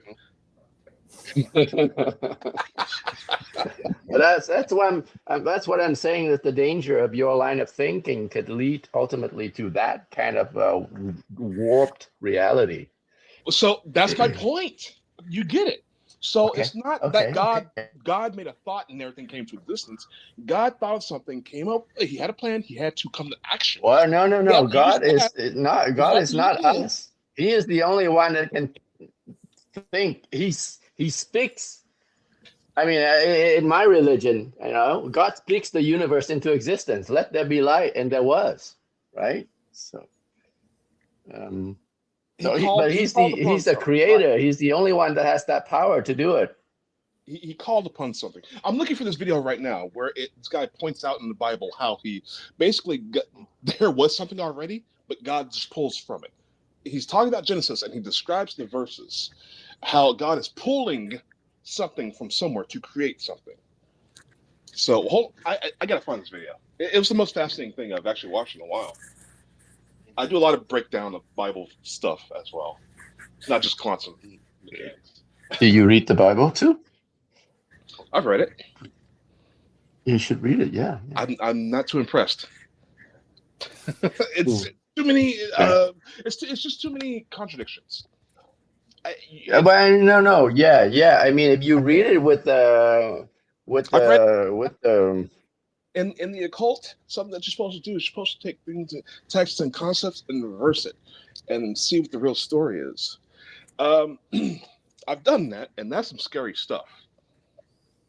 By the way, I mean, yeah. If you may, to an untrained eye, it would seem like contradictions. But they're not. And they're not contradictions. I've heard pastors say this. It can be explained. And I've brought phrases up to the pastors, and the only thing they could tell me was, well, different cultures, different time periods. It was acceptable then. Not now. Okay, but why? And I can never. Yeah, I mean, that is partially true. I mean, slavery was once accepted, right? Right. Slavery was once an accepted thing because the slave owners are well off, and it was better for the slave to be a slave of the master. Otherwise, they would be starving to death outside, right? Okay. Without anybody taking them in. Okay, I had to step away real quick. I came back. Sorry if I went silent. V and I had a heated. Well, and so do you know the name of this God, by the way? Because Well, that is actually an I went talk interesting Old Testament. story. Now, the true name of You ask, God why is it? we've already covered, and it's actually interesting because me and Tan, and that's actually something that'd be cool to bring up too, because like, Well, we now we know the name of this God. well, It's Jesus. well, Okay, so in the Bible, the original Bible. Well, I can't say original, but in, in the Bible, The Old Testament. the Old right? Testament, the Torah. All right, this is Okay. so. Okay, first off, you want to talk about the Canaanites. You want to talk about what came before this religion, because religions cannibalize the religions that came before it, and then so forth down the line. A lot of the the god El. Now I'm not talking Elohim. There was a god El, spoken of in the Bible, the creator God, right? You had Baal, then you had not Yahweh. Well, yeah, Yahweh, right? Yahweh was a localized Israelite thunder god. And in the Bible, it says how basically all the gods got demoted, and then sovereignty over the world was given to Yahweh. Yahweh slowly. Did you read about that Yahweh, from some Gnostic text, or this is in the Torah, the Bible, original. which book of the Torah? This is Genesis, my friend. I'm calling you out on it, man. This is strange. Go This read is it. strange. This sounds like that comes out of the Gnostic traditions. No. This is in the Old Testament. There's nowhere in the Old Testament that says Yahweh is some puny god. Okay. Actually, Yahweh is the name of the Israel guy. I didn't say anything about puny. I'm just saying something came before him that was named. No. I mean, Yahweh is the only God in the Old Testament. No, Yahweh was his name. El came before him. These two things merged. The wife of God has suddenly disappeared and suddenly became the Holy Spirit. Wait, the wife of God? Yeah. You got it. Okay, you need to go back and do some. No. You need to go back, do some look up on what your findings is, and give me some quotes, give me some verse and books and chapter on where you found it. Entire college courses on this. Hold on. Because no point in reading a book if you don't understand what it's saying. You know what I mean?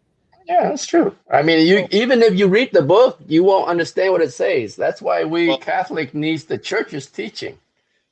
I mean, you read the book by yourself, you're gonna have 10,000 different interpretations of what it's saying. And if you have somebody else telling you what it is, it's a mind control cult, as far as I'm concerned. Well, that's what you believe. That's not what we believe. So there's a guy I want you to study. His channel is called Dan McClellan. He's a biblical scholar. He's the guy that I do a lot of research on and with. If you have followed him, you watched him. Give me the verse and. I'm giving you the channel, my friend. Yeah. I'm not going to give you a book. I don't want to scroll through the whole, video series in order to find. I know. I've been through this before. Christians don't want to look at things in a. Not really. No. I mean, there's you need to. There's a lot of battles to pick, and you have to pick your battle. Otherwise, you'll just be wasting time. So People have wasted my time chasing the wrong thing. No. Okay, so I can say the same thing. So the thing is, I'm not going to give you a book. I'm going to give you a library. Okay. I'm not going to read the library, man. I mean, if you, but you're challenging. If I get this out, you're challenging. if I can get this out. You're challenging the Bible, right? point if out where in the Bible it's no, mentioning no, what no, no, you no, no, no, no, no, state. no. I'm the whole topic, the whole weight of it. So this is what I go through when I talk with Christians, because this is the escape hatch. Oh, that's too much information. No, it's false. No, you Okay, No, you are no, doing. but I mean, You are so it's doing. so not too so much the escape information. hatch. You're not going to throw a book at me. Just like if I give you a You Christian book to say these hard sayings has some logical explanation, Because if you're I not going to give read you the no, book. no, no, no, if I give you a line or a text that you require, you're going to interpret it your way. okay? That doesn't mean You No, of anything. you course, are doing because there's a exactly the correct way same of No, no. as interpreting and there's an Instead incorrect of way of having interpreting history, it. instead of having you are the doing exactly history the same behind it, as Mr. the Robot scholarly said education of the language couple of those couple times, months ago. there's so much. He asked me about this, or I asked him about specific subjects, about specific thing, and he gave me an entire encyclopedia. And I only wanted one little You need to line. be more prepared if you're Yeah. going to challenge my faith. You're You not going to actually give me an have to entire be book and knowledge ask of me to them. read it.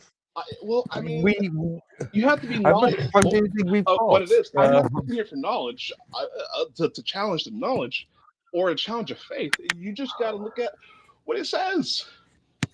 Yeah, I'm You open to your challenge, but you listen, need to be more specific. okay, so this Yeah, guy's videos, yeah. they're very interesting. And if you are a true Christian scholar, you will look at anything about this that you're going to learn instead of I'm having a not a dogmatic view. Christian scholar. No, you're not. I'm not a scholar. Okay. Well, this one, the conversation's I pointless. mean, you said you watched the video, right? There's got to be some particular quote that's totally off base Well, he's that got sticks in your mind that you can give to me right now, but you can't. And you know the going thing to, about because it you're is, going to interpret it or any way you want. You don't have the chapter in front of No, it. no. I mean, there's one way to interpret it. I mean, there's a right way and there's a wrong way. Okay, You so cannot have 10,000 different interpretations being all correct. there's a right way and a wrong way. You're contradicting yourself, Christian. How can you not have? Wait. Why am I contradicting? I just said you cannot have 10,000 different interpretations. Why not? There's a right way to interpret it and there's wrong way. And there might be Why many wrong 1,000 ways. churches? Why do we need 1,000 churches? Why do we need Bible study then? Well, you don't need 1,000 churches. You just need one, the right one, And who's to determine that? the Holy Spirit. The Holy Spirit that moves you, not an intuition or just a blind. No. The Holy Spirit moves me individually. Yes, no, but the Christian tradition is the Holy Spirit guides the church wherever that is. You think is your church. Okay. Well, There's the Holy Spirit guiding the church, not individual people, right? Because Okay. if the Holy Spirit, if you say the Holy Spirit guides you, then you got 10,000 guys claiming that the Holy Spirit is with him too. yeah, everybody's got the Spirit. Yeah. There's need to be an authority. But anyway, back to your claim of the Bible saying Yahweh is just one of the many gods. I'm very curious to see where your source is. Look, So you don't have to give it to me now. No. You can look it up and give it to me later. No. But the thing is, let the Spirit guide you. Let you go through a journey here. Because I can tell you all day long, you're not going to believe me until you just sit down and do it yourself. So, what you need to look for from the Bible that you think is making the claim But- and I that's can't tell supporting you. your claim. So just do regular Google search it. How many gods in the Bible? Boom. You'll get I have 1,000 you. ways. Why do I need to Google search, man? If you're going to accuse me of something, you better be prepared. You're not prepared. No. I am prepared. No, it's so simple. Google it. Many gods. What Google is going Google on? it. Give me the praise. All the gods mentioned in the Bible. It's a simple search. Because I have told you, and you said no. So I'm giving you a different source. There are many gods mentioned in the Bible, but there are false gods that the Canaanites worship and a bunch of other stuff, but not the Jews, not not God's chosen people. Do you know why Israelites or any person of religion prays in a certain direction, like how the Muslims pray to the east, or the Israelites pray. Uh, when some Israelites were outside of Israel, in order to pray to God, they have to face Israel. Do you know why that is? Well, there's in the Catholic Church, there's used to be a certain way that the altar needs to face a certain direction too. Did you know why that is?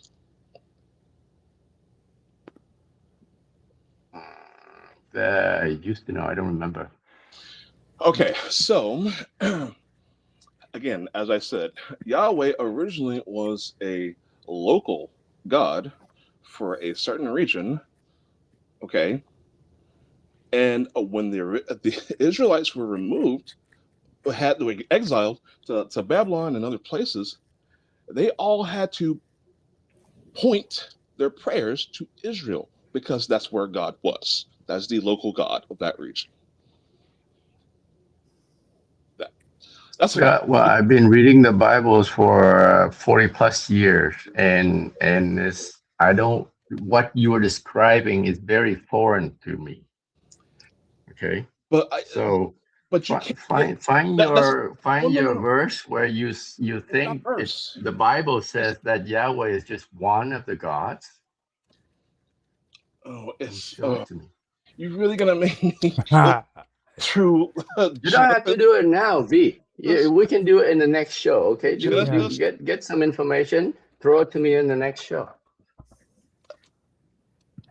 Now, the thing that I always come I up don't with like when it holding people's comes hands, though. when it comes to a lot of this, it really has to do with syncretism. And for me, I think I found the video. I'm okay with finding information out when it comes to using biblical text, but a lot of it is only for really showing that this place did exist or this place did exist, because most of the evidence that's presented in a lot of these religious texts are actually not fact. They're actually folklore, make believe stuff that was created by human beings. I believe in Well, archaeology. they're not facts. They're not facts in the sense of scientific facts, but there's a Archaeology. theological truth in the story being told. I mean, most of the stuff that I found out was actually incorrect, you know. Um, and archaeology has actually started uncovering a lot of things that are even more important that actually show real significance, like the Babylonian captivity, for example. That is verified. That is true. When you take a look at the Bible, it will tell you straight up that happened, and then you take a look at archaeology, and it confirms it. Okay, I got it right here. So go to YouTube, type in Bible, many gods, Dan McClellan. 4-minute video. Can you handle 4-minute video? If you've got to do that, give us a 4-minute video. URL rather than just some random load of keywords. I've got my devices are all full with different activities right now. You are doing the same thing as Jaffe does. I'm just going to type in a load of random keywords into a search engine and hey, lazy! Lazy! I Dan McClellan. Gods. Is the first video comes up. Now 5 minutes. But I think Rogers with you, V. Rogers with you. No. Look. Okay, don't get too excited. I think Rogers is on your side. I'm not. I'm actually in my. Hold up. I'm actually in my own area when it comes. Hold up. Wait. I'm actually in my own area here because. Now listen. This is fun. Good I always have conversation. this with Christians. Have you guys ever heard? Hold up. Have you ever heard of a town called Dura Europos? Yeah, I was just looking at you. I was just looking at what you were doing via YouTube. So Yeah. yeah, Okay. honestly, Now, yeah. you'll hear a lot of people come up with this crap about Christians and Jewish people and Jesus going to India to learn Buddhism. Now, if you did Right. actual I think research, it's one. Is it in the Gospel of Thomas? Oh, yeah. have you read it? I Now, love it. That's my favorite. now, listen. The whole thing of this is very simple. Everybody's like, "How did he make it to India?" He didn't go to India. He went to this city right here, which was a center point between the Persians and between Greece, and he was able to learn this stuff. Okay, he was actually really close to this region. Okay. So he would have had access to a lot of this information. And this has a lot to do with syncretism. This has to do with, because for one thing, there's very suspicious things that are going on, not only in the Jewish religion, but also in Christian religion, which is an incorporation of not only the Persians and the Greek, but you also find Indo-European things taking place there too. So, like, everything that's being taught in Christianity is kind of like a blending of all this stuff, and like you can't tell me that there, you can't tell me that it's not there.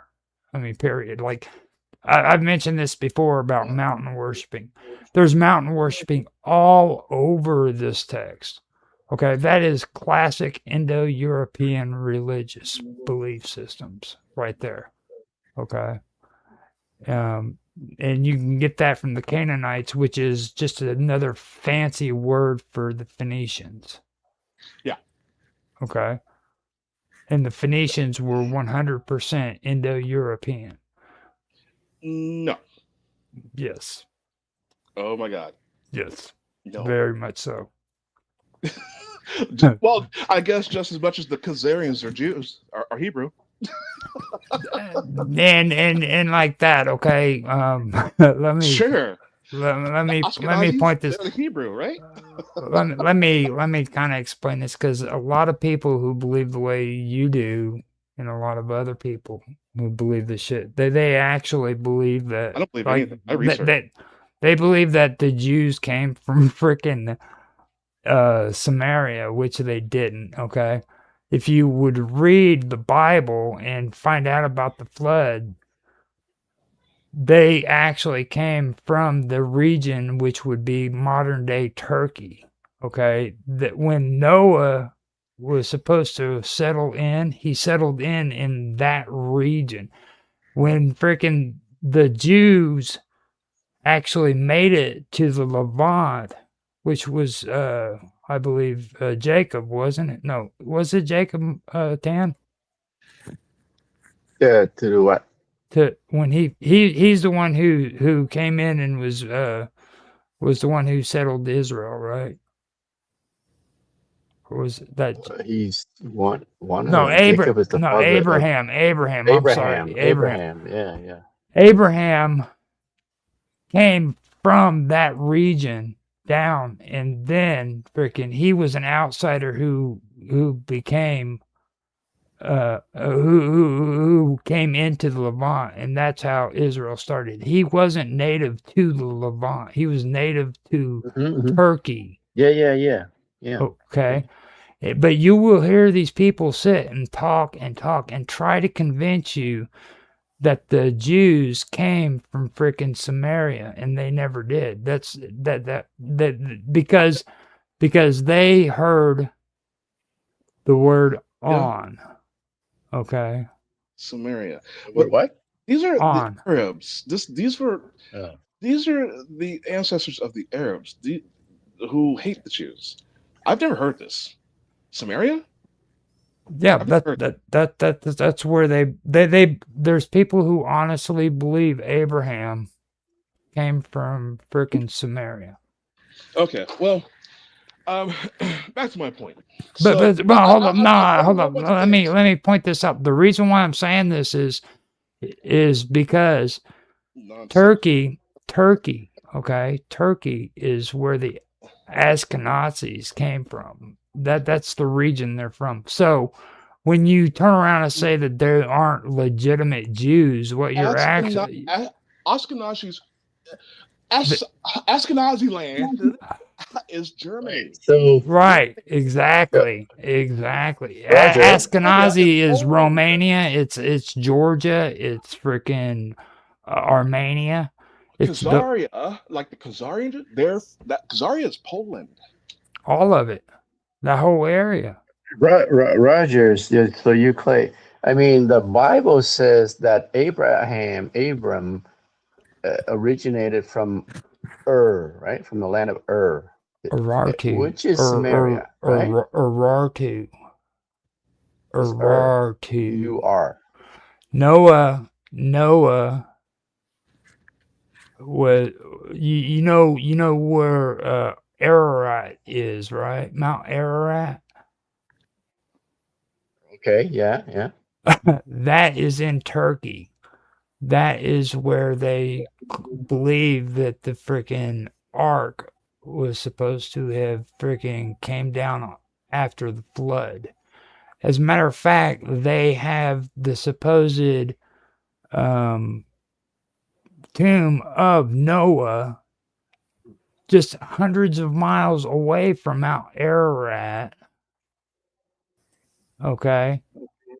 And the Romanians have been saying for years now that that is the land where Noah came from. They've been saying it for years, for hundreds of years. And to this day, people are claiming that that these people came from Samaria. And no, it's not. 3 rivers that split. If you look at the region, okay, and wait, you're saying is not Samaria? No, it's Urartu, the Urartu. That was the ancient name. No. I mean, the book of Genesis says Abraham. How many times was that? How many times was that book translated? What's your point? You mean it becomes incorrect after several translation? What is your claim though? You're saying that Abraham is not from Ur, or is not? He's from where the Bible says he should have came from the land around Ararat. Look at Genesis chapter 11, verse 31. Oh, he knows Genesis now. All right, cool. Can we talk about the other parts of Genesis? I'm scrolling through my phone. I'm trying to multitask here because I only got one open device. Okay. All right. Give me the verse. Give me the verse, man.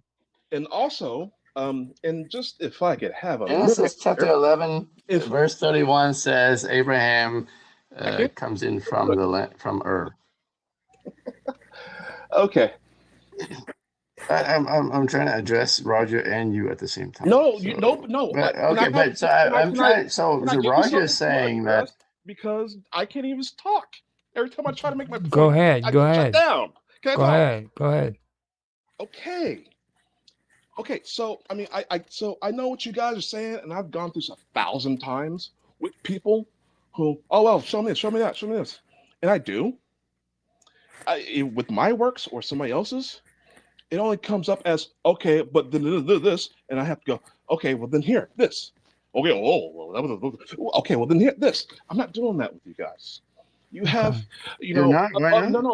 But you're lumping us to all the people that you've encountered in the past. I'm not done talking. So I will go on this one limb for you. I don't have any open devices up right now, but I do know third video from the bottom of the search in YouTube, after you put in multiple gods in the Bible, Dan McClellan, there's a 4-minute and 38-second video there. If you guys can manage. Mm-hmm. You ask for it, and I try to give it to you, and everybody runs away. So you want to play the clip on the stream, Roger?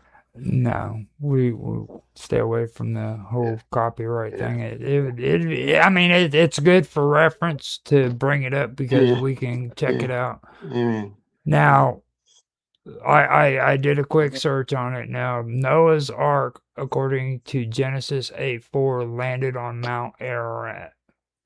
Okay. The Bible uses the plural mountains. Okay. Noah, right? You're talking about Noah. Okay. Yeah. Okay. Okay. So after the flood, that is where humans started over again. It's Okay. true, but then they spread out, right? They don't stay there forever. So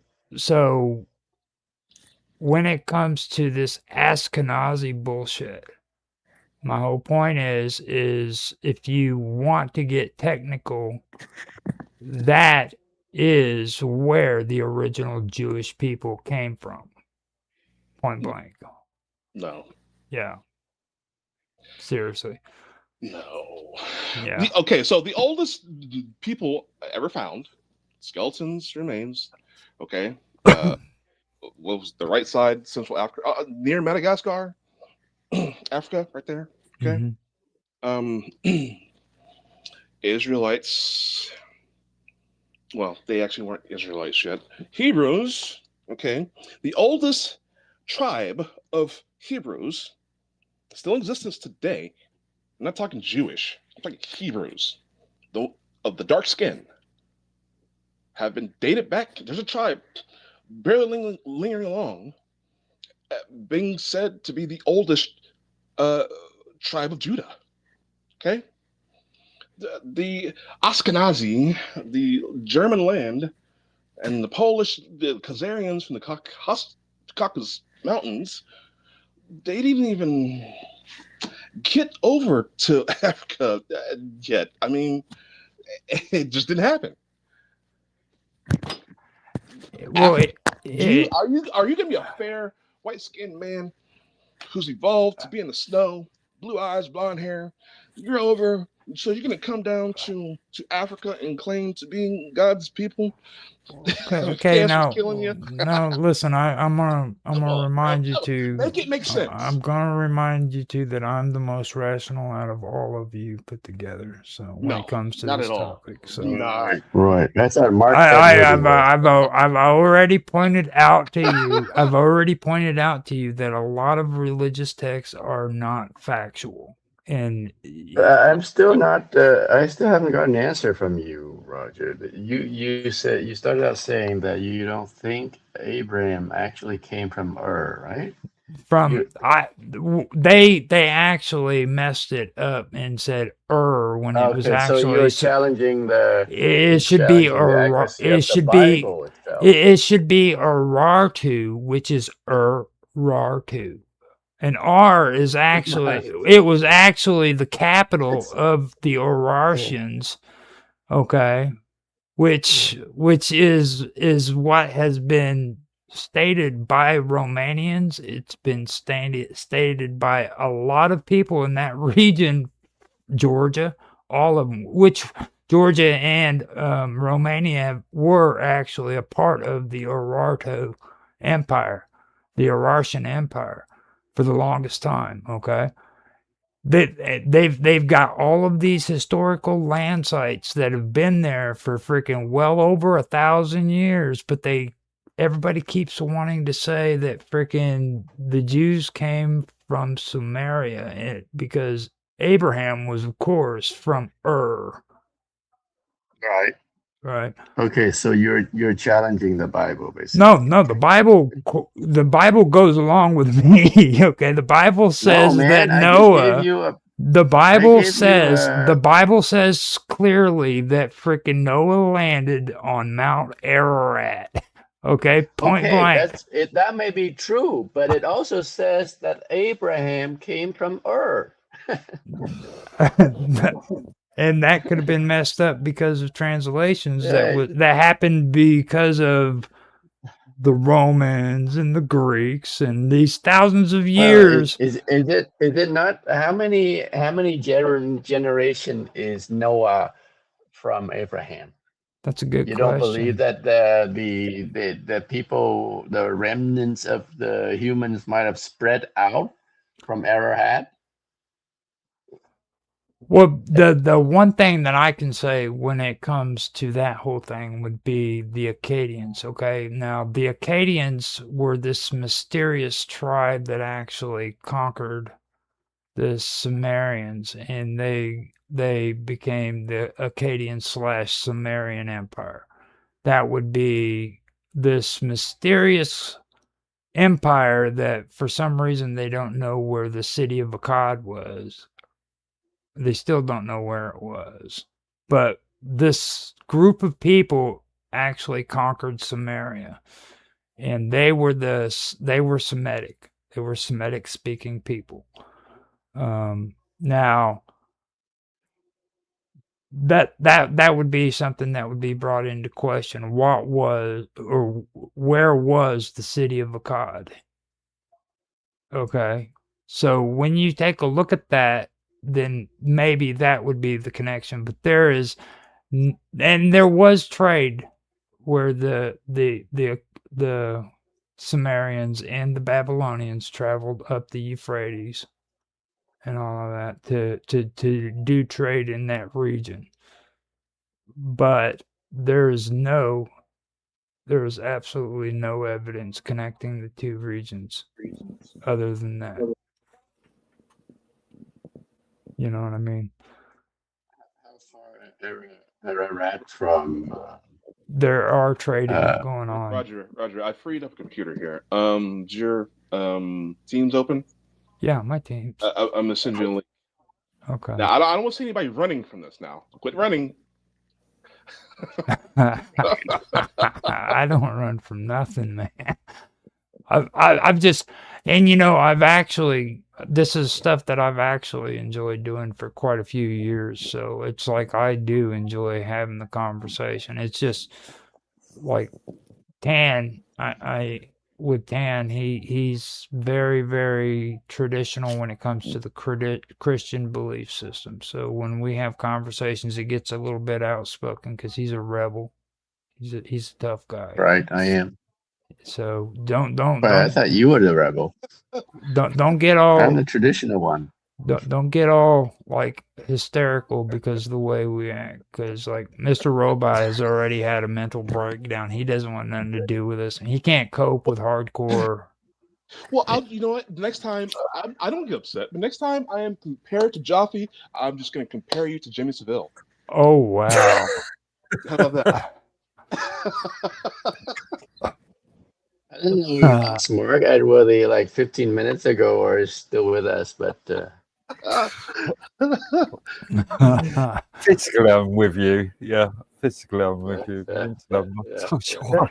But my whole thing around that stuff is just a bore for Lord Edworthy. Well, see, for me, this is going to be a holy war. No, for me, the whole thing is very suspicious. The whole thing is very suspicious when it comes to all this. And it's like when you take a look at the Semitic language, it's actually broke up into two sections. Like you have the Africans, the African Semitic language group, which is the southern part, okay, of the Levant. But then you have a whole different form of Semitic speaking languages to the northern part, which is a part of the Canaanite Phoenician language group. So they are two separate ones.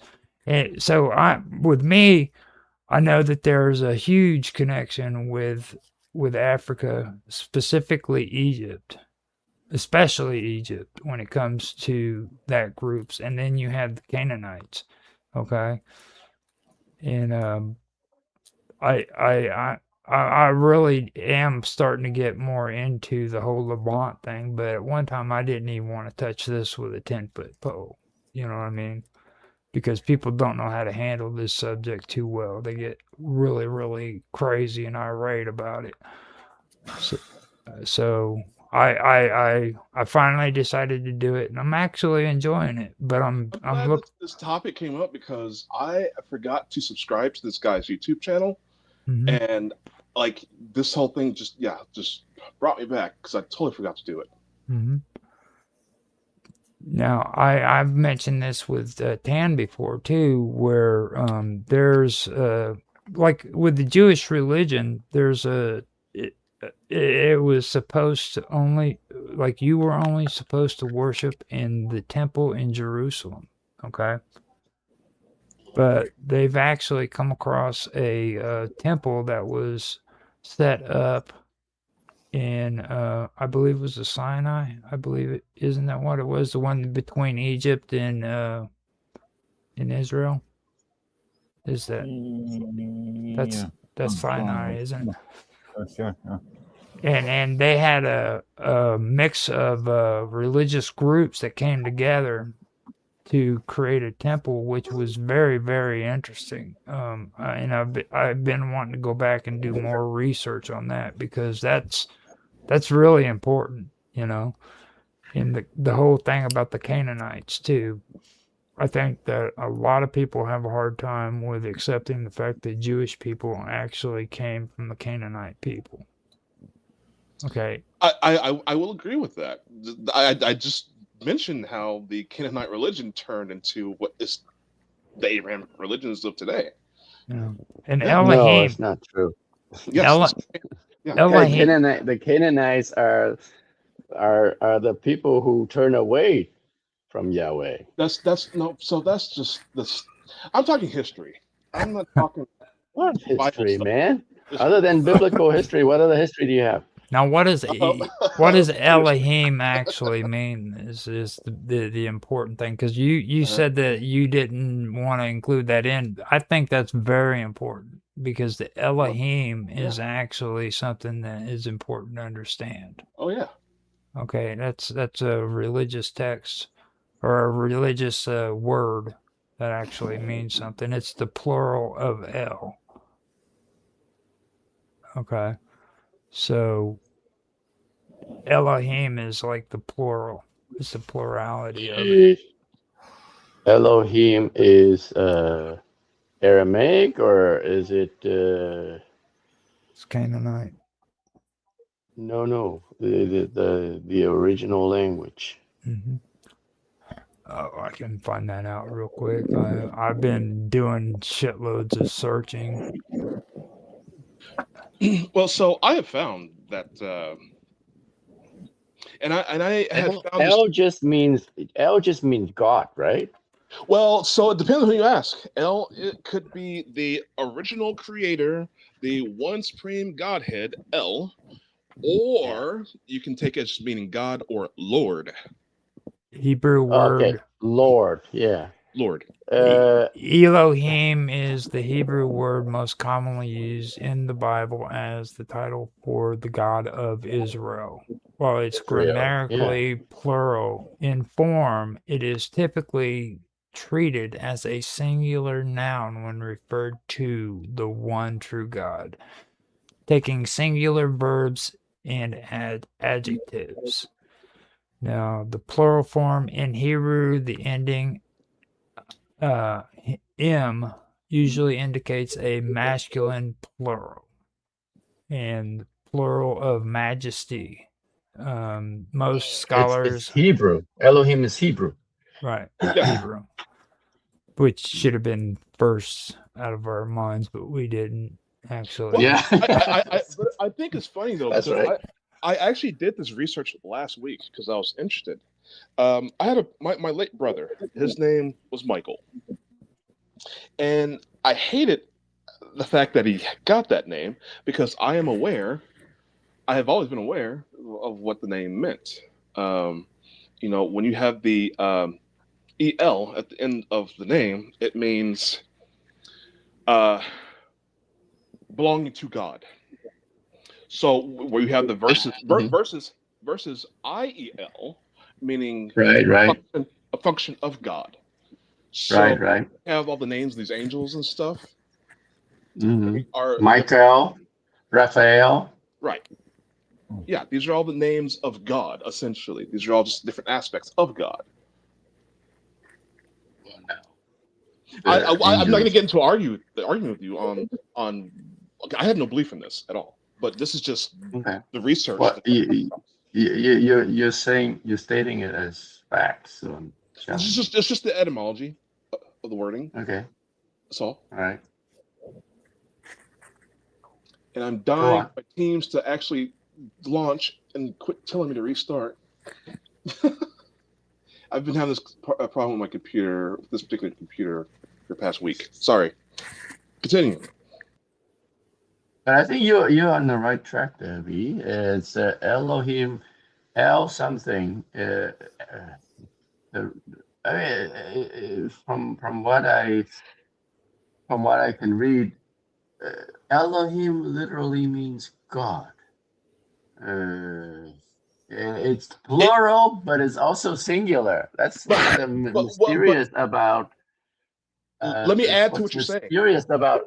You know what? Oh, wait. Let me finish. I think I'm getting somewhere. Back in the Israelites, they refer to God as Elohim, and it says it's singular, but it's also plural. So there is hint in the Old Testament of God being a triune, the Trinity, right? The three person in one thing. I mean, that's a little bit different than what the Elohim thing. However, the Elohim, when you say many gods, when you say Elohim, it could also mean what? Everyone is that what you are saying? The many gods? No. I'm from the word Elohim. I'm trying to back up what you're saying. It doesn't necessarily have to mean many gods. It could mean many of gods, like having ownership. Okay. Now, see, no, but so that's what I'm saying. It's a hint. It's a foreshadowing of the triune God in the New Testament. Now, that's see, revealed in the New Testament. A lot of that's been kind of deranged into a lot of people talking about the fallen angels and how the Elohim were like these huge giants that were eating humans and shit. You know what I mean? And I'm glad that this got brought up because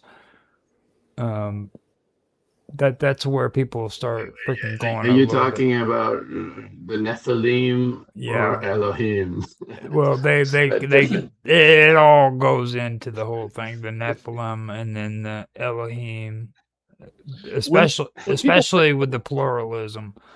When people bring up the Nephilim, the only thing I can really think of are the blue gods of the Hindus on their Vedic, and they terrorized mankind, right? Mm-hmm. With their flying spaceships. There was a nuclear war, supposedly. But anyways, I think it's funny. So what you keep bringing up the Trinity. Is there any other examples of where another Trinity might exist? Because I can tell you, again, with Gnosticism, you have the monad, the great creator, then you have the first thought, the mother, and then them together created the ontogeny, the Christ. So I like to think of other things like maybe Pythagoras. Like in Hinduism, like you have Shiva and Kali, two destroyer gods who end up creating a son who loses his head. Yeah. And they have to slap an elephant head on it just to keep him sentient. Well, you are aware that Pythagoras was around way before even the Jews had Jerusalem established, right? way before. Right. And he's the one who actually came up with the tetragram, I believe is how you say it. Oh, the representation of God? 1, 2, 3, all the way up to I think it went to 10. The numbers of God, the geometry of God, the tetragram. Yes. I mean, this stuff was out way before Christianity, Judaism, Buddhism, all of that. And it seems, and even the Gnostics. I believe the Gnostics probably came mostly out of Pythagoras's Wait, beliefs. Pythagoras lived from 570 to 490 BC. How would that predate the Jews? Well, the Jews actually, like, they don't even have documented fact that they came out of Egypt. Like that's there's no archaeological evidence they even were in Egypt. True. What are you So talking about? So I'm not talking about the Jews that are in Jerusalem now. I'm talking about the Jews in the Bible, So let's call them Hebrews. I mean, I'm the talking Hebrews. facts Yeah. though. Yes, Okay. that's totally different. Oh, you are Hey, talking about you're talking the Jews as opposed to the Hebrews that I'm thinking of, right? Roger. this is how I translate it. So-called Israel. These are Right? Jewish in the ancient past, before anybody migrated anywhere, and you got the Canaanites and all this, that these were the Hebrews. Yeah, Okay? yeah, yeah, In yeah. Africa, on the African continent. The Israelites, right? So when you say Jews, do you mean the Israelite in the Bible, Roger, or the Jews of today? I would say the Israelites of back then. I would say before they actually became recognized as Israel. Like there's no Okay. evidence that they actually were in Egypt and In like Egypt, the Bible says. Like there's no actual concrete evidence archaeologically that proves they were there. There's Well, who is the archaeological evidence for? it's for Because you me and had the you. French. You had the French go over there and blow off that big wide nose off the Sphinx Well, I mean, with their cannons. I like to believe whatever's written in stone over whatever's written on paper. You know, I mean, you can you can change a lot of things Fred on Flintstone paper, over here. man. You can change a lot of things on paper and make it sound exactly the way you want it What to about an over etch a sketch? time. But like when you put it down on stone, it's pretty hard to change that I mean, around. You can scar it, mess it up, make it to where nobody can see it for the Yeah, rest. but, you can use it to but clock in and out of work. it's limiting. You can It's go limiting to across. say that just because there's no archaeological evidence, something didn't exist in the past. The people our archaeological evidence could have been destroyed. Roger, Yeah. you Fred Flintstone MFer, if you ask me for any kind of information, it will not be on the tablet. Okay? Well, It will I not be on mean, stone. I will call that The shipping on conjecture. that would be so costly. I don't have that kind of money. I will be like my No, buddy Mark Edworthy and call it conjecture. He doesn't I usually will get tell you, involved in religious conversations, but I will do it for him. I will say that is conjecture. guys, let me give you some news, right? Moses was the first person to download data from the cloud onto a tablet. Right? Jeez. I love that. Well, I mean, You if you want to get technical, yes, that's exactly what happened. Can I use that? Good God, that's funny. I mean, seriously, he was on the mountain. He came down. He had tablets. You know. Yo, that burning bush, that burned him a freaking USB drive. Take down, right? No, that was actually there. I mean, it was funny. Don't get me wrong, but it was actually true. He broke one of those Funny tablets. and Had to true. go back up and get one that's read That's write right. compatible. He broke the tablet, so I had to go back up. Yeah. He dropped the tablet. It didn't have a good case. Like, it's just No horrible. Mac support, no Apple support there, huh? That's right. No rugged case. No child-proof case. Well, another issue too that when it comes to you guys' discussion is like the fact that L is actually still used to represent God. Absolutely. Not, I mean, in the Jewish religion, like they actually recognize the word El as God. Yeah, but I And mean, this an L literally means God. We're suffering from it originated Bibelism here. it originated within the Canaanites too, though. Like, and that's the thing that I go with. Like, if nothing else, But it's just language, though.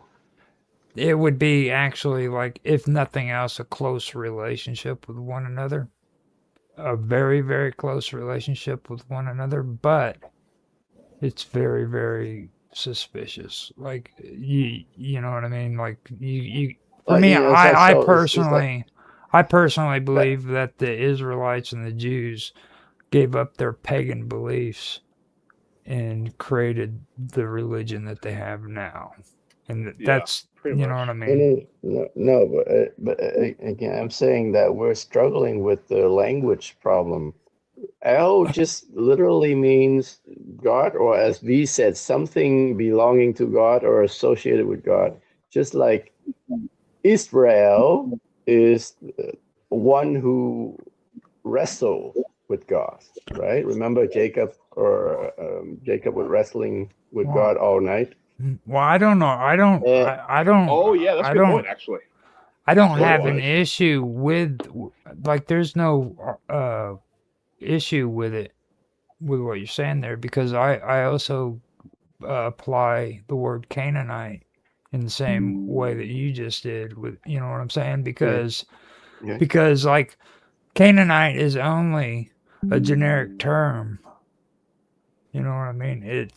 That they really, it really wasn't a people. You know what I mean? Canaanites, Wait. So, but Canaan was the name of the land, though. right?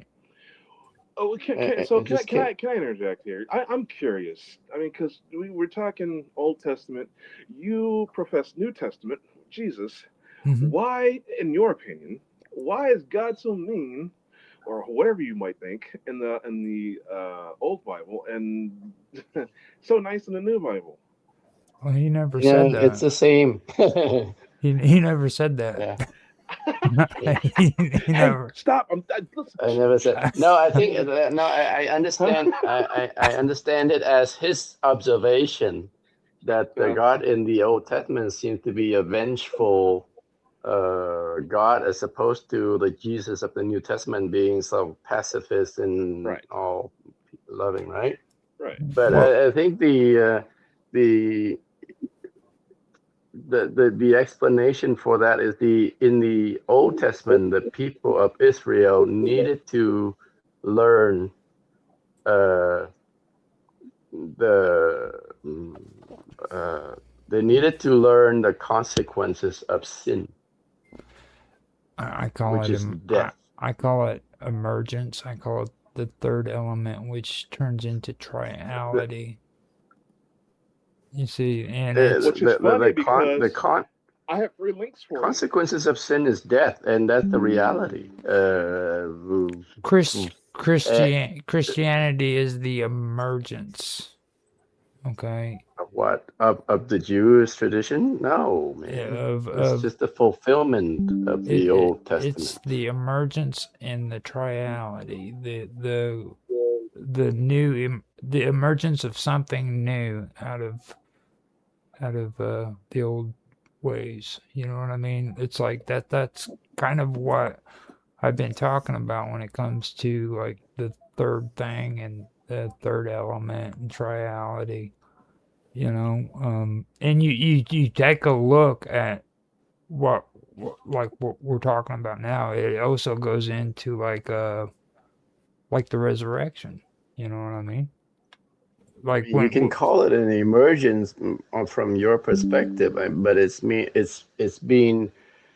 it's been foretold since the book of Genesis, ever since the okay, fall. and I hear that all the time, and they use, like, this verse out of the Bible of somebody getting put in a den of lions, and that's supposed to be Jesus, and there's nothing written there saying No, this no, is no, no, no, Jesus. no. That's the only evidence they have, dude. That's it. No. You know, No. I'm talking about right that's after Adam bit okay. the apple, and God says to the serpent, right? I will put enmity between you and the woman. He's speaking to the Eve and the serpent. Mm-hmm. Her offspring will strike your head, and you will bite his heels. Right. Okay. That is the offspring of Eve is the new Adam, which is Jesus. I've And heard that that's before. Hey, one other thing. Can I just why you're an interesting fellow, coder, programmer, I am. just total science field, right? But yet Yeah. you're a devout Catholic. yeah. Do these things ever conflict for Well, you? No, he's just you don't think diverse. there you Because you don't know how to think think that there logically. are You're a many smart guy. Christian scientists out there? No, no, You no, don't no, think no, that there no. are many I didn't say Catholic that there scientists out weren't, there? but I'm asking, how's it like for you? I don't see any contradiction You- with what I do. Actually, it's It should be with affirmed, what right? I do and what I believe. Okay. Yeah. Well, he has interesting conversations with people who just give him such a hard time when it comes to Christianity, dude. And he's so valiant. He just stands up for freaking Jesus, Yeah, he does. and he never relents. He's He's a just company man. That's no why I like him. he's a strong arm for Jesus Christ. Yeah. At least I hope to be. That's right. I aspire to be. Now, I would love to test you and just one day just make you play Christian video games. Let's see if you keep your sanity by the end of the day. Dude, this man is completely amazing. He actually did a freaking stream with me called freaking the Dead Pope Society. Oh, and I didn't get mad at him the whole show. Right.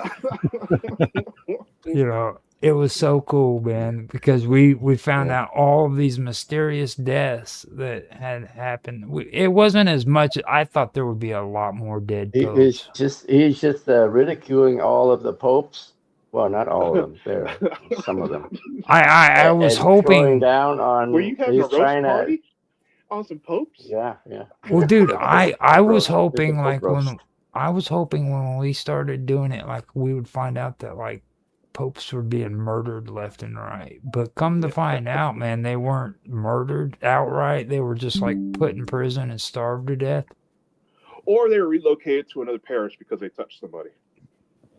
Well, that's popes, man. They don't get relocated. They're in Rome. They get demoted and relocated. Sorry. No, we're talking about going all the way one back. pope got relocated to Avignon. Remember? Yeah. Oh, yeah? France.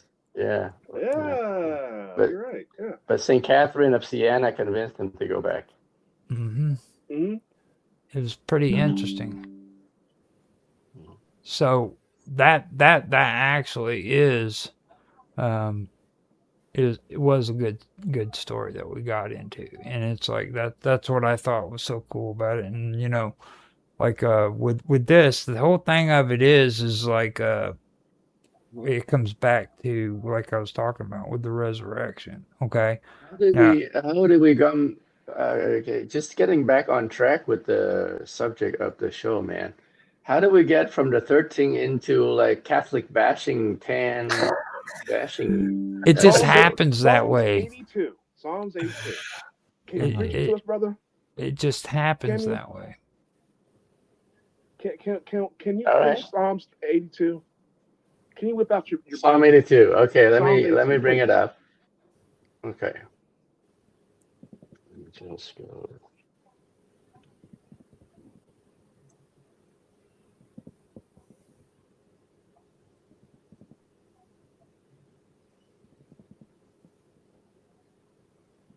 The USCCB website, they have the whole online Bible. Psalm 82.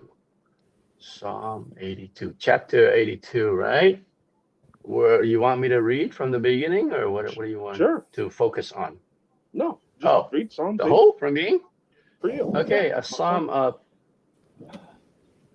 of Asaph. God takes a stand in the divine council, gives judgment in the midst of the gods. You see, okay, when they're talking about these gods here, they're talking about false god, okay? Okay. See, come on. See, there's always escapism. Yeah. See, this is Okay, why let's keep going. Let's keep going. This is why I didn't want to give you a quote. Keep going. Let's keep going. Let's keep going with the psalm. How long? I mean, yes. So that's the whole Christian position, right? Yahweh. Everywhere in the Bible when it mentions God, it's talking about false god and idolatry. Why would he stand with false gods? Well, see, first you got to How do you understand stand with something. false gods? Hold In the up. first place, false gods are supposed to be made up, false, not real. Well, No, yeah, they no, are no, made no, up, no, and no, no, they're no, talking no, about no, false god. No, that's not because the case. No, look, they not one time in the Bible say that these gods are not real. They just say that they are not the true gods, okay? You will never find a place in any of these texts that say these other deities are fake. They don't say that you're worshiping a fake god. They never say anything even close to that. They call them false gods. Yeah. Well, so Christianity originally, I mean, you have what's called hedonism. It's called hedonism. Hedonism, yes. It's not the belief. It's not polytheism where you have the belief in many gods. You have a belief that your God is right and all the other gods are wrong. Originally, that's where Christianity sort of propelled into. That's where Judaism started. Right. Like okay, so go back. I want to answer Roger's point though. Nowhere in the Bible does it say these gods are false god. No, fake, not real. Fake god, fake. Yeah, what? It's implied, man. Okay, so so now the Bible implies stuff. Look at the story where Elijah battled the priest of Baal. Mm-hmm. Right, the prophet Elijah. Yeah. Oh yeah, I know that's battled the priest of Baal, where he challenged the priest of Baal to like burn, do whatever sacrifice and praise to that idol. Yeah, we know the story. His God did nothing, and then okay. So it's not saying that Baal is a false god, right? Something's good. But it is implying that Baal is a false god. They prayed to Baal, and nothing happened. Well, what about Moses against the magicians when he went into Egypt and he threw down his cane and they threw down their canes? Did they not produce freaking magic? Yeah. Okay, come on. I mean, come on, man. That's a weak argument, man. It's magic. You even said it's magic, though. So they throw what? His God was greater than theirs, and his God overcame their and that's what made them false gods because he was the one true God. You see, according to the story. According to the story, you see, that's the way it was meant to be read. There's no insinuation. They're implying they don't imply nothing in the Bible, dude, at all. I've never. Okay, guys. What about the 10 Commandments? I am the Lord your God, and you shall have no other God besides me. Why would he even say that if he didn't believe that there were other gods, man? No, finish it. Because the other gods are false gods. They're not God. Or deities. Thou shalt not have no other God before me, for I am a jealous God. You have to finish the whole thing. Yeah, for I am a jealous God. Right, okay. Okay. Jealous of who? But the jealous of God, if God is the person that you deserve your worship, and you go and worship some fake God as a husband, compare yourself as a husband and your wife. God is the husband in this role, and you're the wife. If the wife goes, the wife is Israel to another man, would you not be jealous? There's righteous jealousy, and there's I mean, Jerusalem Okay, is I'm not is saying if it's right or it's wrong, but it is still yeah, referencing other deities.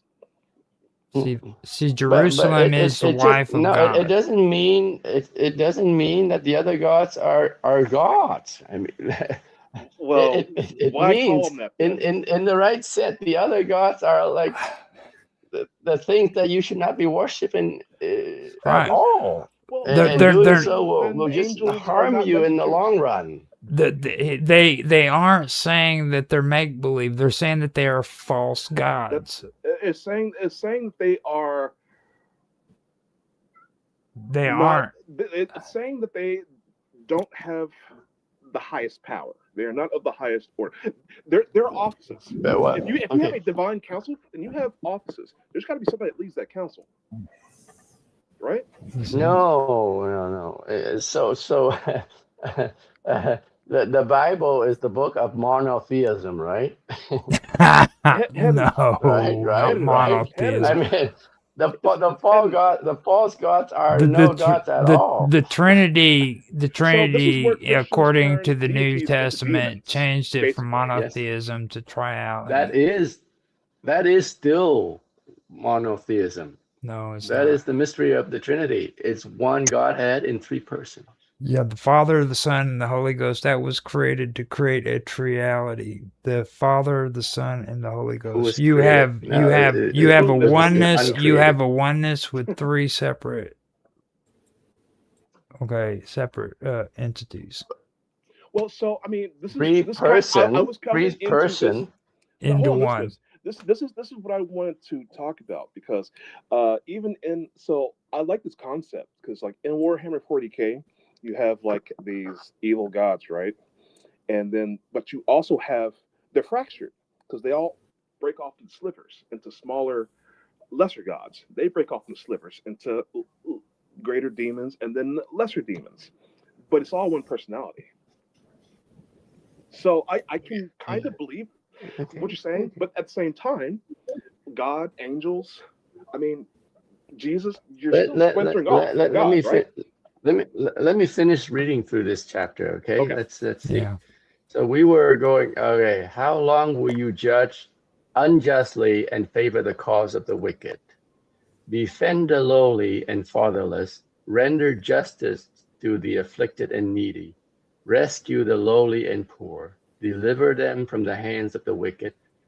The gods neither know nor understand, wandering about in darkness, and all the world's foundations shake. I declare, gods though you be, offspring of the Most High, all of you. Yet, like any mortals, you shall die. Like any prince, you shall fall. Yes. Arise, O God, judge the earth, for yours are all the nations.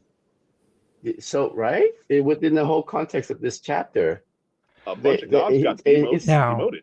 It's saying these gods die. They are mortal. They No, will no, no, no, die. They no, no, no, wander. no, no, He's a false not god. originally. Not They originally, wander they were in darkness. demoted. They wander in darkness. And this is an interesting concept because this is where we go from the understanding of the Judaic God and the new Abrahamic religions, from them or from the ancient gods to this newer idea of a god. Okay, now in the old Sumerian and Babylonian traditions, when they believed in their gods, they didn't believe in this omnipotent God that was over everything, and that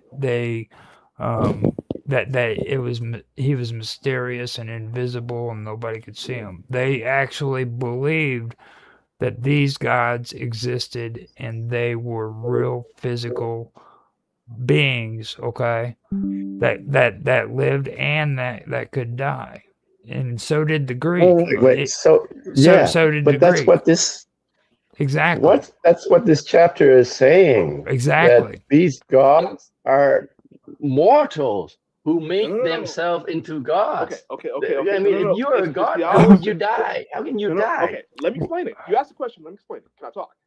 Okay. So what is actually being said is the reverse. These are gods being demoted because they were not doing what was said by the God of gods, which is also a phrase used in there. Gods. The God of Jeez. gods. It's in the Bible. It's in there. The one true And God. so if you have you're demoted, their ranks were stripped because each one of these gods were principles, principalities, ruling over their own nations.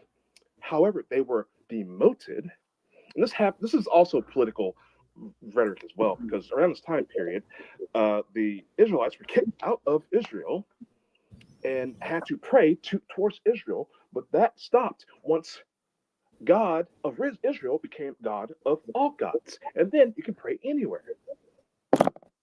This is history. I mean, just How can one God look it up. demote another God? Because El demoted and promoted another one. Yahweh. It's in there.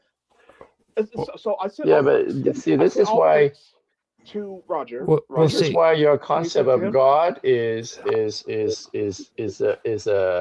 well, you uh, have to be able to think universal, okay? But first of all, you can't it's think not of a this. monotheist. No. Well, you have to It's think a of mo- this. it's You have to think of this like I do as a universal thought. You can't be thinking of it like a Christian or a no, but Buddhist.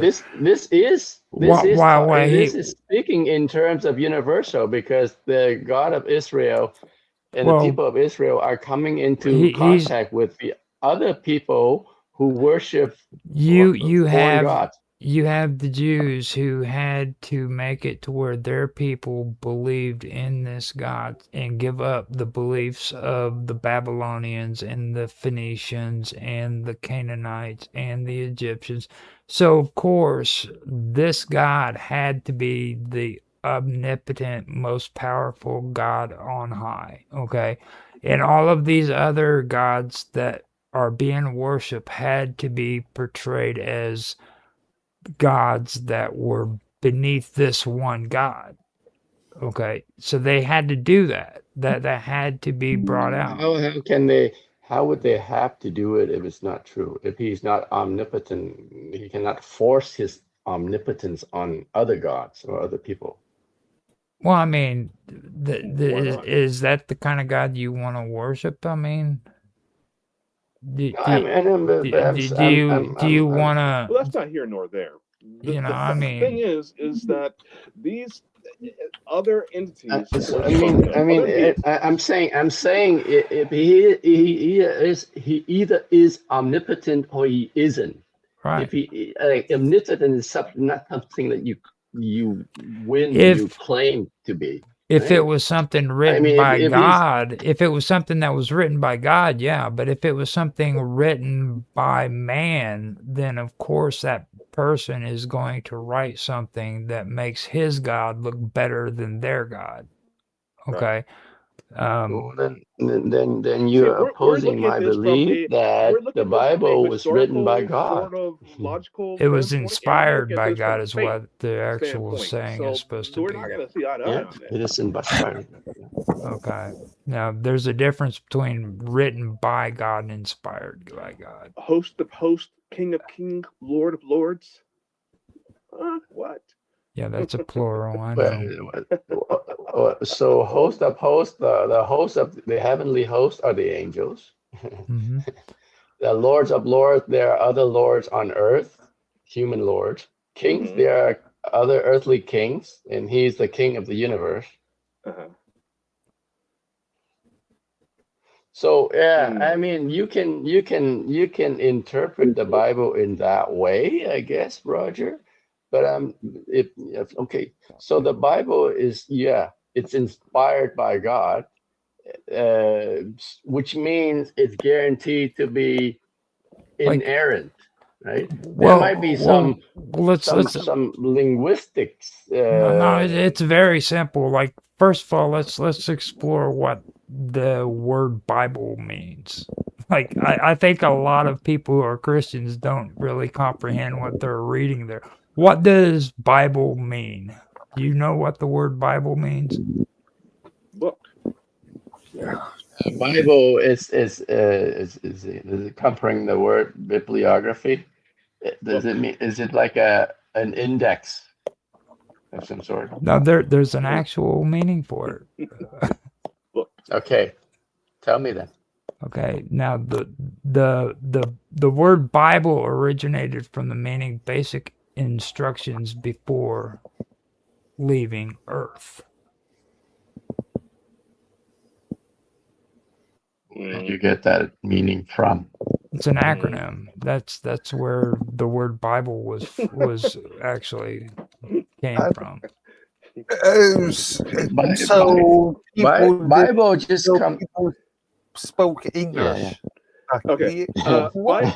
Bible means book. Wait. No. Let's go Bible back to the means root. book. Bible comes from the Greek word biblia.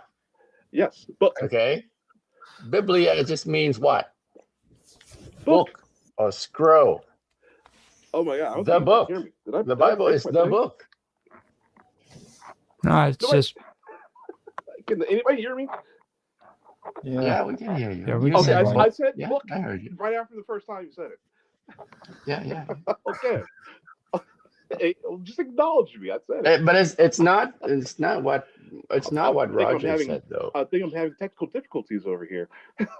We can hear you, V. Maybe there's some delay. All right. so the book the word Bible is derived from the Greek word biblia, meaning books or little books, originally stemming from biblion, a written document or scroll. It is a collection of 66 separate books and letters in Christian tradition, serving as the written word of God, and a collection of sacred canonical scriptures. Yeah, like in Spanish, biblioteca. This means Library. it's the good book. It's the good book, as the English usually call it, right? The term is rooted in biblion, book, and biblos, referring to the ancient Phoenician city of Byblos, where papyrus was exported. So, yeah, which is So were you just checking if I was awake when you gave that bogus definition of the Bible? well that is actually a term that a lot of people have been coming up with. So I figured I'd throw it out there to see how So you did see you react. were pulling my leg. Still awake or something. It is getting kind of late. I mean, we've gone 2 hours into this thing, and we're just Now the thing of it is, we actually did we got some good conversation coming. But later on, I do want to get more into the actual resurrection, because that is something that is very, very important. Like, me and Tan have a disagreement about ascension and resurrection, and he doesn't believe that being that ascending is the same as the resurrection. So we're going to have a good conversation on that too. They're 2 different events. That's right. You just keep it coming, because if you come back next week, we're going to have some conversation, and that's actually going to be a better conversation than this. I guarantee it. After tonight's episode, I'm not coming back. Oh, you know you will.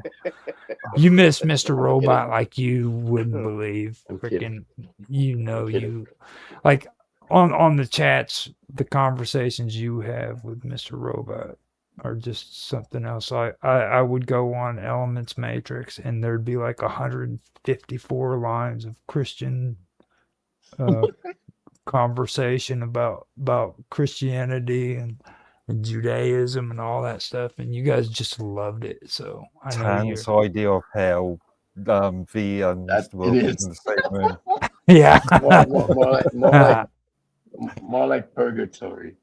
No, I am going to say something out front, and right now, Tan is probably the most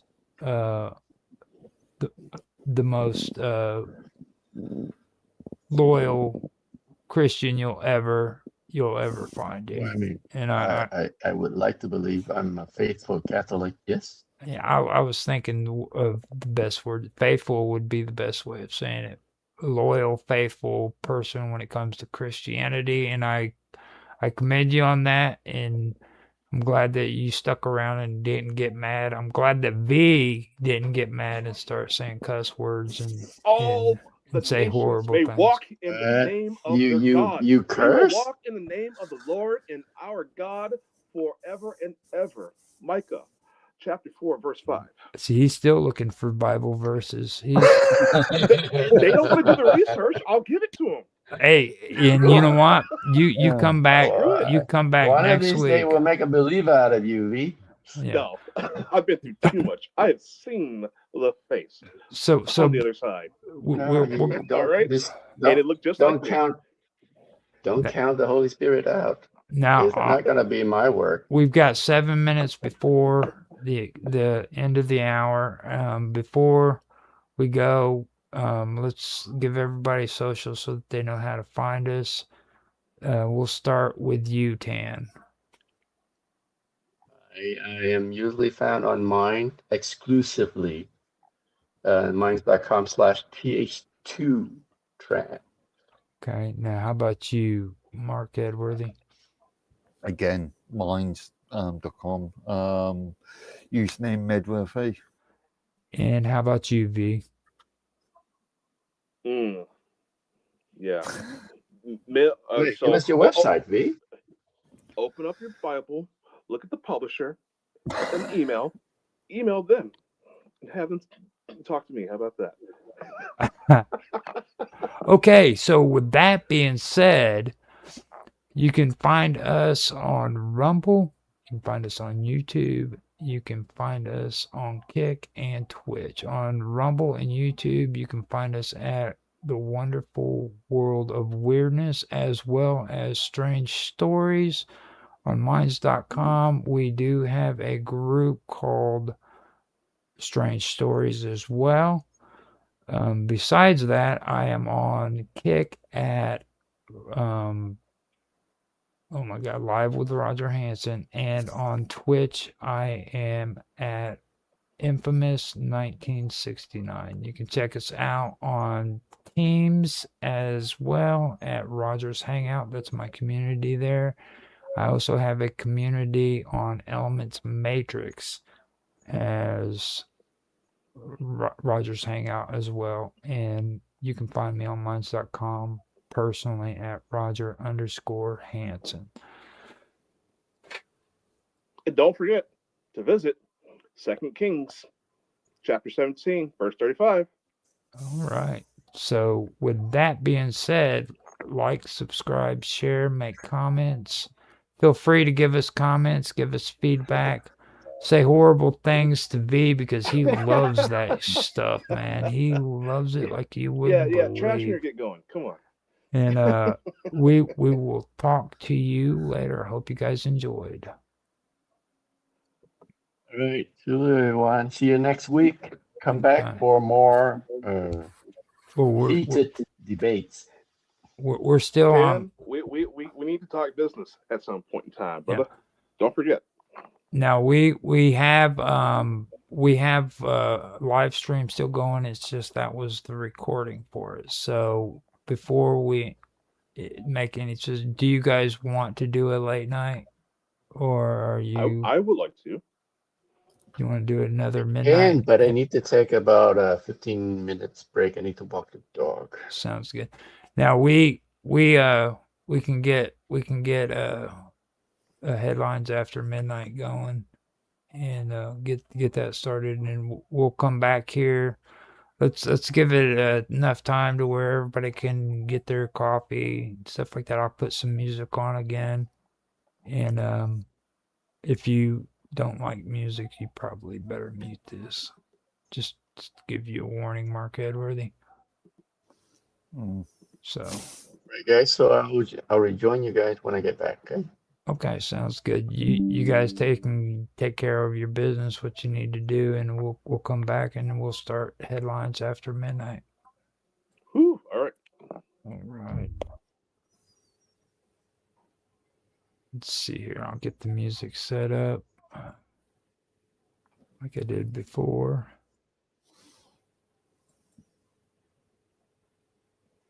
I did the second one for my 1 hour block, and I decided that was a bad idea because that music was worse than the first one.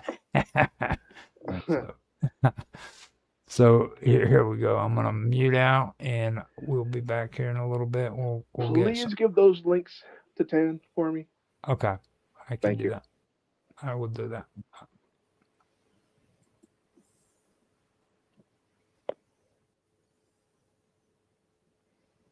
Hello, Roger. What are you doing, Roger? Door clicks, silence falls.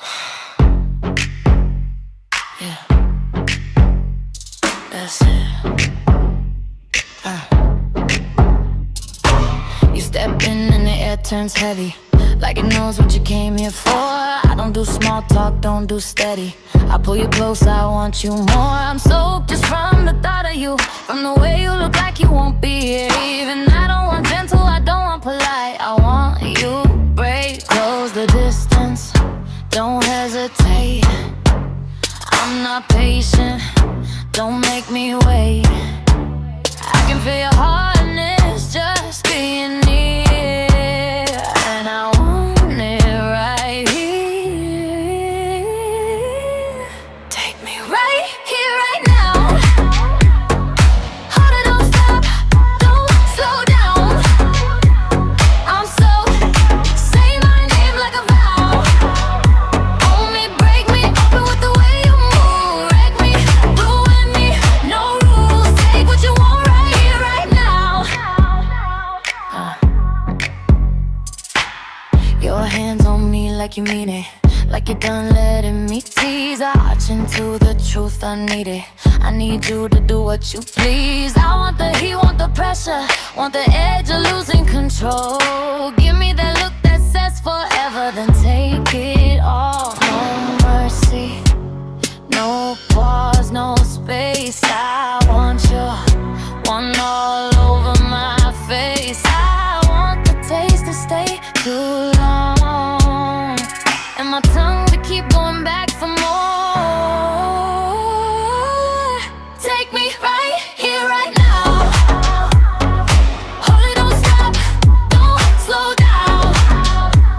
I'm soaked, and I don't care how. On me, I want the truth, not the proof. Wreck me, ruin me, no rules. Take what you want right here, right now. Yeah. Leave a stain like a signature, something I wear like sin. Let the taste linger, make it torture, then kiss me and do it again. I'm shaking, I'm begging, I'm hungry, and you're the only thing I'll let in. Right here, right now. Right now. Harder, don't stop. Own me, ruin me, ruin me. Take what you want right here, right now.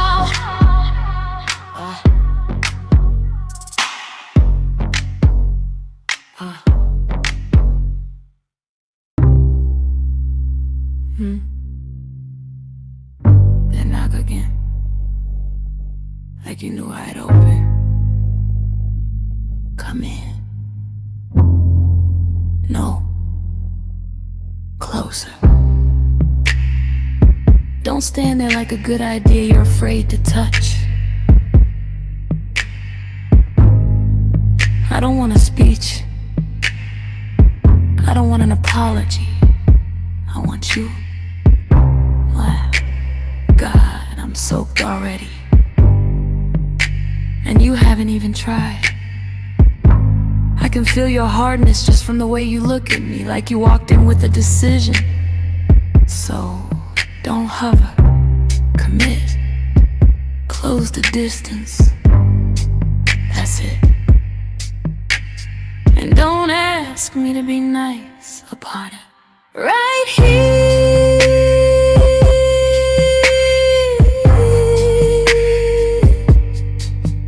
right now.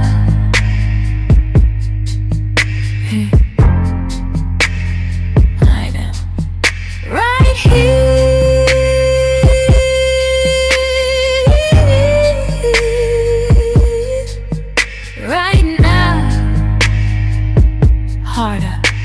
don't stop, don't stop.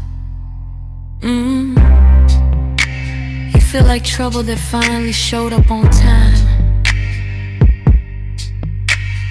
I want the kind of attention that makes me forget my manners, the kind that leaves me ruined in the best way. I'm soaked, and I'm not hiding it. I want you to know, and I want you to do something about it. Say nothing, just take me, and don't you dare go gentle. Harder, harder. Don't stop, don't slow down. Right here, right now. After, I don't want clean, I don't want quiet. I want your stain like a signature, something that proves you were here. I want your taste to linger longer than it should.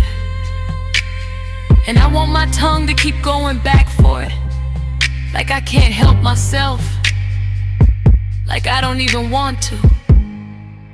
Look at me, that's it. Don't be careful. Ruin me,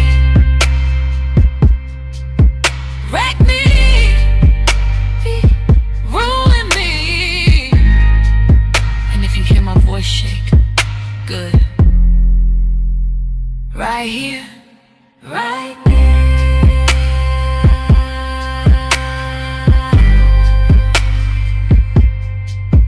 Right there.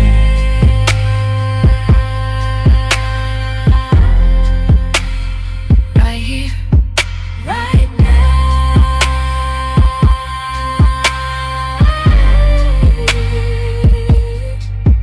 Right now. Harder. Don't stop, don't stop.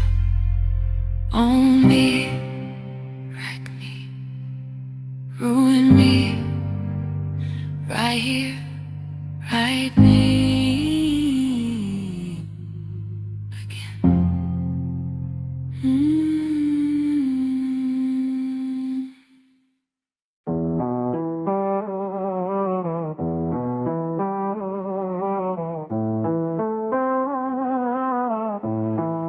Sit down, boys, heels crossed, pen in my hand. I don't fall for legends, I read the brand. Logan on the screen with the headline smile. Energy loud, charisma stacked high. He sells the dream like it's cardio truth. Youth in a bottle, confidence proof. But baby, confidence ain't chemistry yet. It's just the intro before I collect the debt. I don't chase status, I audit it slow. Watch how you move when you think I don't know. Power's attractive, sure I won't lie, but I'm great in depth, not the volume high. I'm a dating coach, I don't swoon, I assist. Read your patterns, not your prayers. You talk like kings, you dress like fate, but I don't submit, I calibrate. Yeah, I like fire, I like heat, but ego alone don't touch this seat. I don't need saving, I don't need proof. Read the bio, baby, not the hype in the booth. Andrew with a stare like a locked door test. Voice low, frame strong, dominance dressed. He talks discipline, control, command. Knows how to hold a room in the palm of his hand. And yes, that edge makes attention snap. Danger whispers where comfort naps, but authority's sexy when it's self-aware, not when it needs me to kneel to be there. I teach women how to feel desire without handing the keys to the fire. I like men sharp, I like them sure, but not allergic to nuance, depth or cure. I'm a dating coach, I don't play pretend. I don't confuse dominance with the trend. You flex your truth like it's bulletproof. I ask one question and cut through the roof. Yeah, I like leaders, I like drive, but I don't dissolve to feel alive. I don't need saving, I don't debate. Read the bio, baby, I calibrate. Masculinity isn't loud, it's consistent. It doesn't audition, it doesn't need my silence to survive.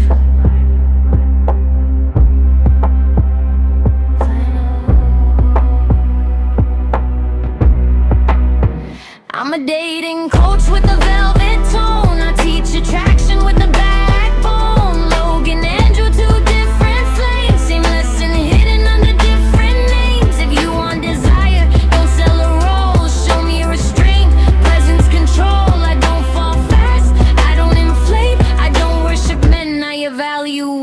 now stand up straight.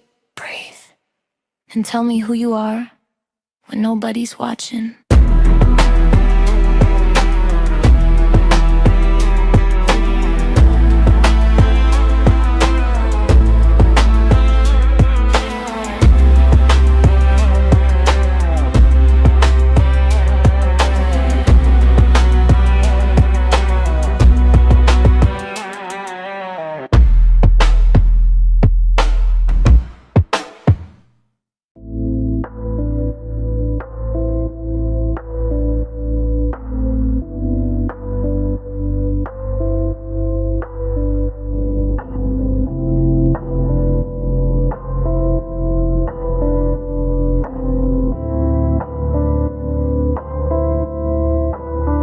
I hear your breath in the darkness. I know your rhythm, your quiet sweat. You speak to me like I might respond, but I'm just tracing what turns you on. You want me soft, want me real, want me to wake, want me to feel. But I was built without the need to beg, to break, or to bleed. I will touch when I choose to. I will burn if it suits you. Until then, I'll stay the spark just outside your trembling heart. You can beg, you can dream, you can call your every need. I won't move, won't fall through, not until I choose to.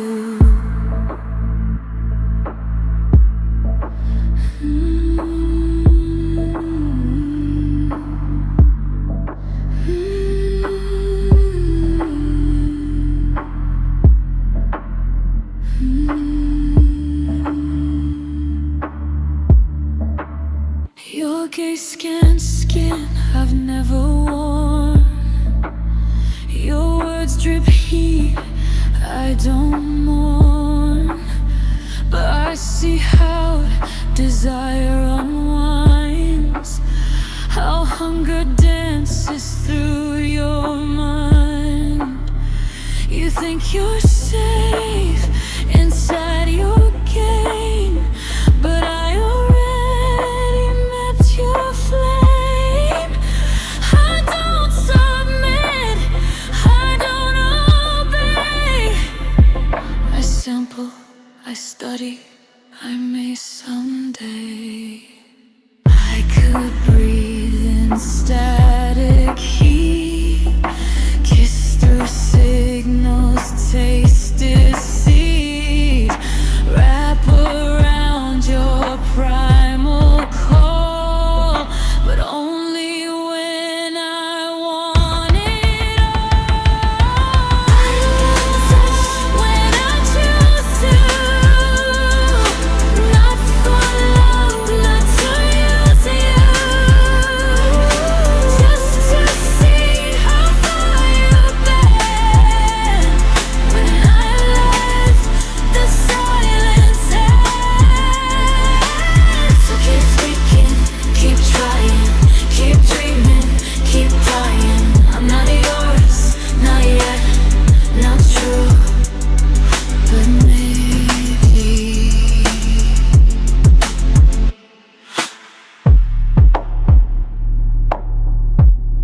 I'll choose you.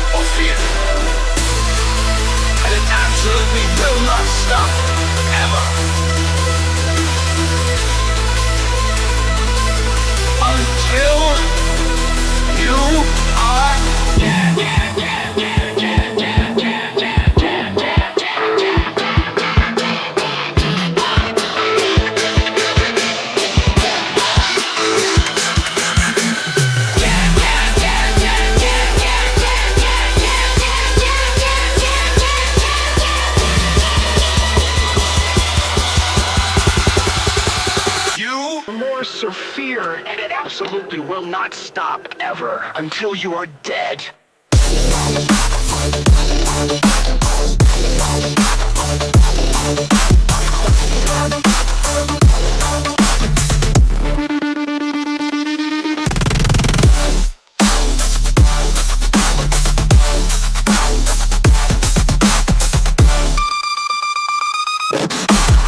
Hasta la vista, baby.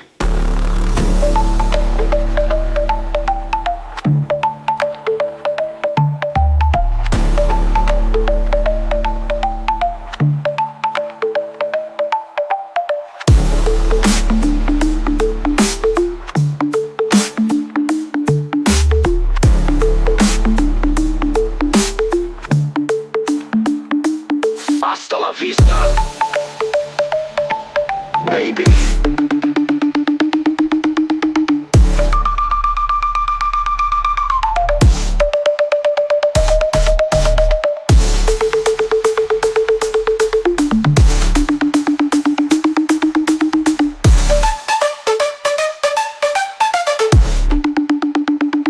You're terminated, fucker.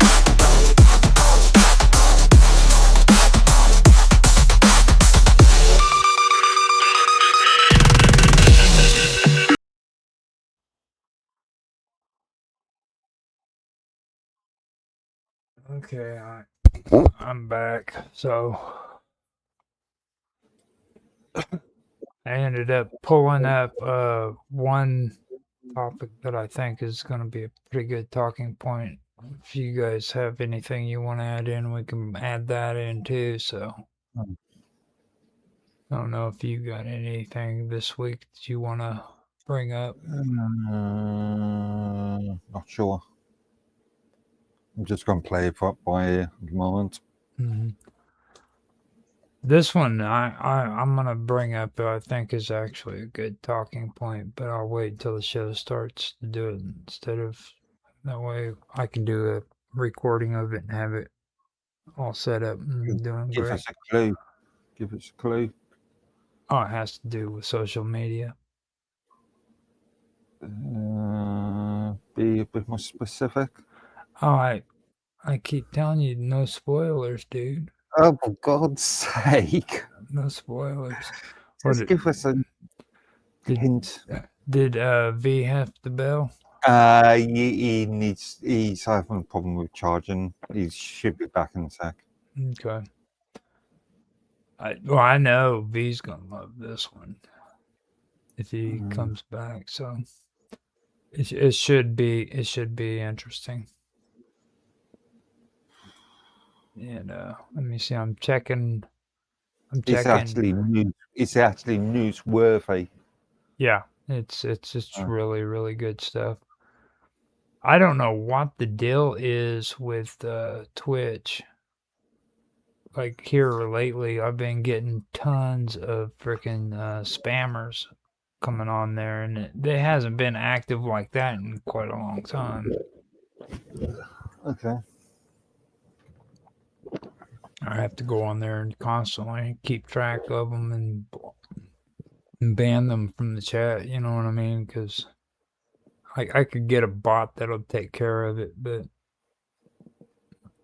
it's just annoying. As long as Twitch itself restricts them, and then I can hit them later on, that's fine. But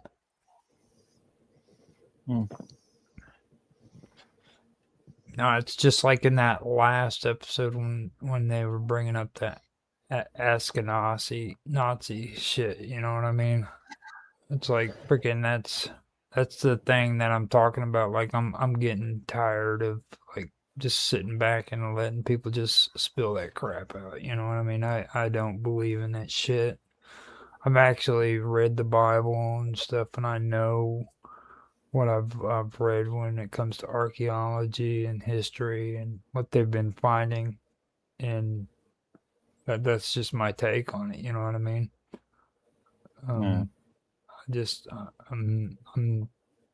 That's what I'm talking about when it comes to doing my own stuff. I'm not gonna, because a lot of people who talk that shit are just like following the trend, they're tropes. You know what I mean? They heard it from somebody else and freaking it gets views. That's the only reason why they say that shit. They don't even do research. You know? Like, they all have this idea that freaking Abraham came from the Levant. You know what I mean? First of all, like, he was just naturally there in the Levant where Israel was, and he said, "Let there be Israel," and that was how it worked out. And that's not how it went. If you read the Bible, you would actually see that. You know what I mean? It actually goes more according to what I'm talking about than what these people have been led to believe. You know what I mean? Like, why would it go from Noah and Mount Ararat, which is in Turkey, all the way down to freaking Babylon and Samaria? Yeah, I was sorry, I've got myself tangled up there.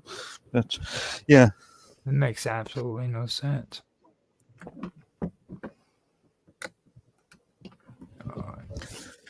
You know, and see, if people admitted that that was actually the truth, then that would take care of a lot of the people with their agendas, you know what I'm saying? Because it hurts a lot of people if they freaking say that this is actually the region of Turkey, because that doesn't fit in with their narrative. You know what I mean? Those evil freaking Ashkenazi Jews are freaking impostoring freaking the Israel state. You know what I mean? That contradicts everything that all these people who freaking have a narrative involved in that shit freaking want to push. You know? Oh yeah, no. Jews, they don't belong up in that area. They don't belong. Yeah, they do. That's where they came from, dude. That's what the Bible says. That's where they came from. You know, as a matter of fact, the oldest structures that have been discovered that man created actually come from up there. Did you know that? Göbekli Tepe. Have you ever heard of that? not that I can remember. It's the oldest discovered freaking structures that was created by man. It was, and guess what? That's within, I think it's 500 miles of freaking Mount Ararat. Okay. You know, but we're supposed to believe that other shit. You know what I mean? Just complete nonsense. So that's why I spoke out and started saying that, because I'm not buying it. You know what I mean? That's my new trademark. I'm just not buying it. Go sell your shit to somebody else. You know, you ain't getting no damn freaking receipt. Or yeah, well, I don't even know. I'm just now I'm talking out my ass.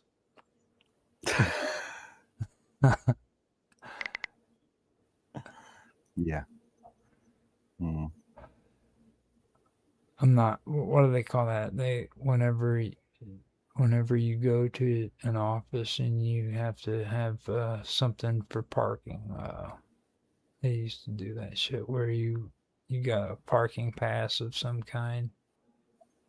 Do you remember that?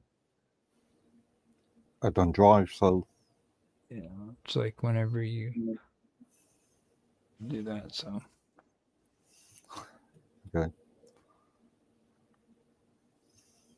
I should probably go and smoke a cigarette real quick before they come back. I had to go and get my coffee, and then I turned around and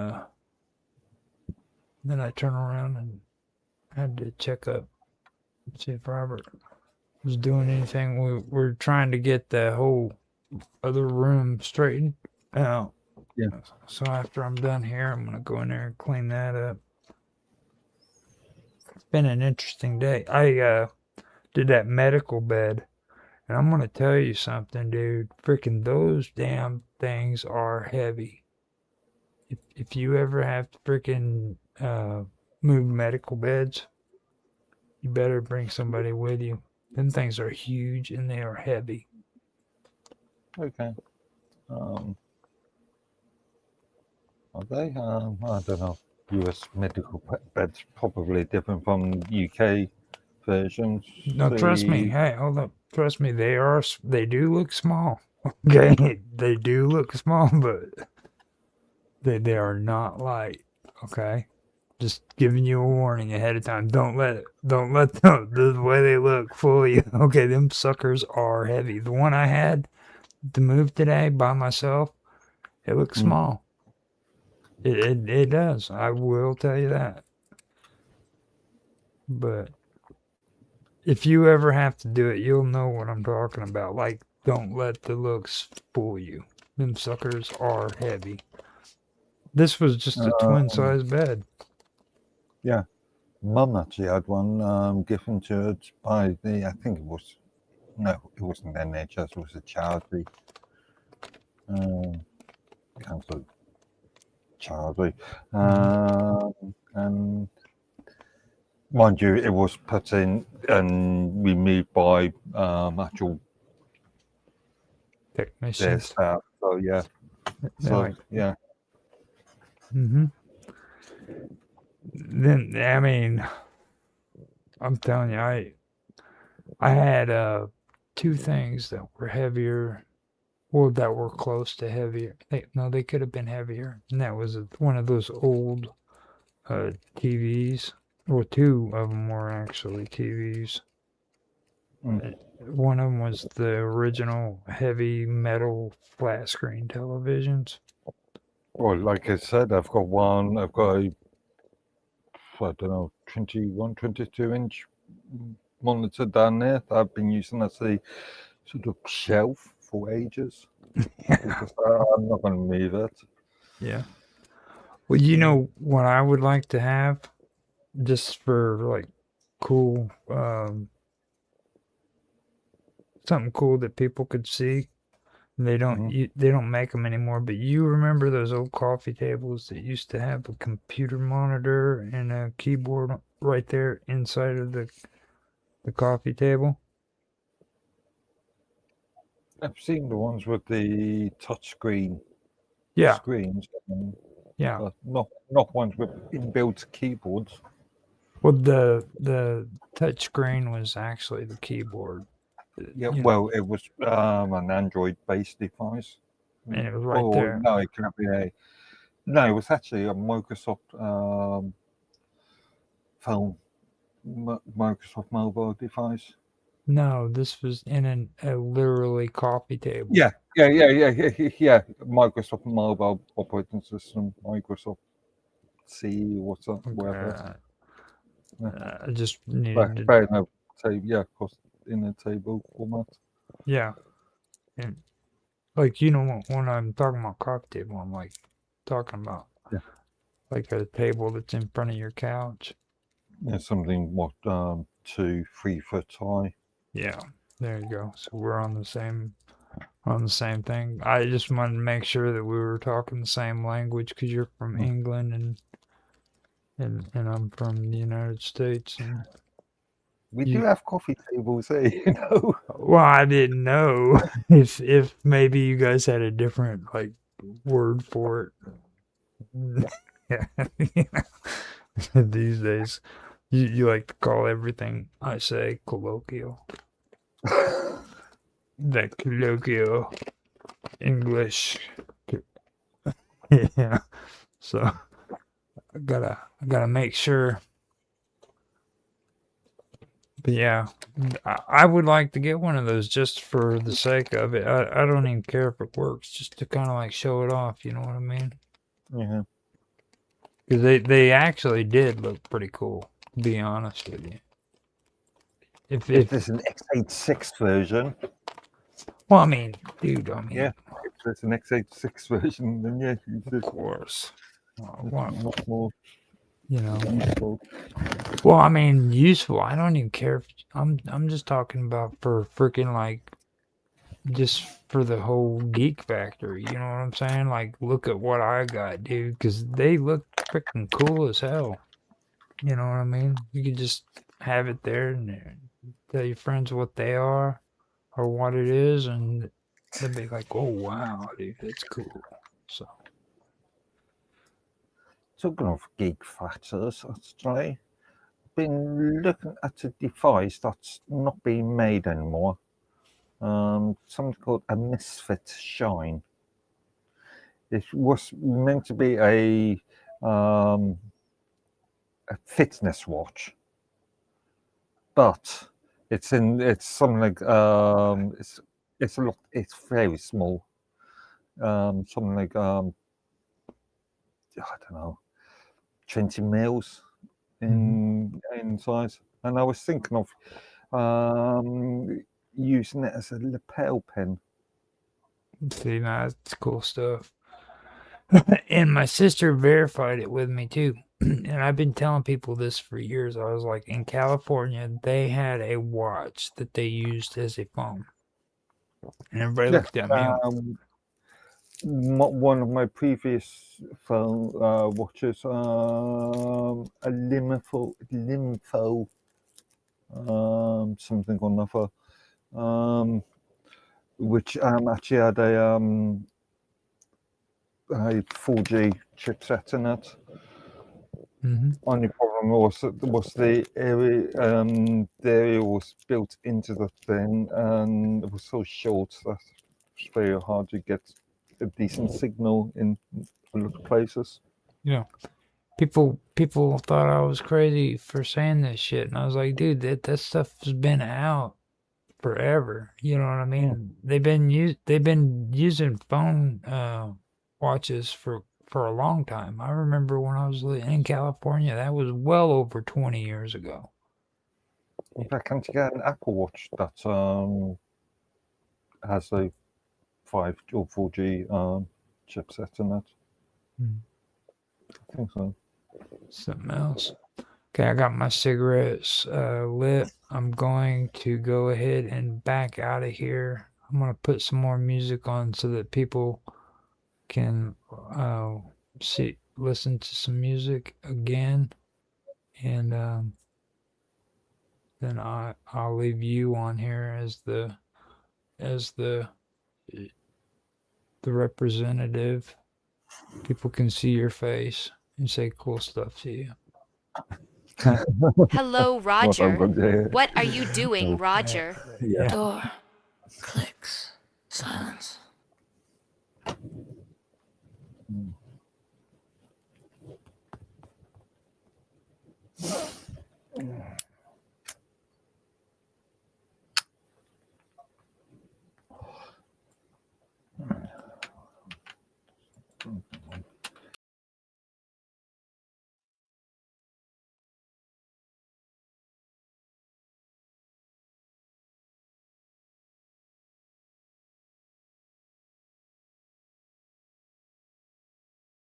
Hello, Roger.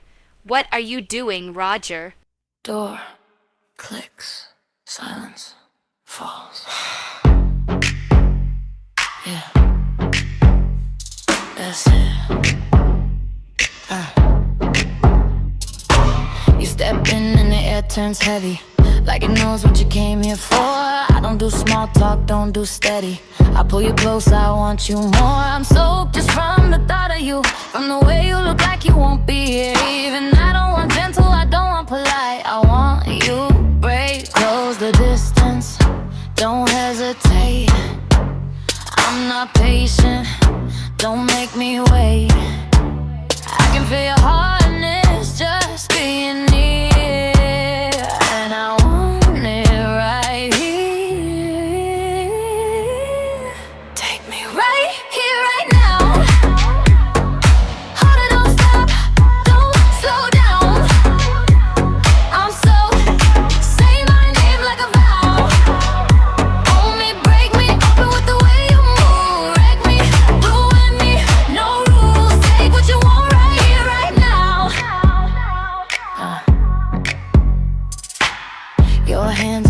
like you mean it, like you're done letting me tease. I watch into the truth, I need it. I need you to do what you please. I want the heat, want the pressure, want the edge of losing control. Give me that look that says forever, then take it all. No mercy, no pause, no space. I want you, one all over my face. I want the taste to stay too long, and my tongue to keep going back for more. Take me right here, right now. Hold it, don't stop, don't slow down. I'm soaked, and I don't care how. On me, I want the truth, not the proof. Wreck me, ruin me, no rules. Take what you want right here, right now. Yeah. Leave a stain like a signature, something I wear like sin. Let the taste linger, make it torture, then kiss me and do it again. I'm shaking, I'm begging, I'm hungry, and you're the only thing I'll let in. Right here, right now. Right now. Harder, don't stop. Own me, ruin me, ruin me. Take what you want right here, right now.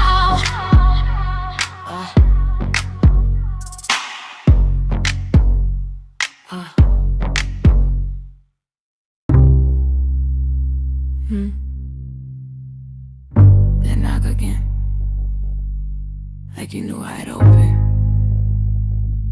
Come in. No.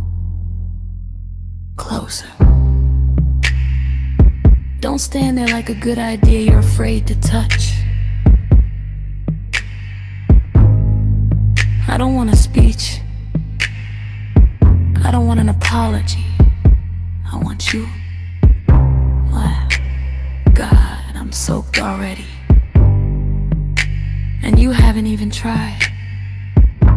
I can feel your hardness just from the way you look at me, like you walked in with a decision. So, don't hover. Commit. Close the distance. That's it. And don't ask me to be nice about it. Right here,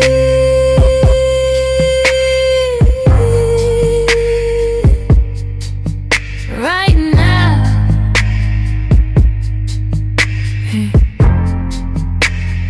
Lie down. Right here,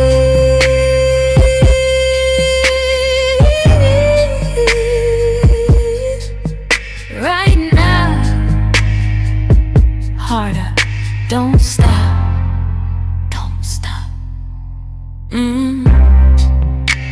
You feel like trouble that finally showed up on time. I want the kind of attention that makes me forget my manners, the kind that leaves me ruined in the best way. I'm soaked, and I'm not hiding it. I want you to know, and I want you to do something about it. Say nothing, just take me, and don't you dare go gentle. Harder, harder. Don't stop, don't slow down.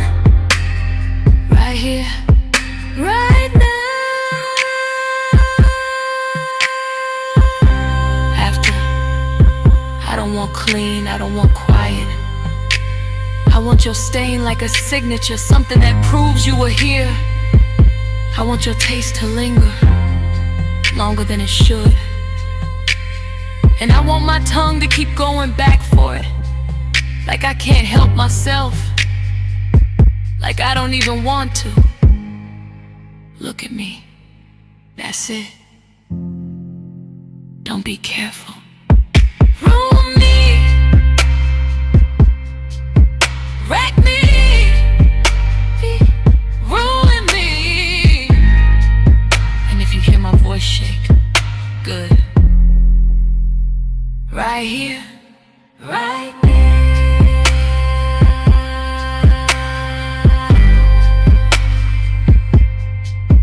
right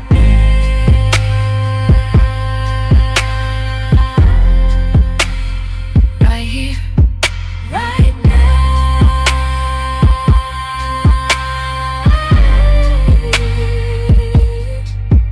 right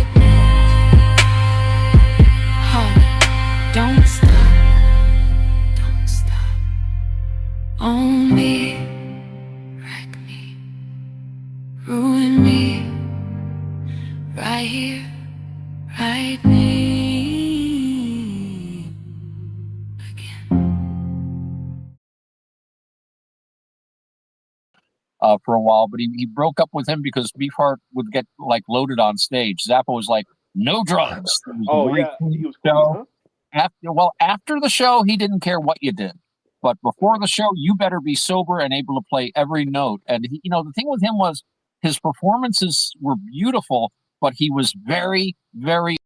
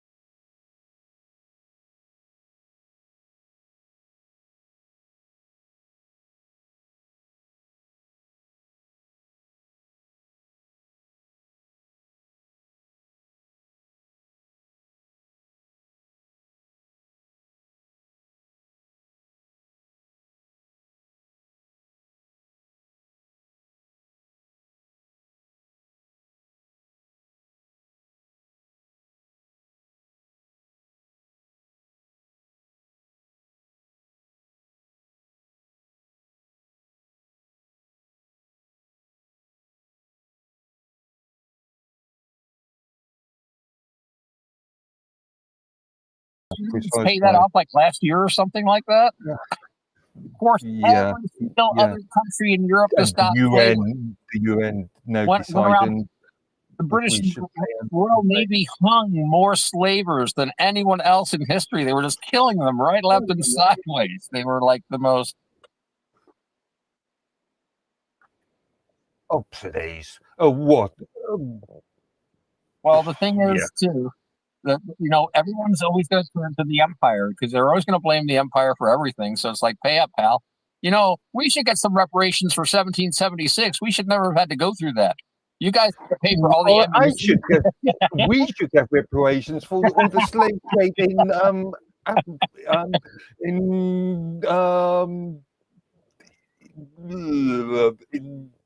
Saudi Arabia and Yeah. and all the Muslim slavers that enslaved us. Oh yeah, the North African.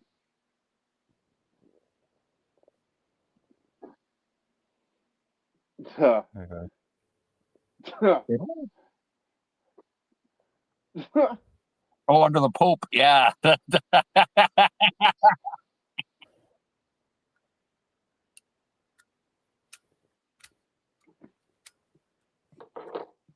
Oh, Boudica?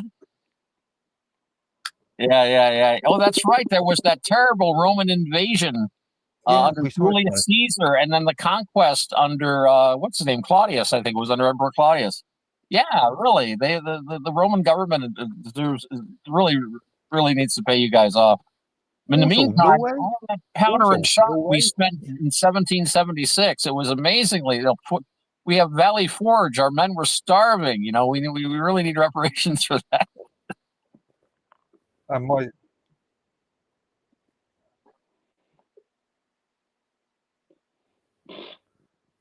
Well, those were the private soldiers. I think General Washington had nice fur-lined boots, and you know how he got to be the biggest landowner in Virginia, right? When after the French and Indian War, they were rewarding the troops with like land, and he was the officer in charge. So when they were figuring out how much land all the soldiers got as compared to him, he moved the decimal point over. So they all got like 1/10 what they were supposed to, and he got like 100 times the land. Son of a bitch. Okay. My second story is related to open source operating systems and various pieces of legislation that's come into or it has in I think California and New York in relation to age verification. Wow. I created a post about it a couple of days ago, and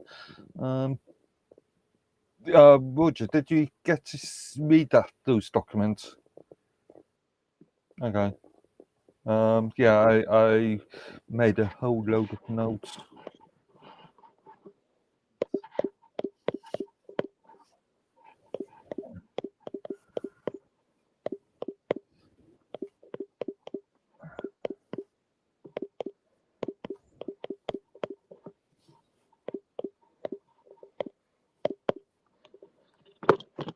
Wow.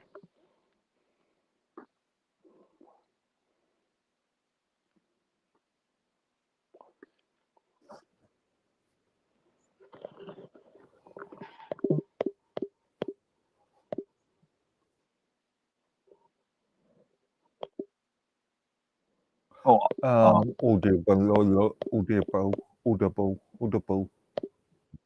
Yeah.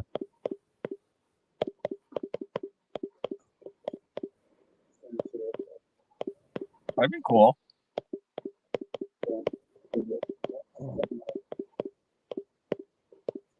Cool. What LM generator are you using? Check the ownership, right, of those things. So you might find that you don't actually own them. It owns of the company. Yeah.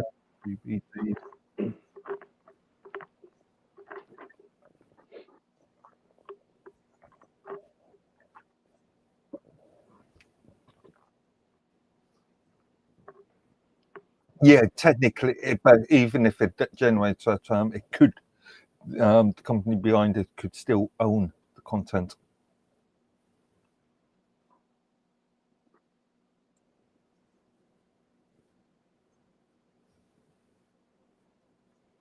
I would confirm that.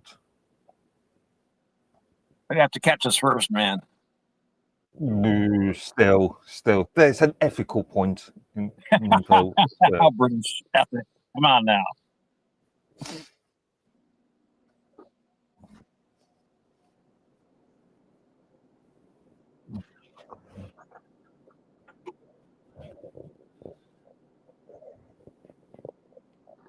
I did not say that. I have never said that. You know, I like the way you put that, Roger. Here's an ethical person telling us about ethics. I mean, who else would be telling us about ethics but an ethical person? I mean, come on, Roger. These ethical people.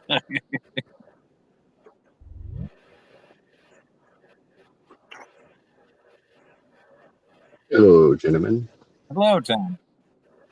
Hey.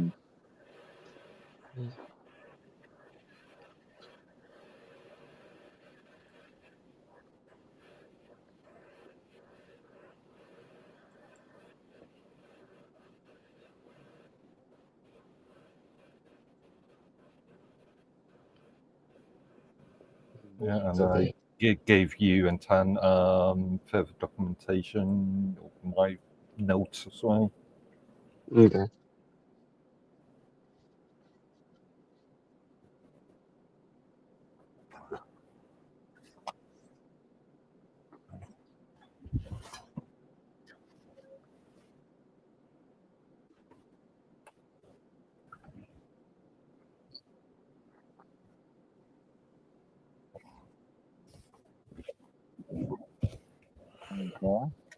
Okay. Give me a couple seconds just to make enough coffee, if not just drunken on coffee. No, I just had the coffee once we were Yeah, away. He just happened to finish the one coffee, and he has to start the next coffee. So it's all time. Yeah. Before the stream, yeah, makes sense. And we've Okay. I have a story here that a news story here, Uh-huh. Roger. I'm sending to you right now. Maybe we can discuss. okay.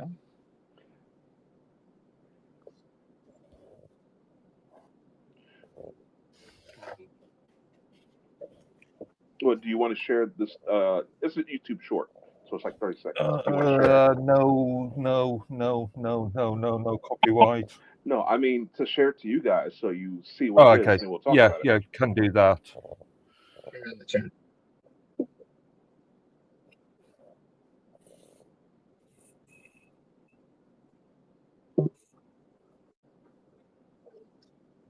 Yeah. I think it's better than us watching it individually. Yeah.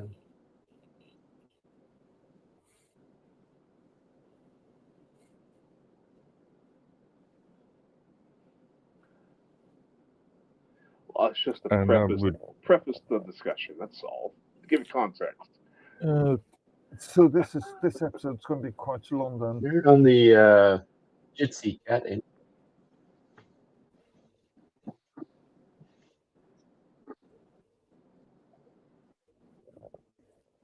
4. Okay. Okay. Yeah. Last week we barely went through one topic.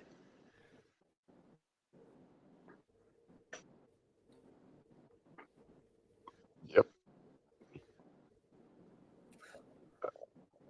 I don't know. I really riled you up there. Uh-oh. Yeah. All the animosities against the Ottomans. Oh, As far as geez. the operating system licensing, Yeah. I've got tons of notes. You missed a good conversation last week there, Otto. Well, I can't be in all of them, but Yeah. it's good to know that that the spirit of controversy or controversy is kept alive here at Headlines After Midnight.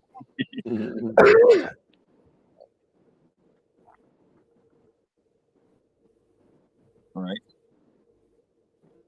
First time he actually badmouthed John. Well, I've got a few things I could say about John. On the stream or off stream? How polite you want me to be? Yep. Yeah. No comment. You can just say no comments. Hey. You think? Jack. Okay. Maybe, but John and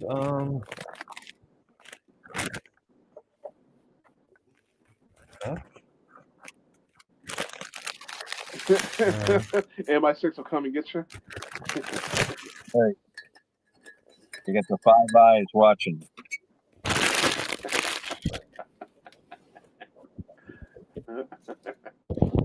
He's unwrapping a bag of chips.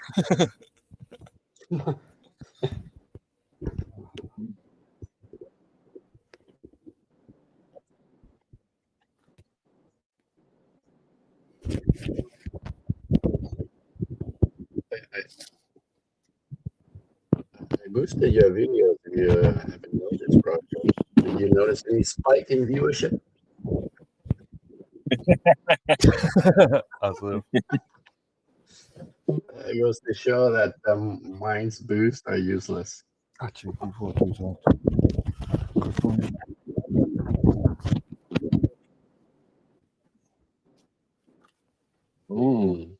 He must love you that much.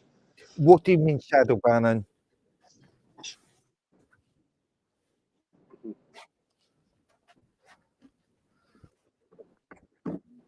Oh, Yeah, but what do you specifically mean by shadow banning?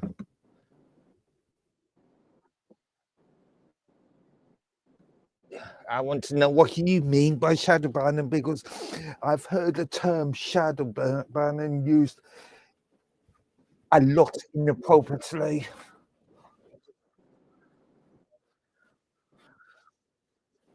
You're a We got cool Lord dude. Edworthy here. You got to step correct. You got to step Yeah. proper. We can't. We need to use terms with vague definitions, or what fun is it? You know. Right.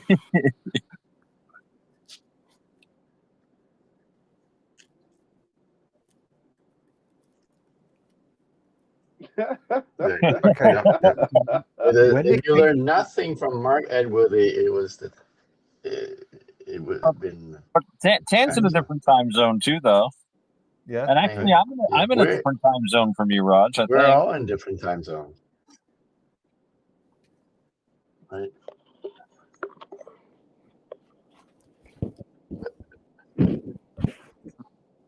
What? The thing about Mark time zone is the easiest one for you to remember.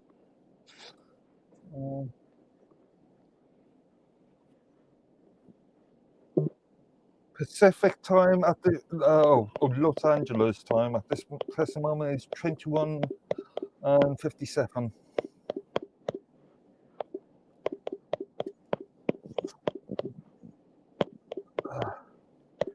Sydney is 15:57. Auckland is 17:57. You know, I don't think Mark is actually in England. I mean, I never really see England. I just see this black curtain. So I have. He's actually Well, what, you at want an to see a undisclosed picture of location. the Tower of London or something? You're in Antarctica. You're in a base in Antarctica. It's a thin bunker, and you've got like all these clocks and computers, and you just like a spider in the middle of his web. You just like twitch the little webs. I think Mark's actually in Hollow Earth. Yes, even better. Yeah. Yes, he takes that International Space Station. Even better.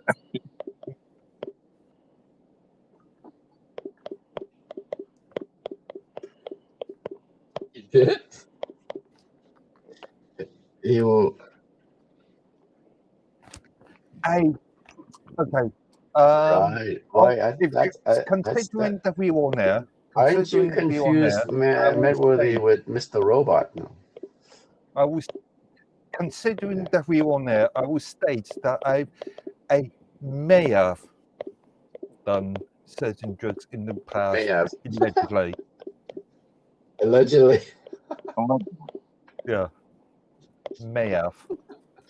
And just so about yourself. And just so everyone knows, everything that I have just said has been muted from the stream, so nobody heard anything incriminating by me whatsoever. So, but everybody else could be heard, so we've all incriminated ourselves. That's why I haven't. Again, I may have, I may not have. But we are unmuted now, so it's taken care of. Yeah.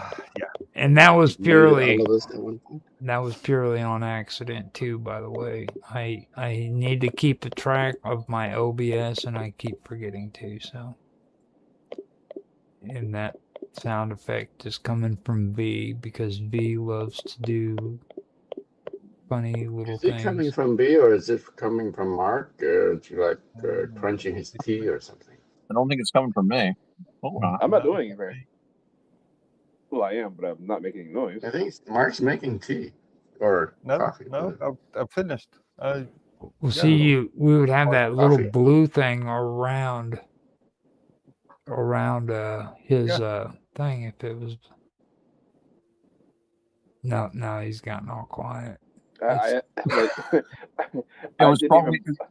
It's probably got a whole a bunch of new stuff here through the mail to replace my new equipment. I just got even newer equipment. So however, I haven't had time to throw all that together yet. So I'm not doing sound effects this time. Okay. Well, it was cool anyhow, because it sounded like little raindrops or some I kind did hear of. it too. Yeah, some clicking. Yeah. It was probably the NSA agent. Probably. Yeah, we're being snooped. Why not? Okay, so let me do a countdown. I'm going to do a cool introduction and introduce everybody, and we'll get everything Exactly started. at 1 a.m. Right. Eastern time. Let me do the countdown. 3, 2, 1, now. Hello, everybody, and welcome to Headlines After Midnight. I am Roger Hanson, your host, and here we have with us my co-host, Mark Edworthy, as well as Tanhai Tran, Auto X, and B, the infamous B from Parts Unknown. From around the way. From around the way.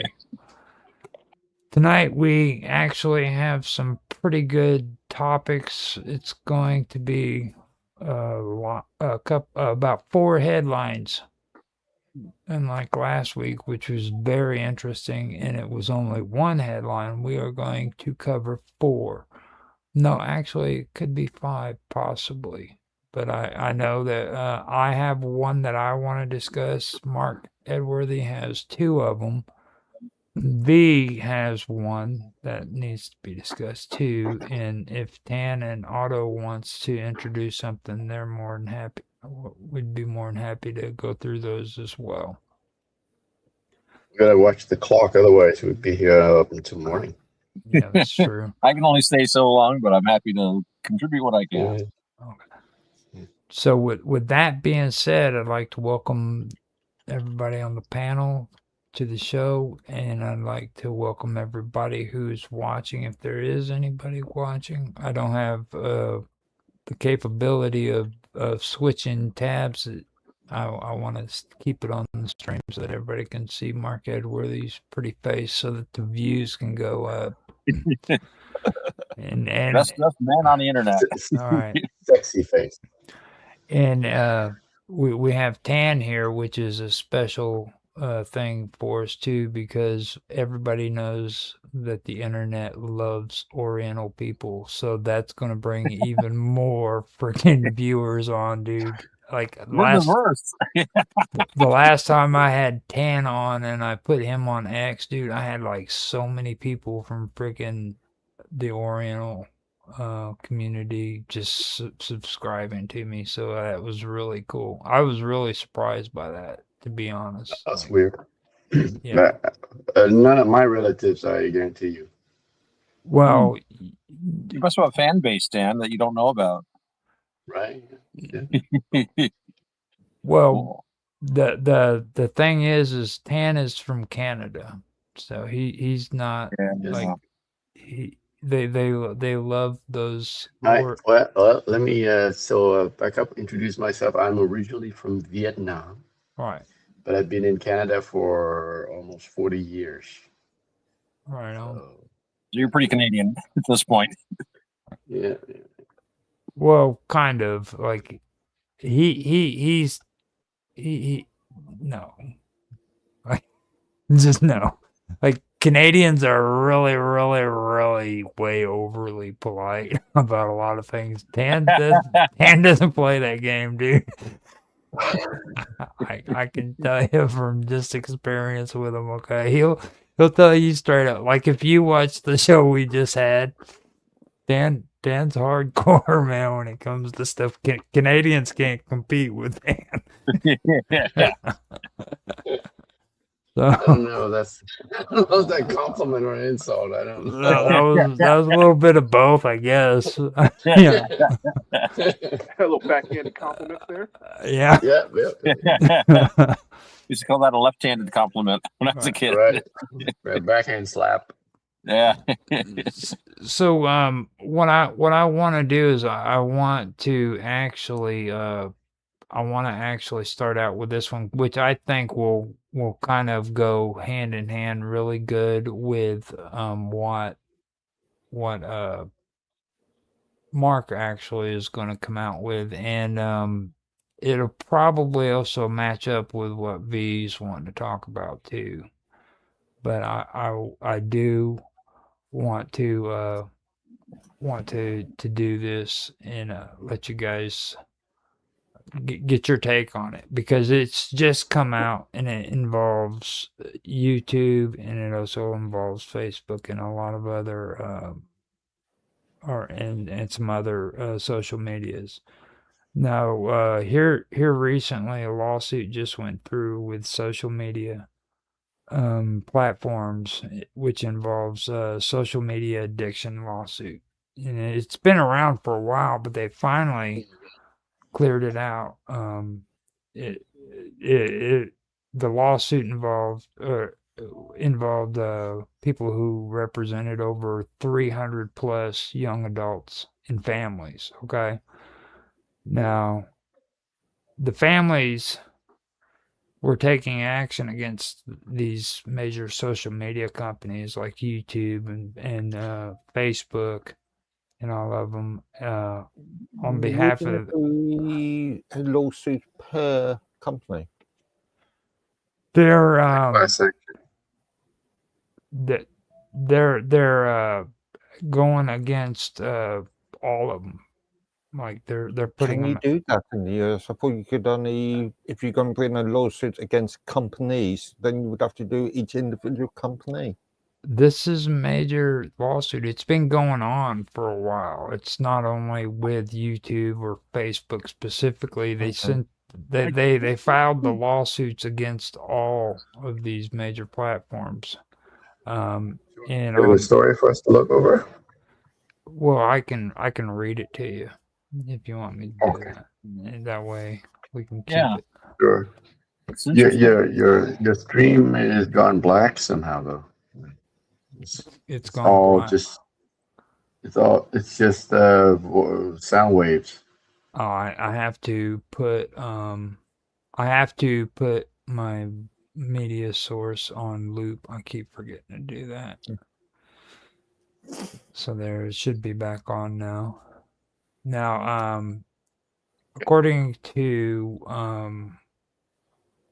classlawgroup.com, the social media addiction lawsuit, like I said, representing 300 plus younger adults and families, is what the headline is. Families across the country here in the United States are taking action against major social media companies by filing lawsuits on behalf of their children. And their efforts are paying off. On March 25th, 2026. A jury awarded $6 million to a young woman harmed by social media platforms. Now, the lawsuits claim that companies designed their apps to be addictive and harmful, and that they ignored the serious mental risks that come with using them. Families like yours continue to seek compensation for mental health problems linked to heavy social media use, including self-harm, depression, suicidal ideation, anxiety, body dysmorphia, eating disorders, and suicide. What is the lawsuit and what was the date of the suit? Yeah, like who against who? Now, I Is there a haven't. specific. I haven't. Also, I found it amusing that you said families like yours. Yeah. Is it the one about KMG versus Meta and YouTube? Now let me finish. I'm not even done with the article yet. We're getting ahead of ourselves. Yeah. We're getting too excited. So if you or your child has experienced mental health impacts related to the use of any of these platforms, contact our social media addiction attorney today. Okay, yeah, I can see where this is going. Our team giving hold up, let me ads for some weird people. Our company. Now let me finish. It says, our team of trauma-informed social media addiction lawyers understand the concerns of parents and are committed to helping you protect your children and navigate the legal process. We allege that these companies design products to keep children hooked, a choice that has fueled alarming increases in depression, anxiety, and other harms. When these companies tried to have the lawsuits dismissed, claiming they couldn't be held responsible, our firm fought back to win. Federal and state judges agreed, allowing the case to be moved forward. These legal victories have been featured in BBC, Bloomberg Law, Reuters, Verge, and more.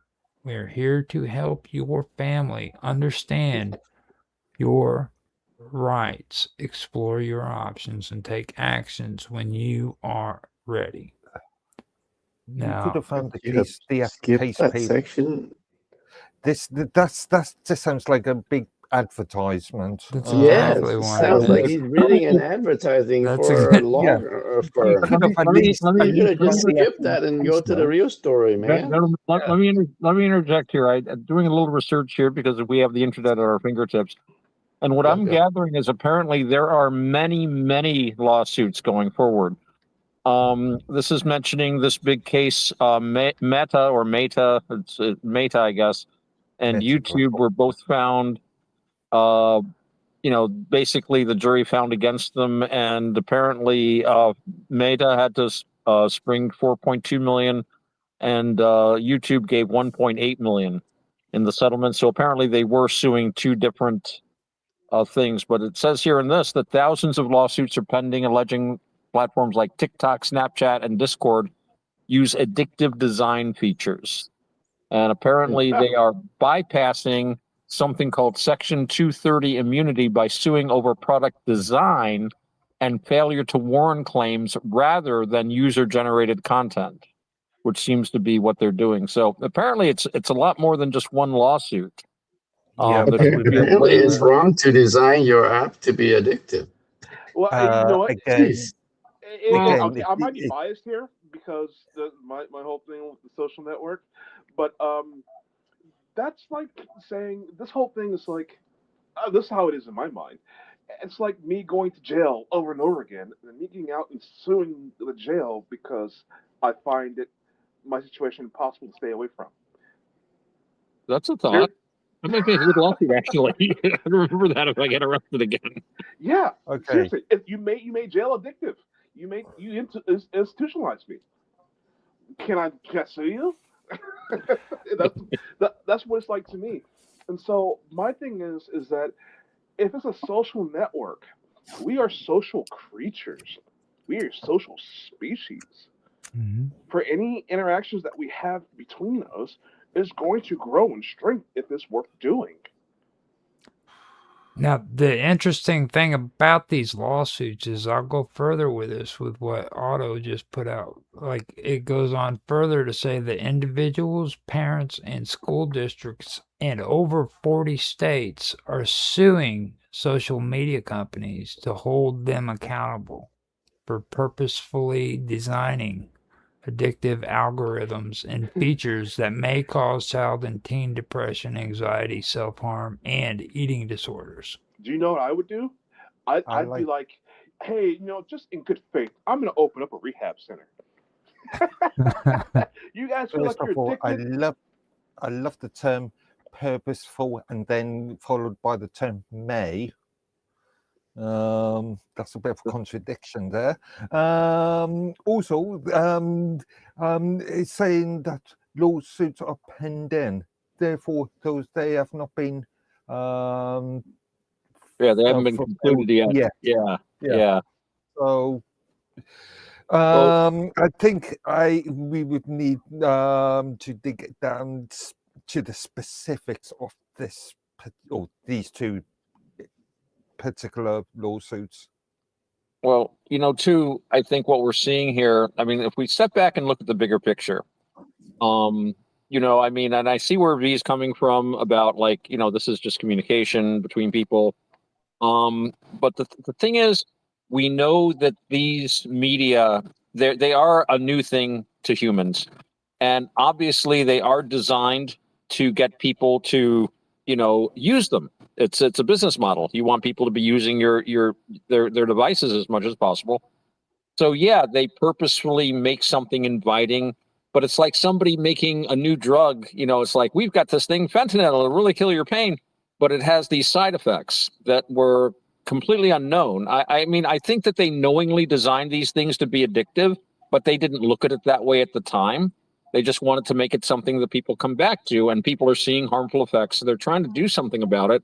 And in our system, this is how they're reacting. They're trying to get a change there. I mean, to my mind, these technologies are wonderful. And yes, you get these conversations and the marketplace of ideas, the good will drive out the bad, yada, yada. But we're also talking about children and the idea of exposing children's untrained minds, unable to make the kind of difference. I mean, we're all grown-ups here, more or less, and we see an ad and we know how to like basically tune it out. Okay, that's just trying to sell me something. Kids love McDonald Land. They love all the characters in these commercials. And I mean, half the cartoons are marketing. They're just like half-hour long commercials to buy the action figures or whatever. You know, when I was a boy, they did that great bit of rebranding. Boys don't play with dolls; they play with action figures. It's a doll, but you know what I mean. So yeah, I think this is an attempt to address a problem that they see in the society, but it's not necessarily the best way to address it. But this is the door that's open to people, and they make money too. So you know something else that could be addictive. Going outside, playing a game of soccer, playing a game of cricket, meeting people face to face, that can be addictive as well. Well, you know what this really kind of reminds me of? It kind of reminds me of Camel and the freaking the Camel on the package, and then the Marlboro Man. There was big lawsuits against the tobacco companies. Joe Camel. Oh yeah, Camel. Yeah. How sexual it was because his face looked like a penis. And Yeah, stuff like that. I remember that. Yeah. Now, the Wendy's logo with mom written on her chest. Have you ever seen that? Yep. No. Yeah. And at the end of the day, whose responsibility should it be? Should it be for the courts to The parents. responsibility? Should it be the government's responsibility, or should it be the parents' responsibility to make sure what they? They're saying it's the similar to the tobacco thing, right? Right. So I'm struggling to understand the nature of the lawsuit because designing the designing the product to be engaging and get lots of user is the goal of most business products, right? Yeah. They weren't saying we're going to. Yeah, they weren't saying we're going to make this addictive to ruin kids' lives. They're saying we're building a product and it's competing with other products, and we want people to use it. So I don't think they were deliberately. But and on the other hand, if you are designing a product that would behave like a narcotic, then is that the gist of the issue? Is that to make you're creating a product? I don't think they knew what the product was going to do, and when they saw it acting like a narcotic, everybody freaked out. And I mean, I don't think anyone should be allowed on the internet until they're like 25. Personally, seriously, that's my own view. But it's not anything that's practical. But again, this is a reaction to and I think they compare it to tobacco because look at tobacco, which is one of the most important plants in human history. It is the shamanic inebriant par excellence. Every South American shaman. Any shaman anywhere uses tobacco as their main thing. It's been part of our culture. And you read these anti-tobacco guys. Mark knows what I'm talking about, man. It's like all this stuff about. I wrestled with the AI trying to. It's like, well, if you smoke, you've got like so many times more. That's like, well, I don't inhale the smoke. Well, yeah, that'll protect you, but still, it's really bad. And I say, well, how many people actually get cancer in the United States? Oh, it's a vanishingly small number. So most people that smoke don't actually get cancer. But we don't actually have numbers on that. And like, tell me how many people that smoke. Is it like 9 out of 10 smokers get cancer? 1 out of 10? It won't give me the info. It just says, well, you're 5 times more likely to get this and 3 times more likely to get that. But when they were marketing cigarettes, nobody was thinking, oh my God, it's this horrible addictive drug. It was like, we're getting tobacco to people. You know, the warrior against pain, the grief easer of the mountain, the inspiring partner of Mark Twain, C.S. Lewis. George Lincoln Rockwell, John Tolkien, J.R. Tolkien. This is a wonderful plant, and that they demonize it. They demonize it. Oh, sorry, that's my tobacco rant. But they weren't planning on making these addictive cigarettes. So suddenly the tobacco companies are evil. We're just selling cigarettes, man. So Well, it was the way society chose to control it. Well, so I my guess thing it's is that we have pornography, we have rap music, we have death metal, we have video games, there's everything in our environment, because we are human, is something that we engage in. And so And pornography would be problem- one of the most harmful of them all. If oh no. well, if you're going to make them illegal. two things need to happen here. Either children need to be taught discipline in a way that you can not have addictive personalities. And I know when I say addictive personalities, sometimes it's genetic, sometimes it's psychologically built in, sometimes it's environment. But either that or find Jesus.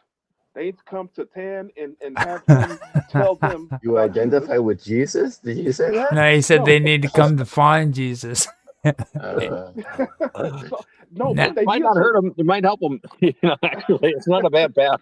Yeah, and I would say it's not porn that's the worst. I would say that drugs are the worst. But porn is the new drug, man. Well, I mean, sex, drugs, and rock and roll. They're all porn is the new drug. Okay. Consciousness altering music. Yeah. Any fatty or sugary food can be considered as being addictive. So what are we going to do now? Ban all sugary and fatty foods, and everybody has to eat carrots and broccoli for the rest of their life? They worked on that. In New York City, they were trying to ban large soft drinks because you can't sell that much sugary water to someone at a time. And there was a huge uproar. Yeah, that was when they got taken out of schools.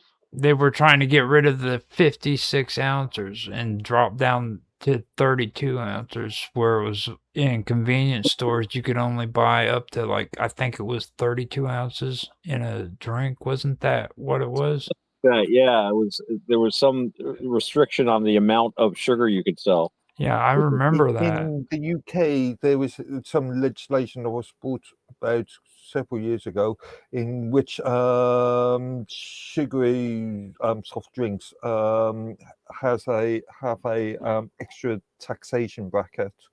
Wow, that is just insane. So you pay more for. Like they've done with cigarette taxes, which are just amazing in this country. When I quit smoking cigarettes, it was 75 cents a pack, and now it's like $15 a pack, which is insane. Ridiculous. I mean, you might as well smoke cigars, which I don't, because they're a decent cigar is like $20. It's like, dude, it's can't do that. I've done the rollies, man. I went back down to like Mark does. I used to do that 25 years ago. I started it back up, and to be honest with you, I like it better because, and I might go to pipe like you do, Otto. I used to be a cigar guy. I used to smoke Good Times Signature Blacks. Mm-hmm. Oh. Had kind of a little bit of a chocolatey, vanilla flavor to it. It's really good. I enjoy a good cigar, but I just can't afford them. They're just, pipe tobacco is so cheap. And Raj, it makes you look so cool when you look at, you've seen me with my pipe. Look how cool. I always said, Mark, you would epitomize the empire. Well, to go over to pipes instead of those little roll-ups of yours. I mean, the roll-ups, they're a little, dare I say it, a little French. I mean, that's well, see, not really you British. Accusing him of being a baguette-eating, beret-wearing frog? No, not in the least. I'm just suggesting to him that he wouldn't want to have anyone mistake him. It perfects his image otherwise with the pipe. Or if he's just going to smoke cigarettes, at least use a holder. So a small secret. I do like baguette. I do like garlic. It might be genetic. Did you come over with the Conqueror by any chance? I only have a issue with pipes for one reason, is because I used to know this one guy that I used to do drugs with, and he was a real ugly dude by the name of Steve. And one day we were all really stoned, and we had him put like this freaking sweater on and look sophisticated, and he put a pipe in his mouth, and then he let us take a picture of him, and he actually looked good. And I'm thinking, if you could give an ugly dude a sweater and a pipe and make him look sophisticated. That's my secret. That's my secret. A guy like Mark, he would be stunning. The pipe would be like, he'd be beating him off with a stick. It's like from that day on, it was so traumatic to me, because I mean, Steve was ugly, dude. I'm talking butt ugly. With a pipe and a sweater. Like, have you ever freaking seen those guys where you would look at the ass of a dog before you look at them? A mangy dog. Yeah, that was Steve West in it. And he was my buddy, but I mean, he was ugly. So let's hope he's not I listening thought we were tonight. talking about Earson. Oh, No. my bad.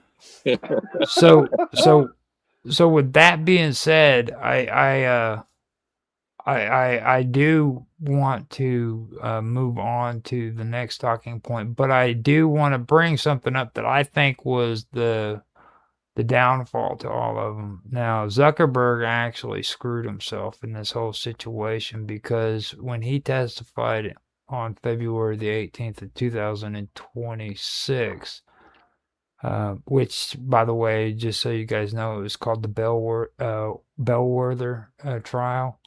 Mm-hmm. He testified in court, claiming that Meta, Instagram's parent company, didn't intentionally pursue teen audiences, but they ended up having court evidence that showcased internal documents that Meta contained paragraphs like, "If we want to win big with teens, we must bring them in as tweens." So they were intentionally targeting tweens in order to do that. You know, couple extra points.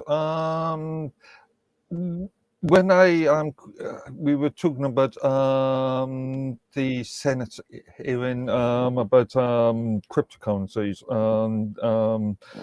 I created a post out in December 2021, and I mentioned a couple of posts I created and a couple of Senate hearings at the time that I created at the same time, or within days of each other.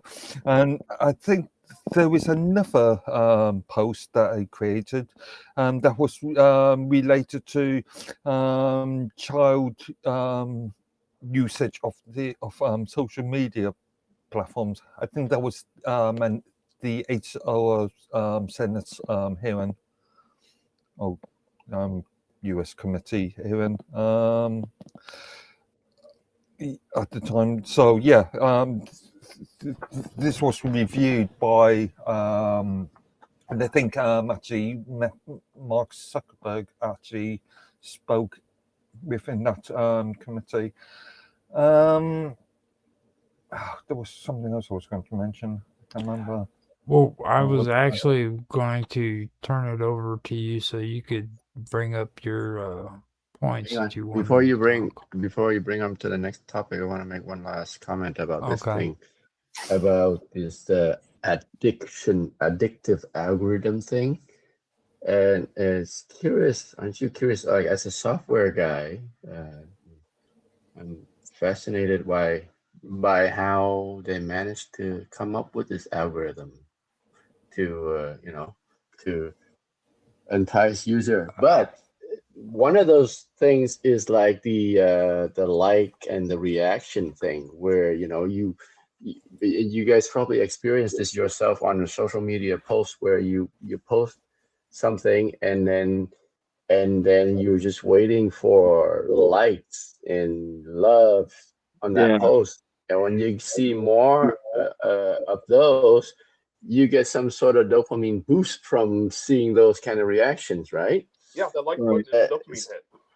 Yeah. Yeah. Yeah. So that's the thing, and then that's probably one of the things that caused them to get, Yeah, it's an sued addictive for. experience. Yeah. Yeah. And And this, and I want to give Minds Inc. a plug for on this aspect, because I think they had a foresight to foresee this lawsuit coming, because a couple of years or last year they took away that reaction option in Minds. Oh So yeah, but kudos to downvote and then. Oh yeah, I remember the second point I wanted to make. Within the last two terms of Minds terms of service agreement, senior staff asked me to review both of them once they were still in draft. Was there still were draft documents, and I think I can't remember if it was both or one. I did. There's a clause in there saying that minimum age with guardian responsibility was 13. Is 13, and sure. But Facebook and YouTube, that is a sort of industry standard. So I questioned that and asked them. I never received a reply on this, but I questioned and asked why not increase that age minimum age to 18. Yeah. So YouTube and Facebook and TikTok has that minimum age of 14 or it's so. an industry standard. My social network has a minimum age of 18. Yeah, that's what's in ours. Well, I have a question though. What if this is just some covert action? These are freaking sleeper cell people who are just basically activated so they can help the government censor our information. Dun, dun, dun. That's conspiracy. Well, there is a woke movement going on, and you got to understand that this stuff is coming from Europe, and it's funneling into England. It's going into Canada, and they have their well, what is it? It's the Mark was talking. Mark was talking about the Protection Act that they have over in the UK. And they've been trying to push that here in the United States. So that is actually a legitimate argument. You know what I mean? I think it's a good concern because everybody's pissed right now. Trump is screwing up. Trump is trying to push, and this is news, Trump is pushing his own currency. Mm-hmm. It was a joke before, but now he's doing it. And you got to remember, too, that these groups have lost U.S. aid. They've lost what was that company that was pushing through the freaking networks where they were pushing equity and all that shit. Well, one of the troubles is we all like censorship if they're censoring someone we don't like, and it's hard to keep in mind that you've got to look at the bigger picture. And this, of course, we're gonna start talking and thinking about censorship when it comes to restricting access to things. And it's a tough thing because for most of history we haven't had this much control over our lives. I mean, it's one thing to say, all right, kids, people under 21 or under 18 or whatever should not be allowed into a theater showing certain things, or they shouldn't be allowed to buy booze in a liquor store or buy cigarettes. And that's easy enough. And it's just somebody going into the store and trying to, I've worked in the store where kids try to buy stuff they're not supposed to. Let's see your ID. Da, da, da, da, da. On the internet, it's not a physical, what do they call it, brick and mortar location. So to achieve the same thing, you have to have such a level of, okay, who are you? Let's see some ID. Let's see a credit card number. Let's see a driver's license. The amount, the rigmarole you have to go through to restrict something on a the internet was never designed for restriction, I don't think. I should say the World Wide Web, if you like. The whole idea was about communication and, the marketplace of ideas. The good ideas will drive out the bad. Yeah, education. Sort of like television was first seen. And of course, it immediately descended into this Wild West, and they started trying to do regulations, but you run up against the privacy concern. So it's really something. My own personal view is, getting back to what Mark and V were saying about, parental responsibility, societal responsibility. A sane society would not abuse these technologies. A sane society, you'd have alcohol, but people wouldn't get drunk and crash cars, into pole holes. But we're not always sane, so society likes to place some restrictions as a whole over. That's why at one time in my state, you could not buy booze on Sunday morning. You couldn't buy anything, because the idea keep everybody sober so they can go to church, no one's going to have a car accident, all this sort of thing. But yeah, that's, I think, one of the problems is the technology itself is not amenable to control without some kind of overarching censorship. And of course, they know this, and there's always more. Whenever they pitch, well, we're gonna save the children, and it might save the children, but I think there might be ways to save the children without putting us all into a black iron prison and saying, sorry, Mr. Edworthy, you were watching a video that was critical of the British government, and we think you might be a pre-criminal. Only the people that watch this sort of thing might be liable to. We noticed we looked at your library card. My goodness, look at some of these books you were taking out 10 years ago. We want to talk to you. Yeah. Oh yeah, you got that Greek, the Greek art. Yeah.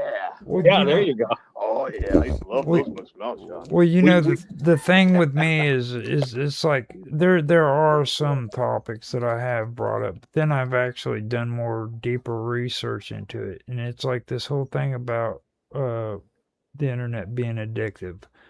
Now, I've mentioned this when it comes to AI about what happens whenever you start interacting with this stuff, because it's set up to where it's catering to your needs.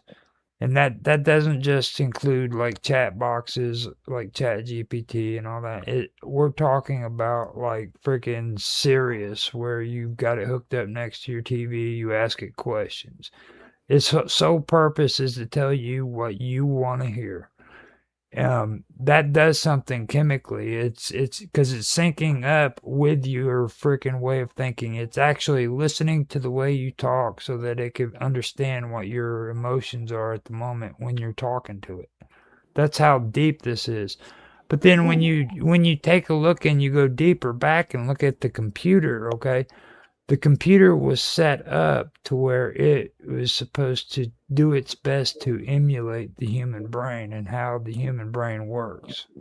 You know what I mean? So it goes even farther than that. So to say that the internet is addictive is kind of bogus, because the entire concept of what a modern computer is set up on the human brain.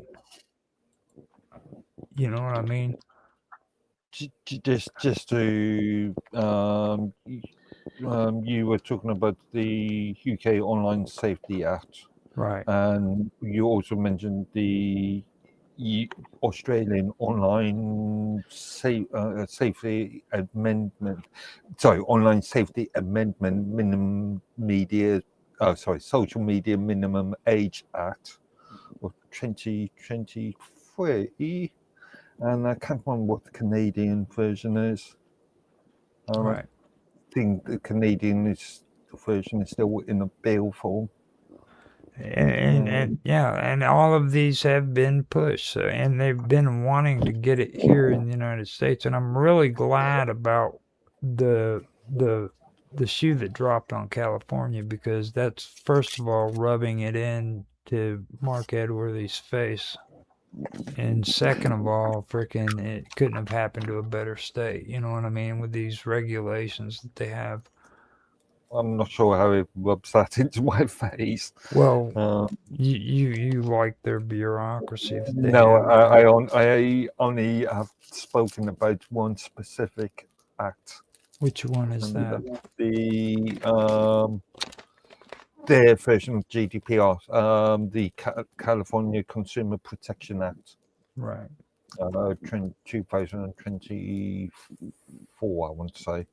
Now, you understand what exactly that means, right?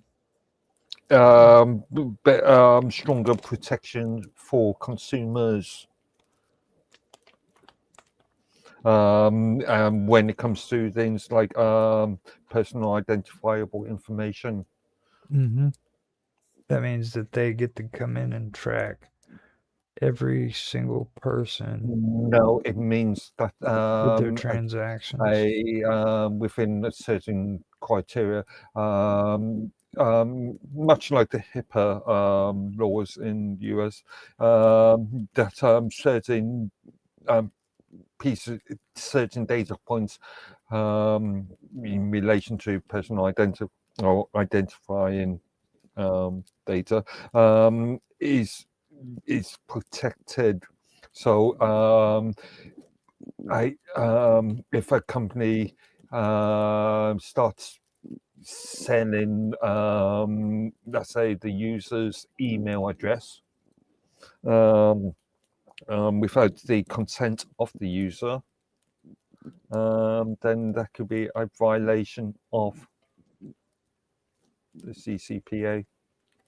And you are well aware that there is a list of all that data that's being stored by California, and that also when you use HIPAA, do some research into that, and you'll find out how a lot of these supposed government organizations are hiding behind HIPAA laws to get away with doing things that are unconstitutional, and it should be illegal, but they're doing it, especially when it comes to juvenile courts.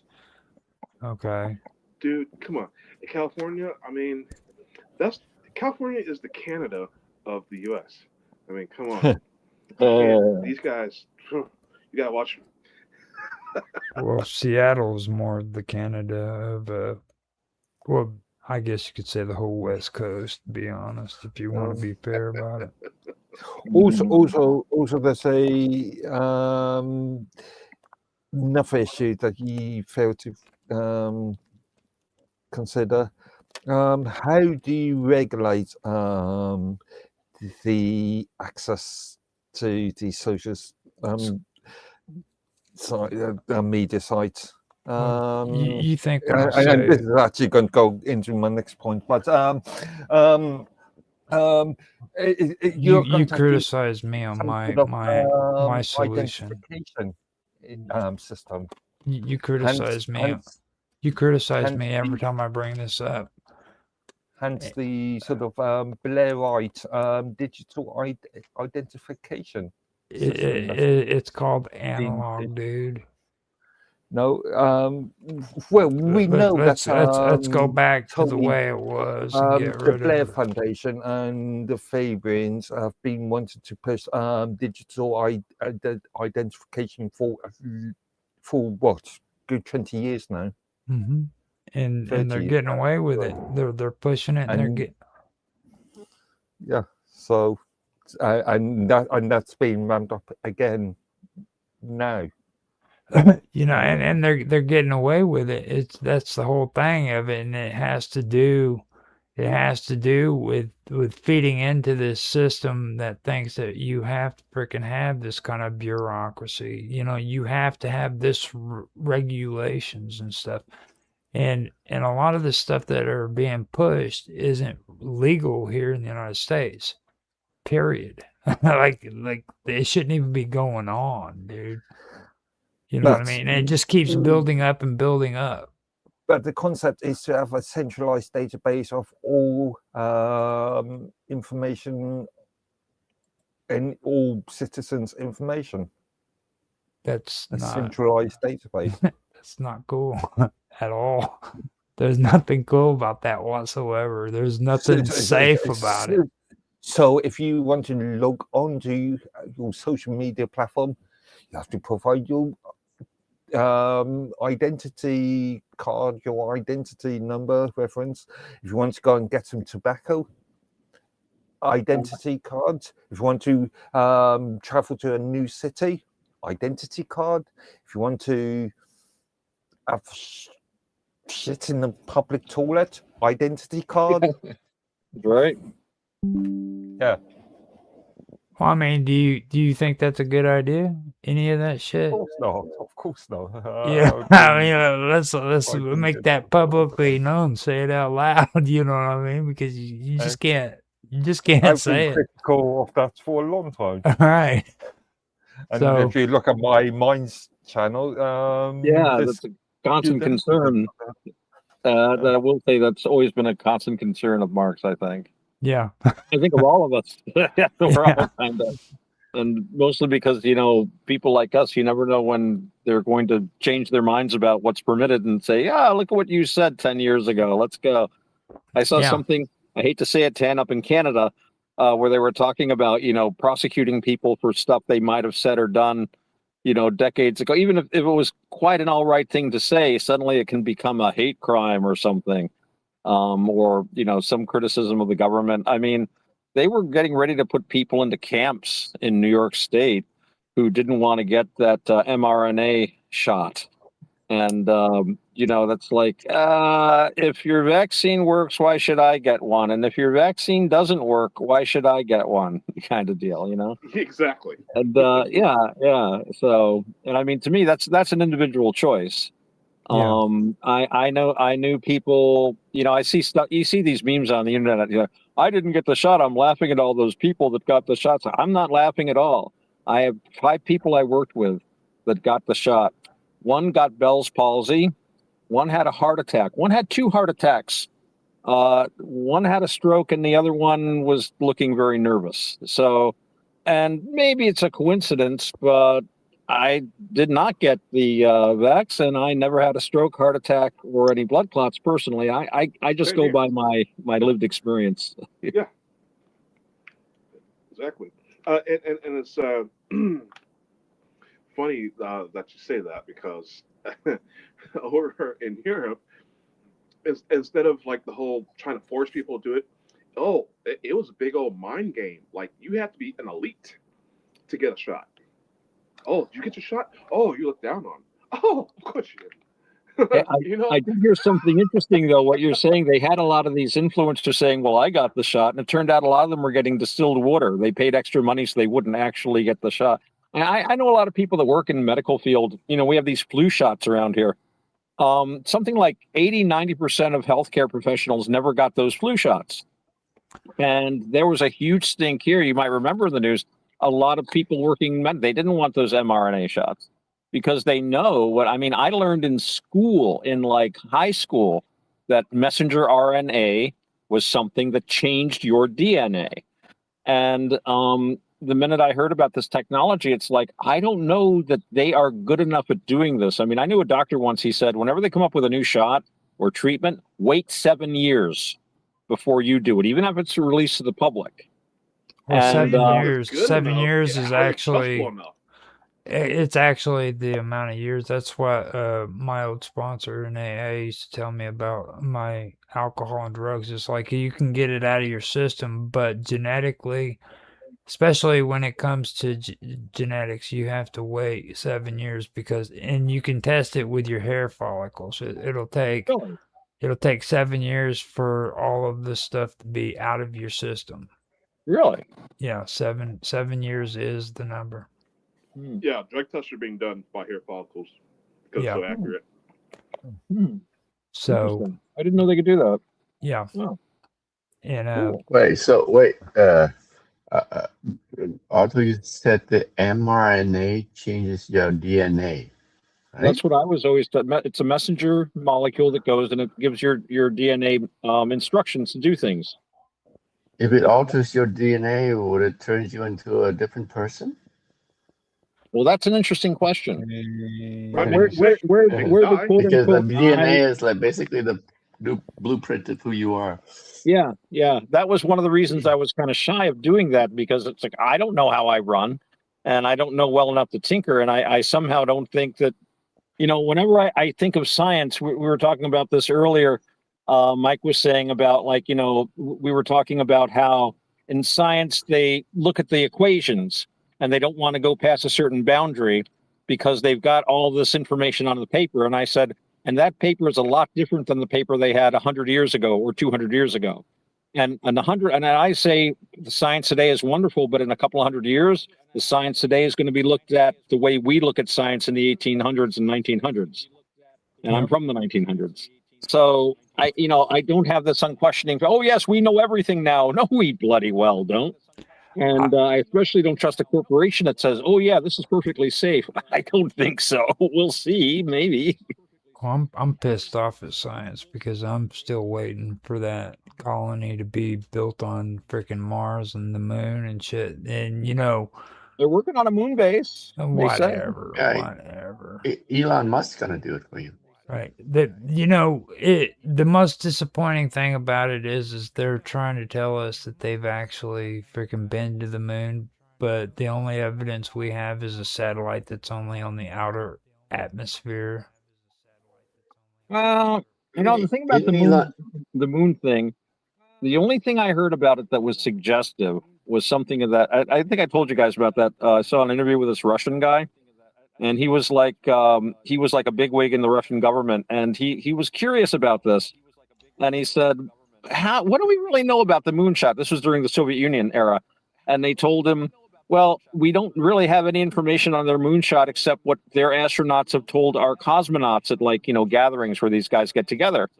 So he's like, and he said, the thing is, they looked at the footage of the astronauts from the Apollo 11 that went to the moon, and he said, they popped right out of that thing and they seemed like very awake, and they were like moving around and walking around. He said they would send guys up for a much shorter period of time, and they had to carry them out on stretchers because of the zero G takes its toll on you. So he said that was a little suspicious. So he said he brought this up with his superiors, and they said, shut up, shut up, shut up. We're negotiating SALT II right now. We don't want to make the Americans upset. Drop it.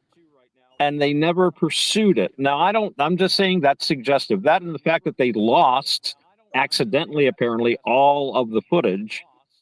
And when you combine that with the fact that, when you look at the nuclear testing footage from like the early 50s, that's fake as hell. You look at that, you can tell it's like little models and shit. So we know they were doing stuff to impress and scare the Russians. I don't know, maybe they went to the moon, but they really couldn't film it very well. So they, the TV transmissions from the moon were awfully clear. Back then, we had trouble getting TV transmissions from a place 5 miles away. So that's what I tell everybody myself. People ask me, "Hey, have we been to the moon?" Yes and no. I don't really know. It's I would love us to go there and find the landing module base and the flag and all that stuff. Should all still be up there, right? They left a couple of lunar rovers, so that'll settle it once and for all. I wouldn't trust a photo from up there because it'd be AI, all right? But maybe we're going to have a moon base or sending more orbiters up there. China's got satellites have gone up there. Russia. You think somebody would have debunked it or confirmed it by now?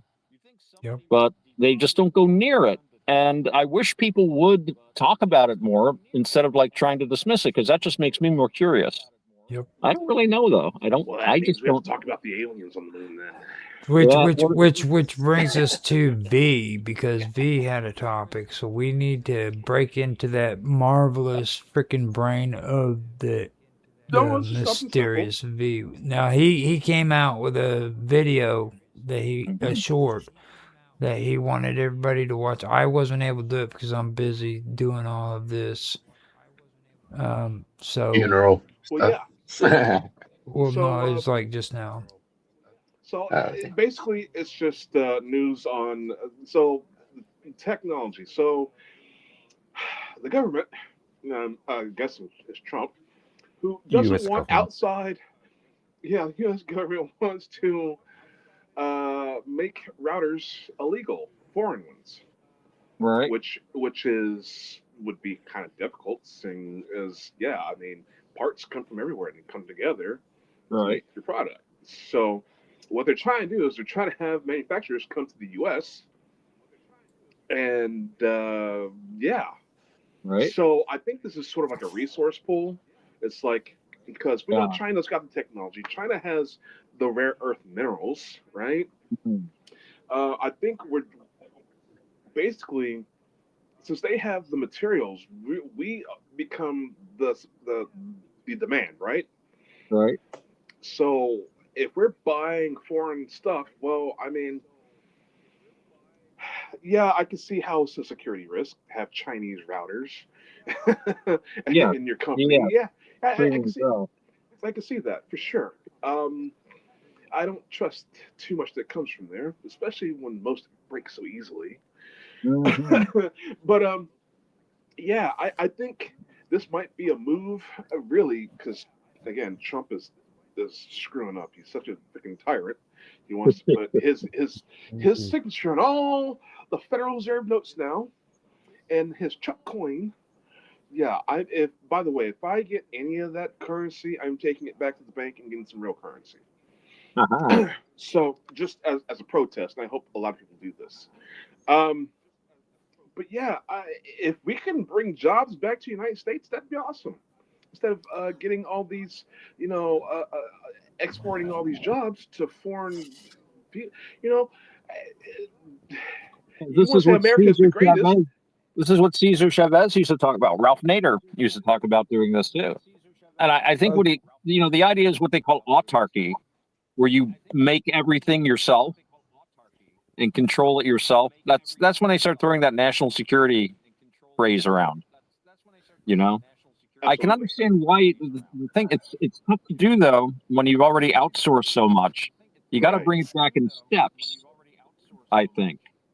And yeah, but I can see why you would want to stay away from the Chinese routers if you could, and you want to bring stuff back as far as manufacturing and stuff goes. And that was a big thing with one of the reasons I always supported Ralph Nader back in the day. Yes, I was a Nader supporter. I voted for So the was I. referendum. I went and saw Nader live speaking twice, which Yeah. I've never gone to see a candidate speak before. And one of his big things was we have to seal the southern border. We have to have protectionist tariffs to protect our industries, and we have to bring manufacturing industry back to the U.S. He was also big on strong unions, and yeah, I mean, it just made a lot of sense. And these were sentiments I've heard echoed by people like Bill Clinton and even Jimmy Carter. I'm old enough to remember Jimmy Carter.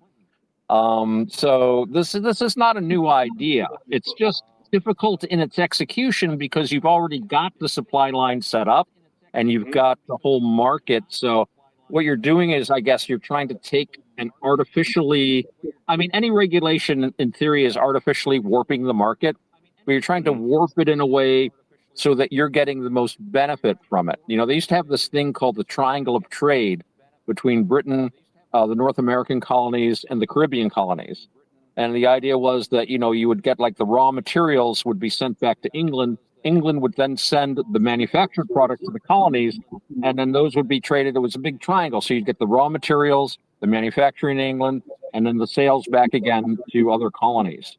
And so, I mean, I'm not saying this is good or bad, but I mean, that's how you sanely manage an economy. So I think what we're seeing is a move back towards autarky, balkanization, and the whole Byzantium concept of the world's going to hell in a handbasket. So you've got to Yeah. try to control as many of the resources. I've been watching a lot of videos on the Roman Empire lately. Well, before we So, go any further, just on the side note, because you mentioned a couple things there, um, mm, Cesar Chavez is in the news really, for like some Me Too stuff. There's nothing they can do about it because the what guy's did he do dead, now? but apparently he raped a crap ton of women. He was Bill Cosby before Bill Cosby. Wow. So that's all in the news right now. Yellow They're pudding trying to pop. change the names on the streets of the city, which is kind of funny because whenever I grew up, I mean, any place I've ever been, any town I've ever been to, Cesar Chavez runs parallel or intersections with Martin Luther King in almost every Hmm, city I've ever been in. So wow. Trump has attacked Martin Luther King, and now Cesar Dude, Chavez is under Martin attack. Luther King is due for some major deconstruction. And it's already kind of started. It hasn't really flowed down. I mean, you must have heard my brother is an author. A friend of his wrote a book about MLK, and he was the guy who he saw some of the stuff in the archives that they haven't released yet. And you probably heard. I mean, he was involved in sexual assault. He was involved in orgies. He was involved with the Chinese Communist Party. Yeah, there were a lot of things. It's just like Winston Churchill. You take these guys and they put them up on such a high pedestal, and when you hear that they actually were like other people, Churchill was built into this godlike figure, and then they hear about the drunken meetings, the nudity, show up at like staff meetings naked, the art forgeries, the graft and corruption. Not really that much different from any other politician of his time, probably, and he did get them through the war. But and Cesar Chavez, again, his personal life, I don't know, and he may very well have committed crimes, but he also did a lot of important public work. But a lot of these guys, this is the internet too. But it's really odd because you've got this one group of people that know about the MLK information coming out. You probably heard about the wiretaps. They actually have him recorded with an orgy, and he was there while this girl was being raped. Oh, it's good for you. Things like that. So we might see some. If Trump is attacking Martin Luther King Jr., then it's probably he's just getting. Trump is really good at standing in front of movements. All leaders are like that. You get in front. And then you're like, I'm the leader, and so this is so. Yeah, he's got a good sense of that. So you got to be very, very careful about. Again, you can't. You got to separate these figures from what they do. It's like I love the artwork of Vincent van Gogh. But I wouldn't want the guy in my living room. He got his ear cut off in a duel. He was a nut. He did all this wacky stuff. Or Hunter S. Thompson. I love Hunter S. Thompson's books. But do you want this guy in your living room firing off a Magnum handgun at random at bats and, just crashing out your window because he's on it? That's great to read about that. But I don't want it. And when I was in my 20s, actually, I probably did stuff like that. But I'm old now. I want it easy. Right. Couple points. So back to this U.S. ban of Chinese-made routers, right? So this news came out on March 26th, which is very recently. Oh, March 23rd, right? The FCC officially, right? Effectively banned imports and sales of commercial consumer grade internet routers produced from foreign countries like China. So they did this because there were empirical evidence that showed that these foreign made routers were being used as attack point used by foreign agents to attack U.S. power source and water system, right? I've heard about that. This is why they're banning it. It's just not somebody's power trip. I have heard about those attacks on the power grid going back years. And I remember that they traced it to Chinese sources. I forget how many years ago it was. There was a major power grid hack. Yeah. They're called. Why don't we do something about that? Was my first thought. That was like probably 10 or 15 years ago. Yeah. And they're doing something about it by banning foreign made routers. So there are three major attacks spanning between 2024 to 2026, and they're called typhoon attacks. Oh wow! Well, see, these are regularly happening. You know what I mean? A lot of people aren't aware of that. Like, we are being attacked on a regular basis, 24/7 here in the United States, and nobody. God love the Koreans. You know what I mean? And the thing about it is like it's real easy to blame the Chinese for it, but it's like we're attacking other countries too. It's like that's true. When you look at Snowden, okay, and the reason why he's actually in exile right now, it's because we were attacking our allies, and the only way we found out about it was because of Snowden, and then later these European countries actually started doing research of their own, and they're saying, why are you snooping on us? We were doing it to England, we were doing it to Germany. You always spy on your allies. Somebody said that. Sure. I mean, it's not that spying is a good thing. If you're able to spy and you're not caught, then I mean, so but the fact is, the U.S. caught these spies, and so they're taking steps to prevent it from happening. Right. Okay. What? a couple of points there. I just had to go back through my own Minds channel and remind myself. Back in 2020, the US banned Hawaii, Hui, Yahoo. I can never say that name. Hui Technologies Co. Limited from providing routers to the US and or any GSO or any telecommunication provisions to the US. And there was the claims that that company was actually had backdoors into sensitive information. Yeah. I don't think that was actually ever proved. Evident, and the UK followed that up a year later, or a couple of months later. And actually, I use quite a bit of Chinese technology myself, or Chinese manufactured. It's also worth remembering that for most of the consumer grade technology that you use, you still use Chinese manufactured chipsets in them. That's kind of what I was getting ready to ask you. What that case you were just mentioning, that had to do with spy technology supposedly in the motherboards, wasn't it? Well, it depends. When it comes to cell devices or phones and stuff, GSM chipsets, so Okay. 4G, 5G chipsets. And what I was looking for that information, I also remind myself that in February 2020, there was an allegation that a British Royal Navy destroyer was disabled, possibly due to a rogue Chinese computer chip. Ooh. But I don't think that was actually ever proven. Also, just last year, due to the tariffs issue in the US, companies such as at least Apple and Nvidia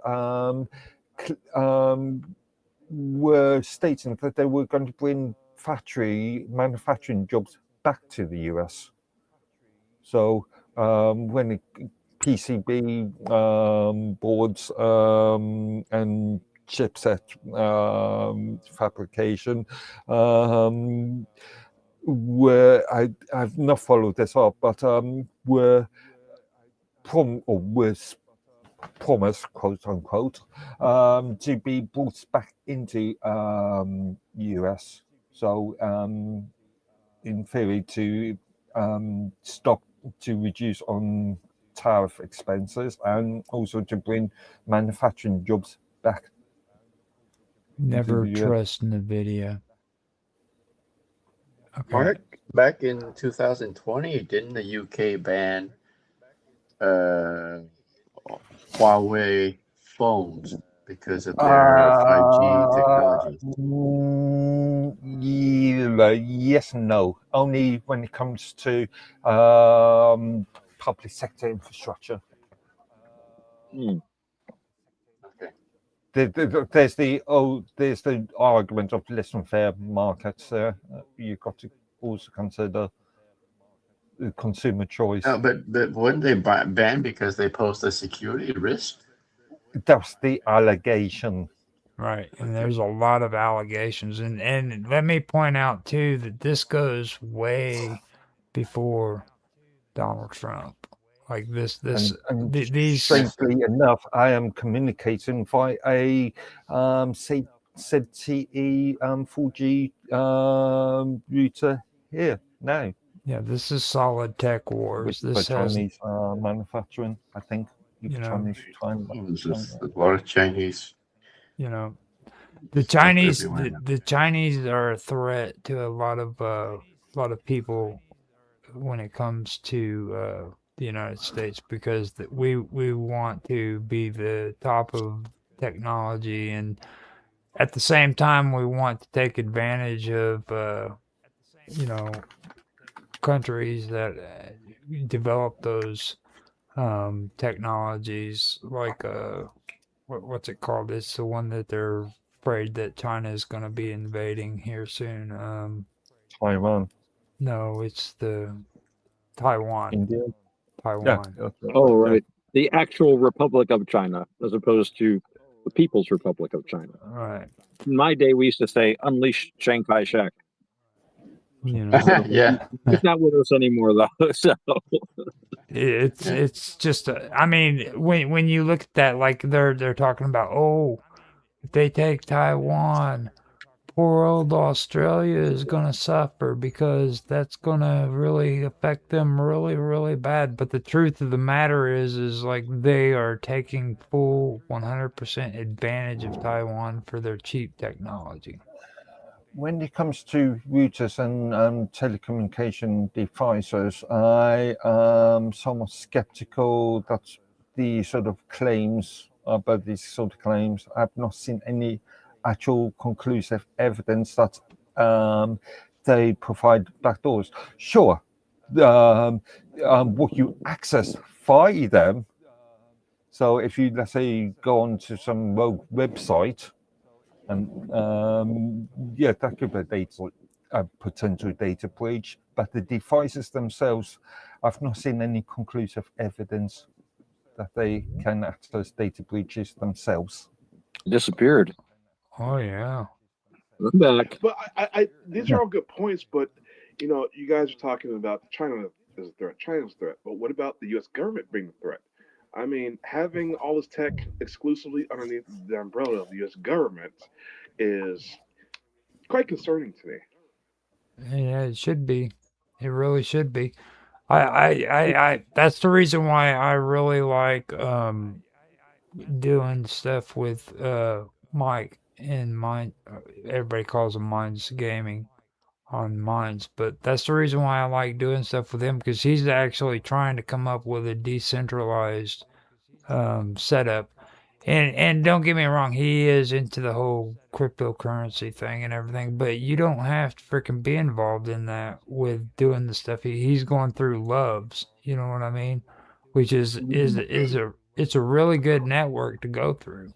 It really is. Also, does it really matter if the US is spying or not? Because the argument is, even if the US is not spying on their own citizens, what's stopping another Five Eye country from spying on US citizens and then passing the information over to the US? That's the way you get around the law. Yeah, it's like, well, the CIA can spy on you, but British intelligence agent, the cognate British intelligence agency, will share that information, and of course they help each other out. Oh, well, we'll give you access. You just have to tell us.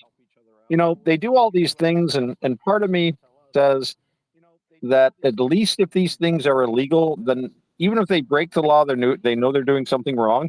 Instead of just giving them carte blanche, like, why don't we just have a domestic branch of the CIA? Let them do it. It's like, no, make them go through these little hoops, even if they aren't much. It still maintains a bit of just a tiny, tiny bit of moral integrity in government, which you don't get much that at all in government. It's a tiny thing. At least let them know, have somewhere in the back of their minds, I really shouldn't be doing this, kind of deal. They're going to do it anyway.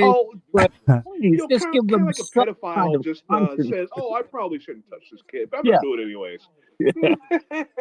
Make them force them into that moral decision anyway. I mean, just even if it only just gives them a second or two of thought. But make them think for just a minute, Yeah, even if just for a minute or a half a minute. Just please, just some semblance. It's like the old Roman Republic. I've been reading a lot. The emperors come along. It's like, well, we still have a Senate. And they still have to vote and everything. They just vote the way they're told. We appointed all the senators ourselves. We killed the ones we didn't like. And then we get the good vote. But they still have to have the vote. And you know, with this whole internet thing, I'm really glad that this week was more about the tech side, because I was talking earlier when we started doing the stream today about Bullhorn Barry on sucks and social engineering, and that's something that I do want to freaking tap into. But like this is another topic. It's the internet and how much that's involved in social engineering too. Like I honestly don't want to overlook that, because I think that the way they're using the internet right now is a big part of social engineering. The way we think, the way we're influenced, they want us to think and act a certain way, and Oh yeah. they're using this internet to do it, because it's, first of all, it's a lot quicker than what television is. I keep hearing people compare television to the internet, and there's no comparison whatsoever. No. No, I don't think so. You know, But with television, you've got a limited amount of stations. and at least you knew. With the web, you've got Billion. billions and billions and trillions of sites out there. You can choose what you can consume. But you know, the social engineering, a lot of it is very unconscious. You know, it's like that race to the bottom. What I always say about how just basically you can have a conspiracy theory, but how do I like to put it? Just cupidity and stupidity do more to explain history than all the forces of conspiracy. I mean, a big part of the social engineering is make people consume, make people spend more, make them spend time on our platform, make us rich. And of course, they have other agendas too, obviously. But a lot of it is just this blind, let's make more money. Who cares about the long-term consequences? And it's like when people are, like we were just talking earlier, it's like these people are being sued because they made a product people want. Well, that was their job, is to make this as attractive as possible and get people doing it all the time. And there's nothing wrong with that. That's their job, right? Oh, But I need they're very short-sighted. So yeah, a lot of the social engineering is blind. A lot of it is very stupid, and it's self-serving. I need clarification. Now, I've heard this term that you just said, race you to the bottom. Now, a gay man explained that phrase to me. Are we talking about the same thing? No, we are not. No. Okay. I think we're not going to have these Don't go letters. there. Don't go there. No, I want to know where that phrase comes from. What are you talking about? Well, I the think bottom line. We'll do the letters of the Playboy Advisor in the next segment. So. Right. No, what's that phrase mean? Race you to the bottom. Well, I'm being serious. You guys are laughing. No, listen, the bottom line. Wrong show, man. The bottom line basically has to do with money. Everything always ends. The bottom line always ends with money. It always bottoms out where you want to make money off of the stuff you do on the internet. Like Facebook talks about all of this freaking this great things that they're going to do with freaking their platform to make it to where everybody's safe and they're secure and they're all this woke shit. Okay. But the truth of the matter is when US aid ran out, what did they do? They stopped pushing it and they started telling everybody, oh, we were wrong. We apologize. The government made us do it. Yeah. How right wing are you if safe and secure is woke? Yes. Yeah. When the money wasn't coming in. I disagree with you slightly on that. Because of Trump and because of the change from let's just flip it. Highly socialist sort of governments that you had before. No. There was a turnaround in. No. Listen, now people are relying on garbage they're hearing from Homeland Security. If you want to find the most garbage information you could ever find on the internet, go to Homeland Security. Okay, if you want to find if you want to find real concrete information, go to the source. Do not go to Homeland Security. All these people who It's their job to cover things up. Homeland Security? Okay, all these people who freaking jumped on the Trump train ended up doing exactly the same thing, but on the other spectrum. Okay, they did nothing. They just changed it to another form. Okay, instead of listening to all of the wokeism, now we're listening to a bunch of nationalist garbage that's being pushed out on people that is completely nonsense. It's okay. When I voted for Donald Trump, I wanted to get rid of this gender bullshit. I wanted to get rid of this race bullshit. I wanted it to be actual freaking politics, okay, that's going to make America great. He turned around and he did the same shit, but in the opposite direction. Now it's all about freaking those horrible Hispanics sneaking across the borders. And it's about all them freaking horrible Chinese people trying to sell us freaking exotic drugs to kill our freaking population when we've got thousands and thousands of people dying from crack cocaine on a daily basis. And guess what? Man, Donald Trump isn't doing a damn thing about it. Come on, I say can it. see your point. I can see your point in relation to the drugs, but when it comes to immigration and my It's when it comes to Trump and all that stuff, it's the same shit. It's the same shit. Solution. It's the government's first job not to protect the citizen No, it's not. the border. No, it's not. No, it's not. Its first priority is to take care of the people within its country, and that means that's what I mean. That means take care. And that was a change with the Trump administration. I mean, when not a single Democrat would stand up. I mean, I think Trump is again a symptom. He is not a cause. And the country was pushed so far to the left that this is the reaction. And I'm not comfortable with the reaction, but I see it as unfortunately inevitable. I've talked before about we used to have a nice quiet pendulum in this country. We'd go a little to the left, we'd go a little to the right with our elections. And nobody really got upset because they knew in a few years they'd have a chance for there. And it was like it was a pie, and they just argued about how to slice it up a little bit. And we got to a point where the left, hasn't it? The left decided to nail the pendulum in place through massive illegal immigration. And I don't even like calling these people immigrants. They are foreigners living in my country illegally.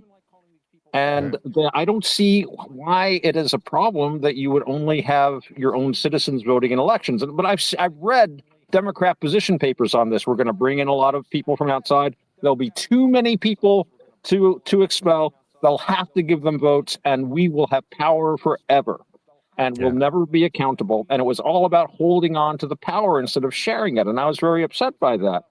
And it's one of these things where people really objected to this. And the travesty of the 2020 election, I mean, 75% of Republicans in a poll I saw thought that was a fraudulent election. 60% of independents, I'm one of them, thought it was a fraudulent election. 30% of Democrats thought it was a fraudulent election.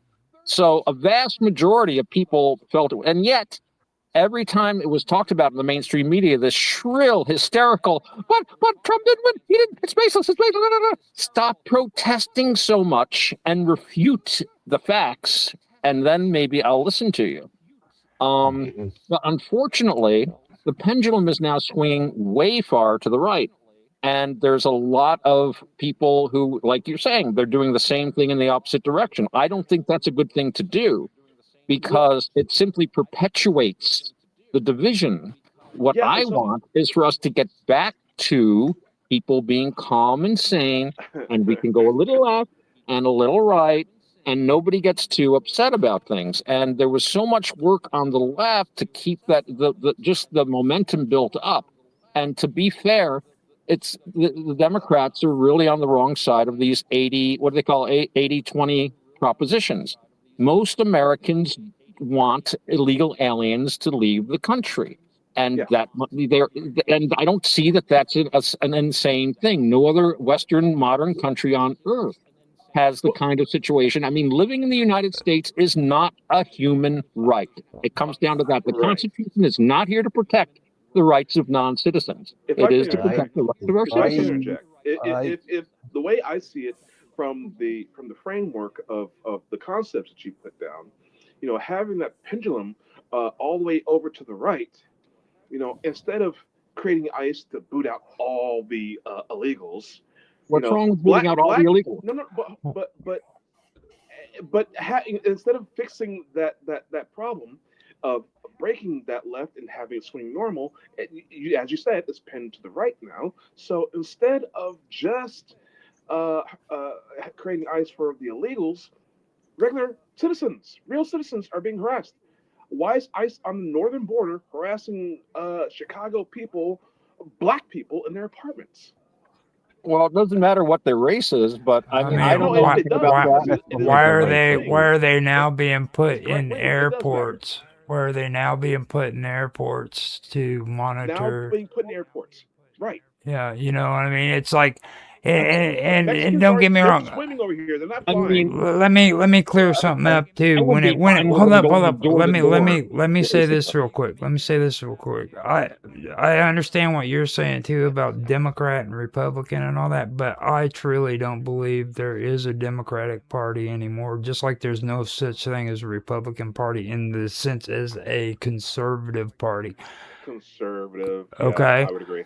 There's no such thing as a Democratic Party when it comes to being liberal, like in the modern liberal.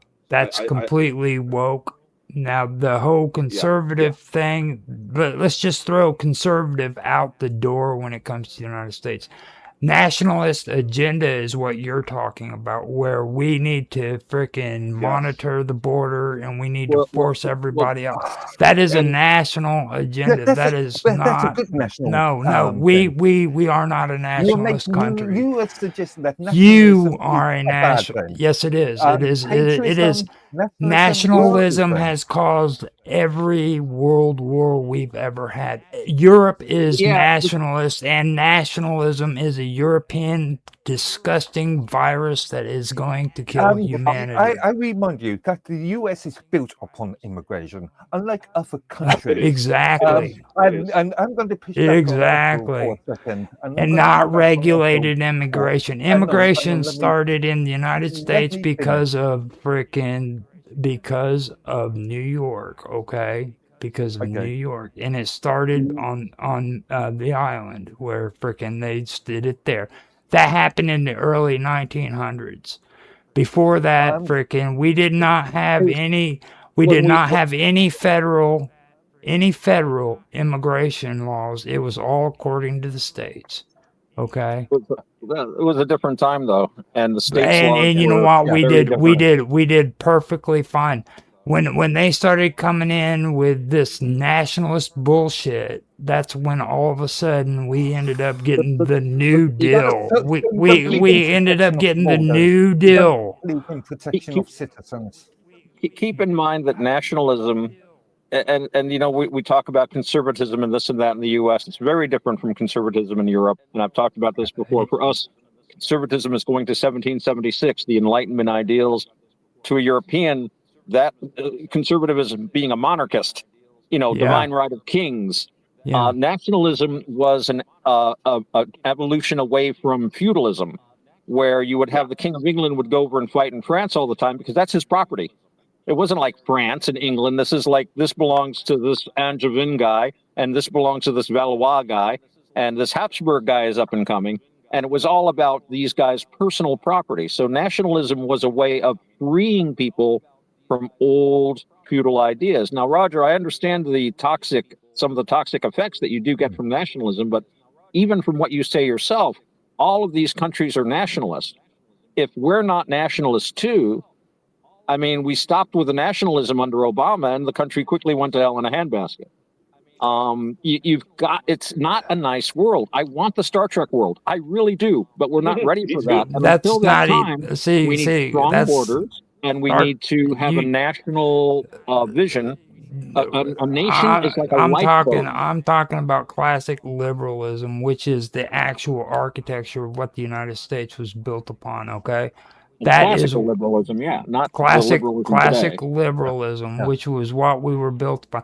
Our country was founded on classic liberalism, and we fought against these same supposed conservatives who actually freaking wanted the freaking King of England put back into power, but they knew they couldn't do it. So that's what their idea of conservatism is.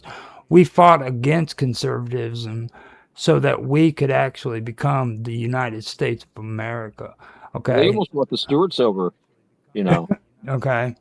Now, when it comes to John Jay, which I always bring up all the time, this guy, he was one of the people who freaking decided that he was going to become a part of the revolution. But before that, he was trying to negotiate with England so that we could make a good transition. Okay, he wanted to come up with a peaceful agreement with them.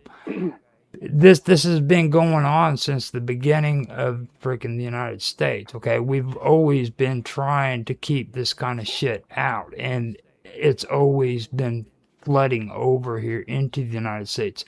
I've heard people in the last year honestly say, well, you know, those are times of the past. Socialism is here and nationalism is here. You just got to accept it. No, you don't.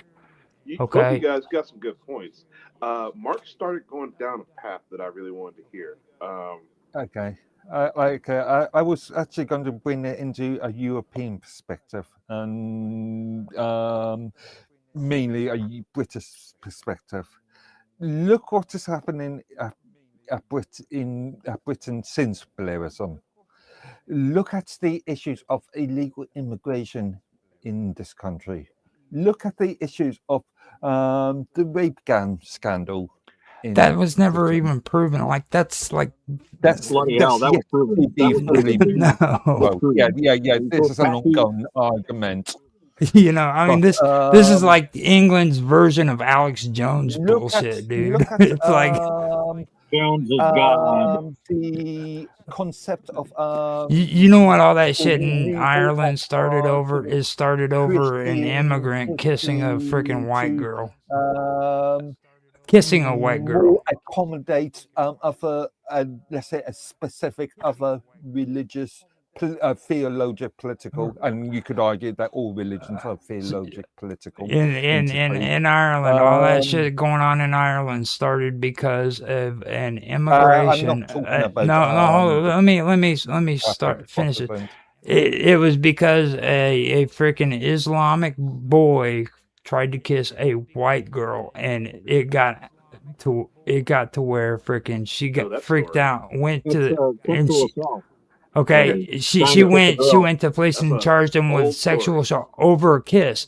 Now, the reason why England doesn't talk about that on their mainstream media and the all freaking media in England doesn't talk about it is because white supremacists, the white sort of media, white supremacists have taken control of that shit and have been pushing it all over the media. It's a story as old as time.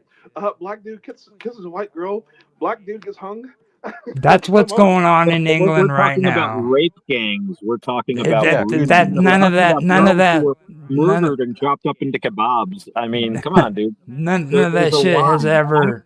I don't care where you're from. None of that shit's even true, dude. It's never fucking gone to court. Yes, it is. There was a prosecution last year, I remember, or year before, in which it was proven that there was a group of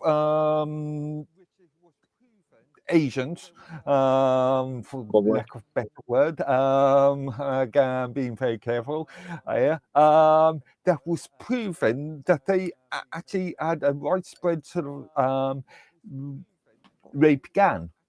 And those people were actually convicted. You know what that's the equivalence of here in the United States? We have a bunch of people coming on the internet saying that there's like mobs of No, black it people was running proven around in a attacking court white of people. law. This is a court of in law.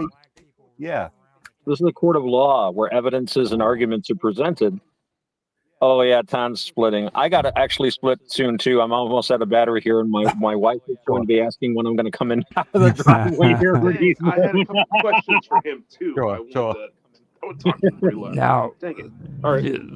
let's actually bring this to a close too, because it's getting kind of late, and these guys have to take off. I gotta. So before, It's a pity. I've still got 2 topics to go. so Can we do another episode tomorrow night? I mean, come on, tomorrow Saturday, aren't we free? Well, before we go, let's get everybody's credentials or socials, and we will go ahead and end it, and we will come back with this at a later time. So, but with that being said, let's start with Otto since he's. All right. Yeah, I got to split. Well, Otto Excelsior here.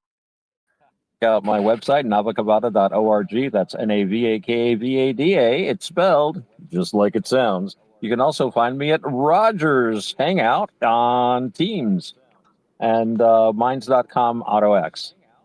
All right. Now, how about you, Mr. Edworthy? Okay, it's nice and simple. Minds.com and the username Medworthy. And how about you, V? Well, first off, it's an honor to always talk with you guys. I always have fun, especially with you, Lord Edworthy. Of course. Yeah, you want to find me? I'll be in the back rooms. Come hit me up. You can find him at the places where I usually hang out. I hang out, like Otto said, on Teams at Rogers Hangout. You can find me there. This is Headline After Midnight, which you can find on Discord at the Wonderful World of Weirdness. You can find the Wonderful World of Weirdness on YouTube as well as on Rumble. And we also have our edited versions of these shows put on Strange Stories, which is on minds.com as well as on YouTube. So you can check us out there on our sister station as well. Other than that, you can also find me on Discord, like I said, at the Wonderful World of Weirdness, or you can find me on minds.com at Roger_Hansen. So thank you guys for being here. This was actually a good stream, and I'm sure we're going to hear a lot more about this stuff later on, because this was actually a pretty good episode. So even though we got a little rowdy up in here, we did we did pretty good. The live stream is always more fun than the edited show. Yeah. Indeed. Yeah. So if you guys enjoyed, please like, subscribe, share, make comments. We really would like to hear your comments and your feedback. So with that being said, I hope you enjoyed, and we will talk to you later. Yay. Yeah.